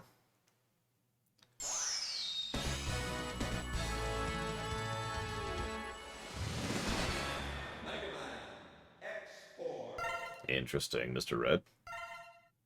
So let's try this again.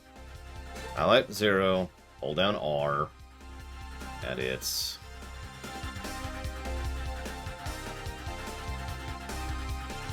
One, two, three, four, five, six. Start.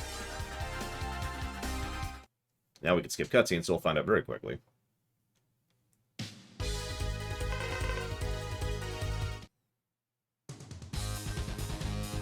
And we are not black. Why are we not black? What am I doing wrong here?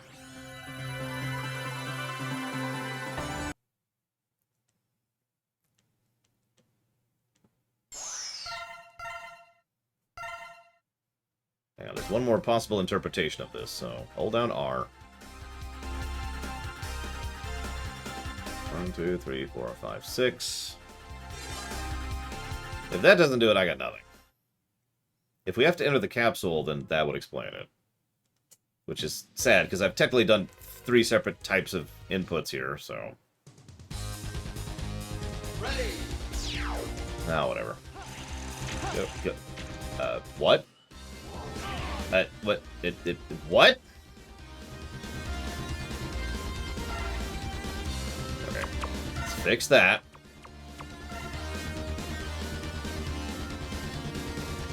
There we go.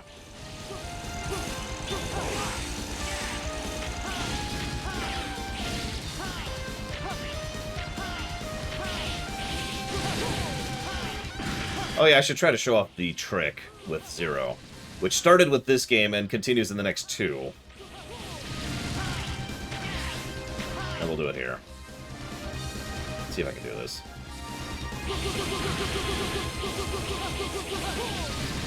Ooh, I can't quite do it at the rate you can. So you can cancel your attack with a dash, and then you can cancel your dash with an attack. And that really should be all you need to know in order to understand that trick.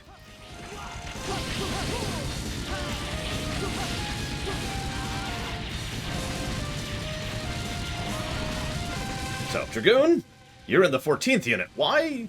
This doesn't look good, Zero. That Maverick took out the power. Yep. It's too late. Yep, exact same dialogue, except different people. Damn, if this guy drew this, it'll be disastrous. There's no time. I'm out. Peace. How useful is it? Incredibly. That trick is how you kill bosses in seconds as Zero. It's pretty much mandatory for a speedrun. Carnage. It's horrible. Those Mavericks will pay for this. But in a normal playthrough, what it's really useful for is animation canceling, which is something I'm really big on when it comes to any action game, being able to cancel an animation with another one.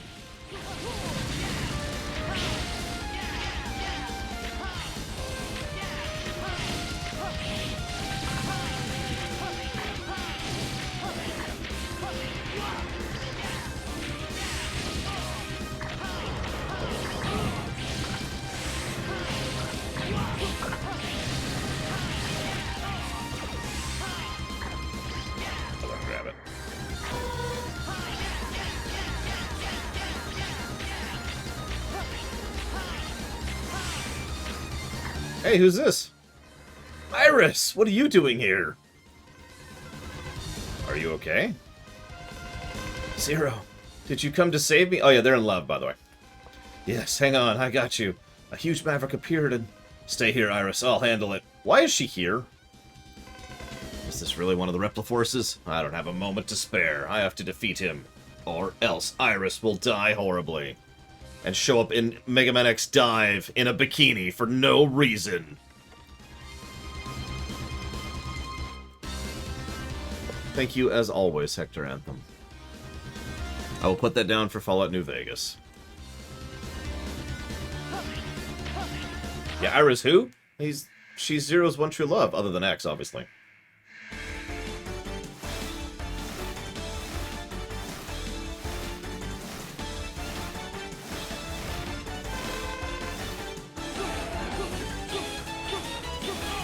Yeah, okay, fine.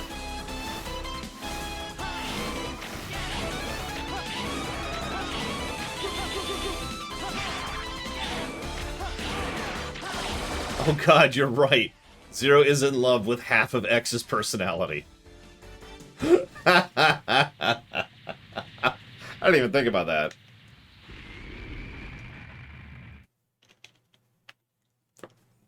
Speaking of X's personality. Zero, long time no see. Colonel, what are you doing here? I've come to save my sister Iris. I only hope she's okay. Yeah, she's fine, I just rescued her. Oh, thanks, Zero. I owe you one. Colonel, I have a question for you. Did your unit attack this place? What are you talking about? Repliforce came here for help. We weren't involved in the attack. They suspect you've become a maverick. What? Disarm and come with me to HQ. I'm afraid I can't. Soldiers never drop their weapons. I won't do it. Not even for you, Zero. Then they'll think you're a maverick. So be it. The Repliforce prefers war over dishonor and shame. Goodbye, Zero. So you notice how that's actually just a little bit stupider in Zero's storyline than it was in X? Because Zero and X have X and Colonel have a pre-existing friendship, and then it just kind of immediately jumps into, by the way, my old good friend, did you murder all these people? I'm just wondering casually. Say, could you put down your weapons and come with me? What?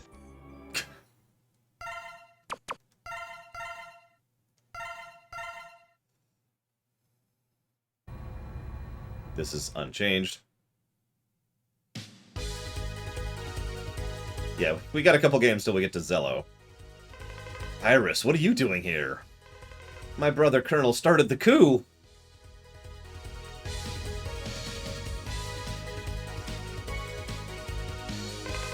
I know.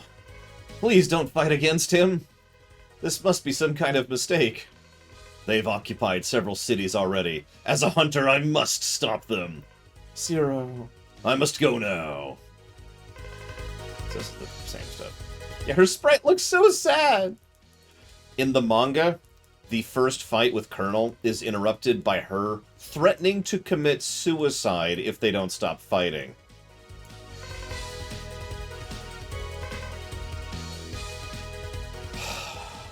This game. Alright, so.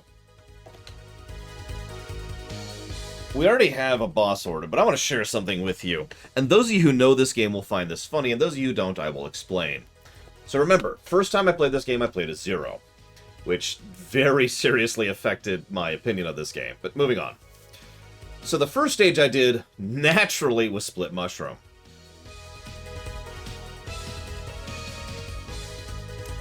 That didn't work out too well for me, but I did manage to pile drive through Split Mushroom, eventually. So then I went to the second stage, which was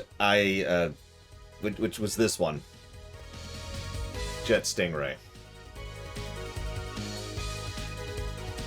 Now, for those of you who don't quite get that, ignoring the obvious problems, you don't actually, well, you don't, how do I phrase this? You do and don't get weapons from enemies. You get abilities from enemies. Some of them are utility, like the double jump. Some of them are actual weapons, like the flame sword. The two bosses I just mentioned do not give you any weapons. Which means that going through the other bosses was just as difficult and aggravating and frustrating because I had nothing to help fight them. But yeah, let's go ahead and check out Web Spider really quick. See if it's there.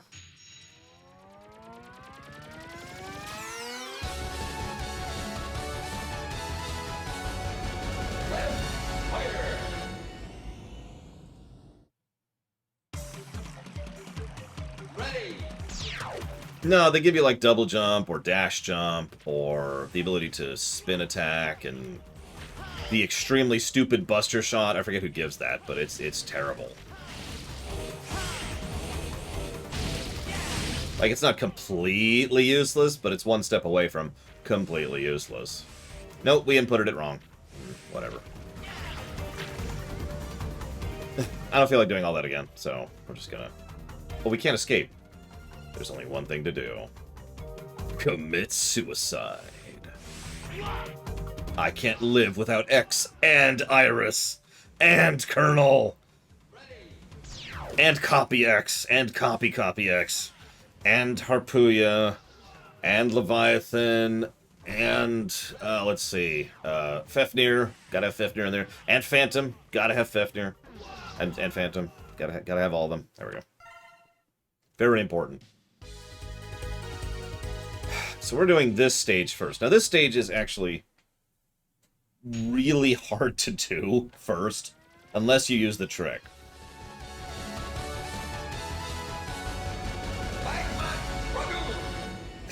It's just...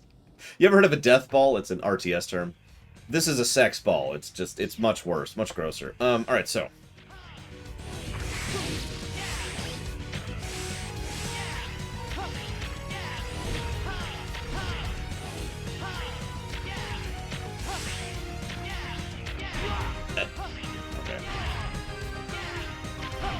Dang it! Let me just hit all of these as we go here. It's all part of the strategy.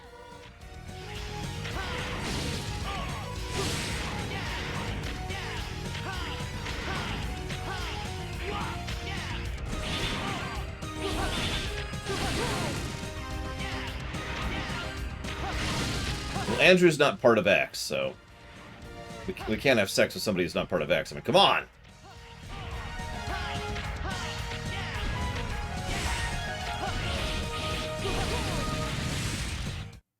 Zero's still broken up after killing Mac.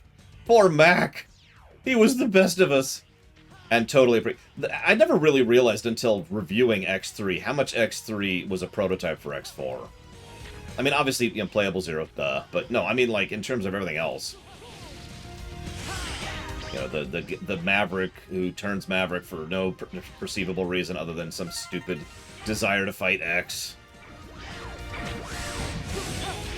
Characters that are added out of absolutely nowhere, basically to be mini-bosses who have no characterization or development to them. A third-party force that isn't the Hunters or the Mavericks, you know, etc., etc.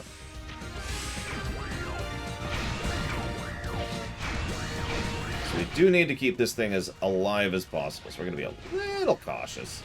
And get hit by everything on the way there. Just, yeah, just like that, and then we need to get hit by this. And then we need to hit back this. There we go.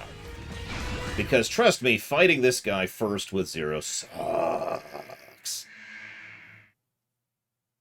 So we're going to use it with the mech, because holy crap. Zero, it's really you. Why did you betray us?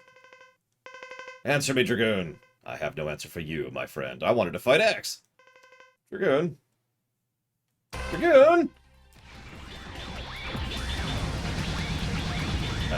Oh, crap. Okay, there we go. Screw it. We're just gonna go for it.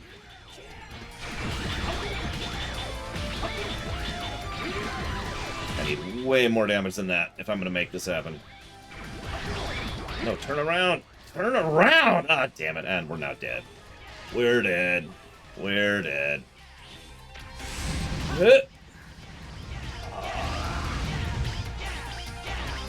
Hide up here, don't mind me.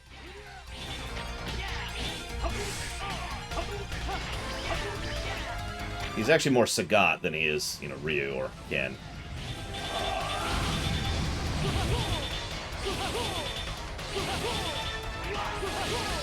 Oh, God. Yeah, I should have SDC'd him, because he's a great boss to do that on. Oh yeah, there's one other reason SDC works so well. Now, I forget which bosses it works on, but there's several bosses where the first 2 attacks of your combo don't trigger their iframes, but the third does. So SDC just does the first attack in your combo, so they don't get any iframes. I wanted to defeat you. Then he appeared. He who? He told me he'd give me power, only if I worked for Repliforce. What? I couldn't refuse the offer. Sorry, Zero. I had to kill those billions of people because... well, because I'm a moron, basically. You won. We redeemed. One of the more useful power-ups, actually.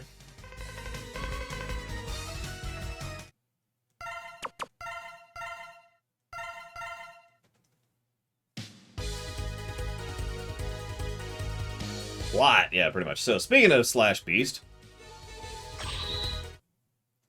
oh yeah, the idea that Zero gets moves instead of weapons is a great idea, and honestly one of the better aspects of the Zero campaign. We're all morons down here. In fact, actually, hang on. Ready.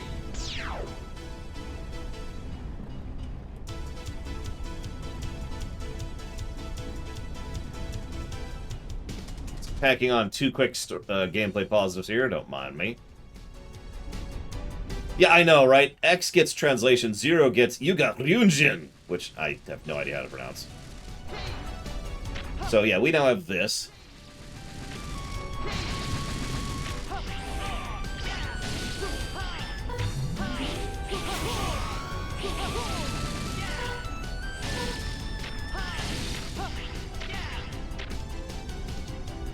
Who gives the spin slash?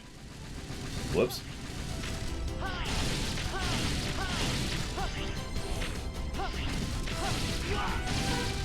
Because I remember having the spin slash before I do Slash Beast. Well, it's very simple, Venters.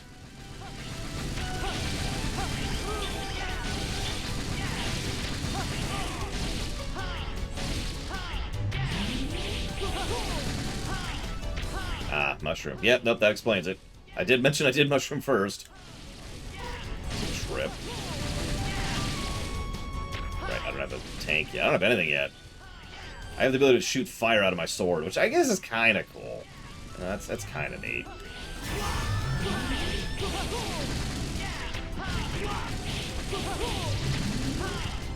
Yeah, as I mentioned before, the stages and the bosses are very different in tempo, tone, gameplay style, etc.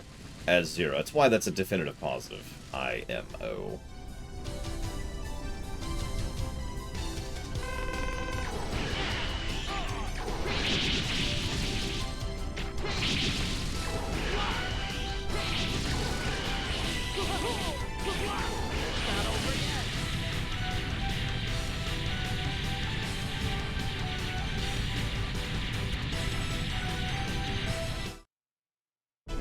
Happy Friday, period. I do hope your sleep is getting better, comma. It seems to be lately, period. Yeah, you notice how so much of this stuff... I hate to keep hammering this point in, but so much of this stuff is so much easier as Zero. Until we get to the bosses. The boss refights as Zero. Oof. I mean, I already said it, didn't I? I literally said that's when I quit this game. The first time I played it was at the boss refights in the final weapon.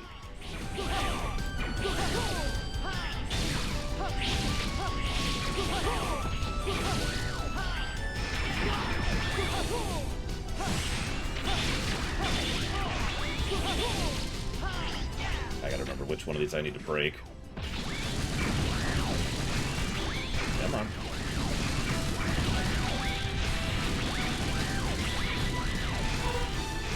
I want my heart. Kingdom Hearts! Well, the thing question... I can English. The question is going to be, are they an additional negative, or are they simply a negative? And if they're a negative, well... it's probably going to boil down to the refights, or the bosses themselves being... let's call it what it is, not properly tuned as Zero. Yeah, General was the other fight. Good lord, General. I literally hurt my hands fighting General the first time.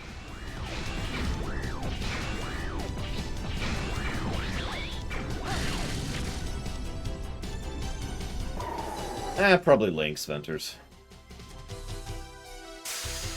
Listen, Noel, cybernetics are horrible and awful, and nobody likes them, until we get to the ZX series, when everyone's a cyborg. I don't know, dude. But yeah, the problem is, several of these boss fights, quite literally, this is not hyperbole, were not actually designed with Zero in mind. Even though they wanted Zero playable from the beginning, what they did was they designed the game for X, and then they built the game for X, and then they... And this isn't even making fun, by the way. What they did was what they should have done. They built their core gameplay first, and then they expanded. More game developers should do that, because what most... If I could just talk for a second. What most game developers do is they think, okay, I want to make A, B, and C, and so they start developing all three simultaneously, and all three tend to suffer, especially when budget and limitations of time come into the effect. What they did here was they said, we want to make A, B, and C, so they made A, and then they finished it, and then they were like, okay, let's start making B, and they didn't finish it. And Zero is B here. in this analogy. It's very cool, and you notice they actually... So, they did two things which they didn't do initially with him. Hang on. The first thing they did was they upped his damage and his damage reduction, I think. But I do know they upped his damage substantially. Originally, the Z-Saber did the same damage as a single lemon shot. As is, it actually does more damage than a full charged shot. The second thing they did was they added the moves. No, you heard that correctly. When they first added Zero to the game, he didn't have any moves, so he gained nothing from any of the bosses.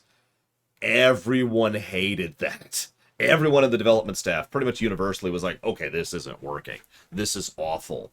And so they were trying to figure out how to fix that, because they couldn't add weapons to Zero, so we got the moves instead. Which was a good move, by the way. Again, praise to that. But it helps to demonstrate how Zero is a beta. How the game is not designed to be played as him. Okay, Hesdus. You dared to attack my unit. I'm gonna enjoy fighting you. I might actually just accept it. Ah, yeah. Ah, yeah. Ah, too fast.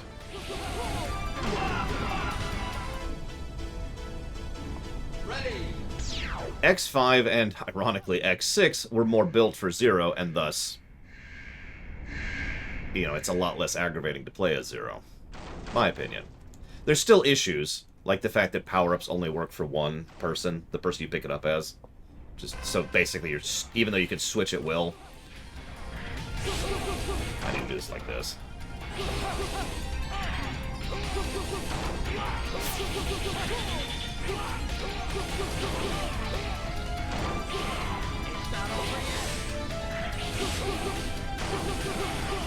I'm screwing up the timing without doing it right. Ah! I don't know how to do it with this setup. Ready!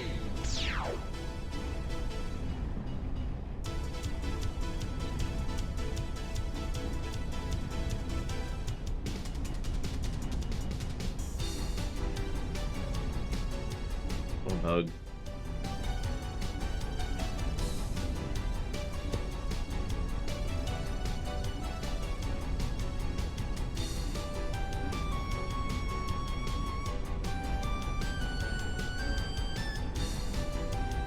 So what's the paradox act after? Sorry, this is bugging the crap out of me. I apologize.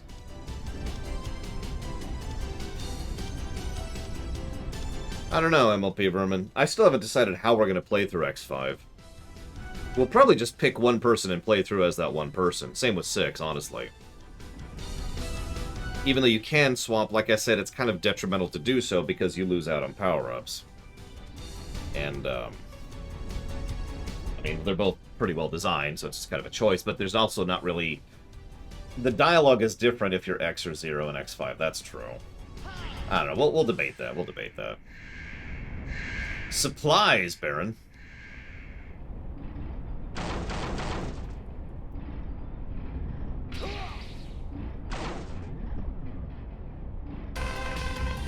You know, I wonder... Can we rebind here if we can? So for just this one fight, let's rebind that there.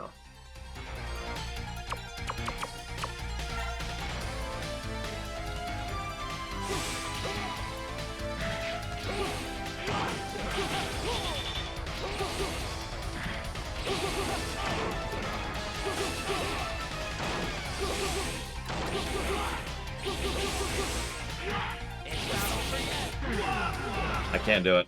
I can't do it. No, we have to play X6. Don't worry, we're playing X7 too, Jimmy Jamma. Let's fix that. That doesn't work at all. Yeah, on the one hand, you'd think skipping... Honestly, switching would be a great feature if, and only if, they actually allowed you to keep power-ups no matter what. Which, by the way, fun fact, the most commonly... well, I shouldn't say that.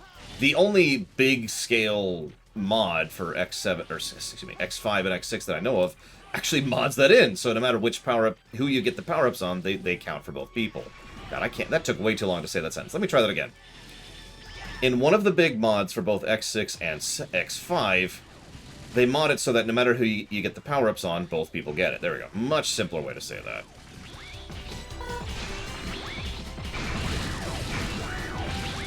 Off my groove now.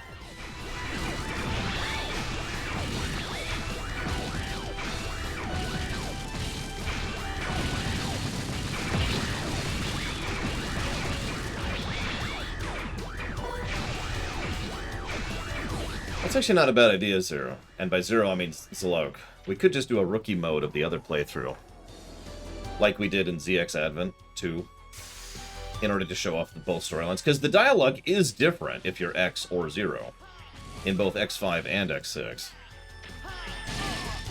X7!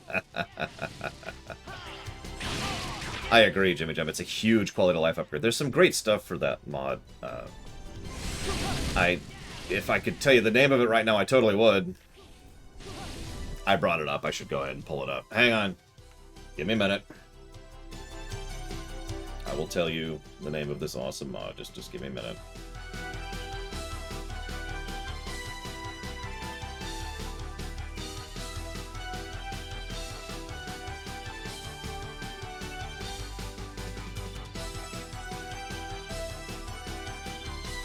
So, on romhacking.net, it's the Mega Man X5 Improvement Project and the Mega Man X6 Tweaks Project. That's the two mods. There you go. No, Valdrix. And that's all I'm going to say to that, is the word no. You didn't pay me that much. You know, actually, I don't know, MLP Vermin. We'll find out, won't we? Okay, so let's fight this guy normally.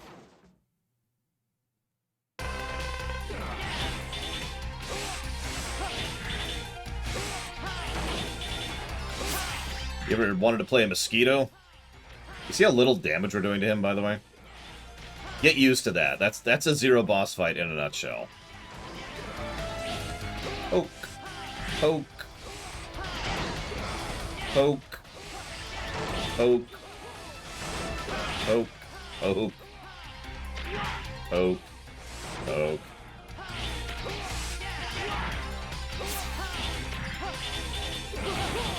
See, part of the problem here, and I can point to a specific thing. Let's talk the game design for a second.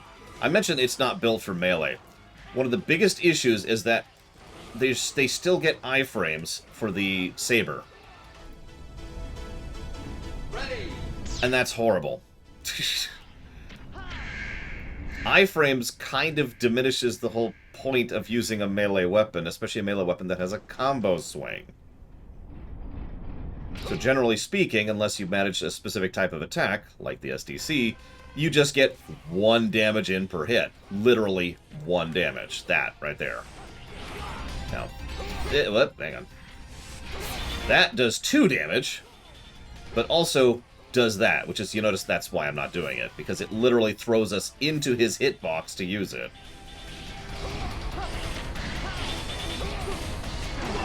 Now imagine doing 8 of these in a row, with very little healing in between. And that's the boss refight problem right there.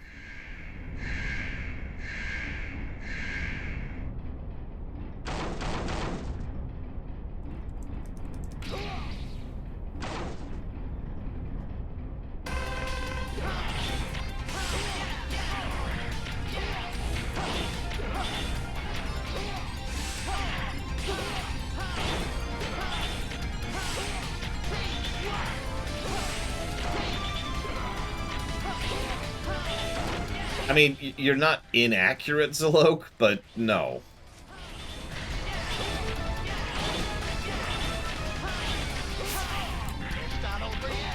So, anyways.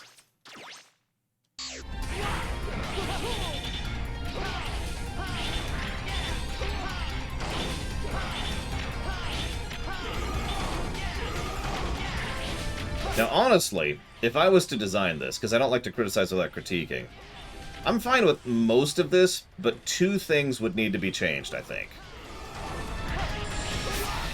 Thing one, get rid of the iframes from the Z-Saber specifically. Thing two, make the Z-Saber do substantially more damage. To bosses specifically. You can do that, because you can change... Every enemy in a Mega Man game has a specific value for how much damage each weapon in the game does to it, right? So just make every boss in the game take substantially more damage from the Z-Saber. The whole point there is to effectively turn it into a Berserker/Glass Cannon fight. He's still beating the crap out of you, and if he hits you, he takes out 1/4 of your health in one shot. But you could take out 1/10 of his health in one shot, and so forth and so on. You know, stuff like that, right? Anyways, it is lunchtime, and I'm not going to push through this, so we're going to go ahead and take the break. I will see you all in about an hour.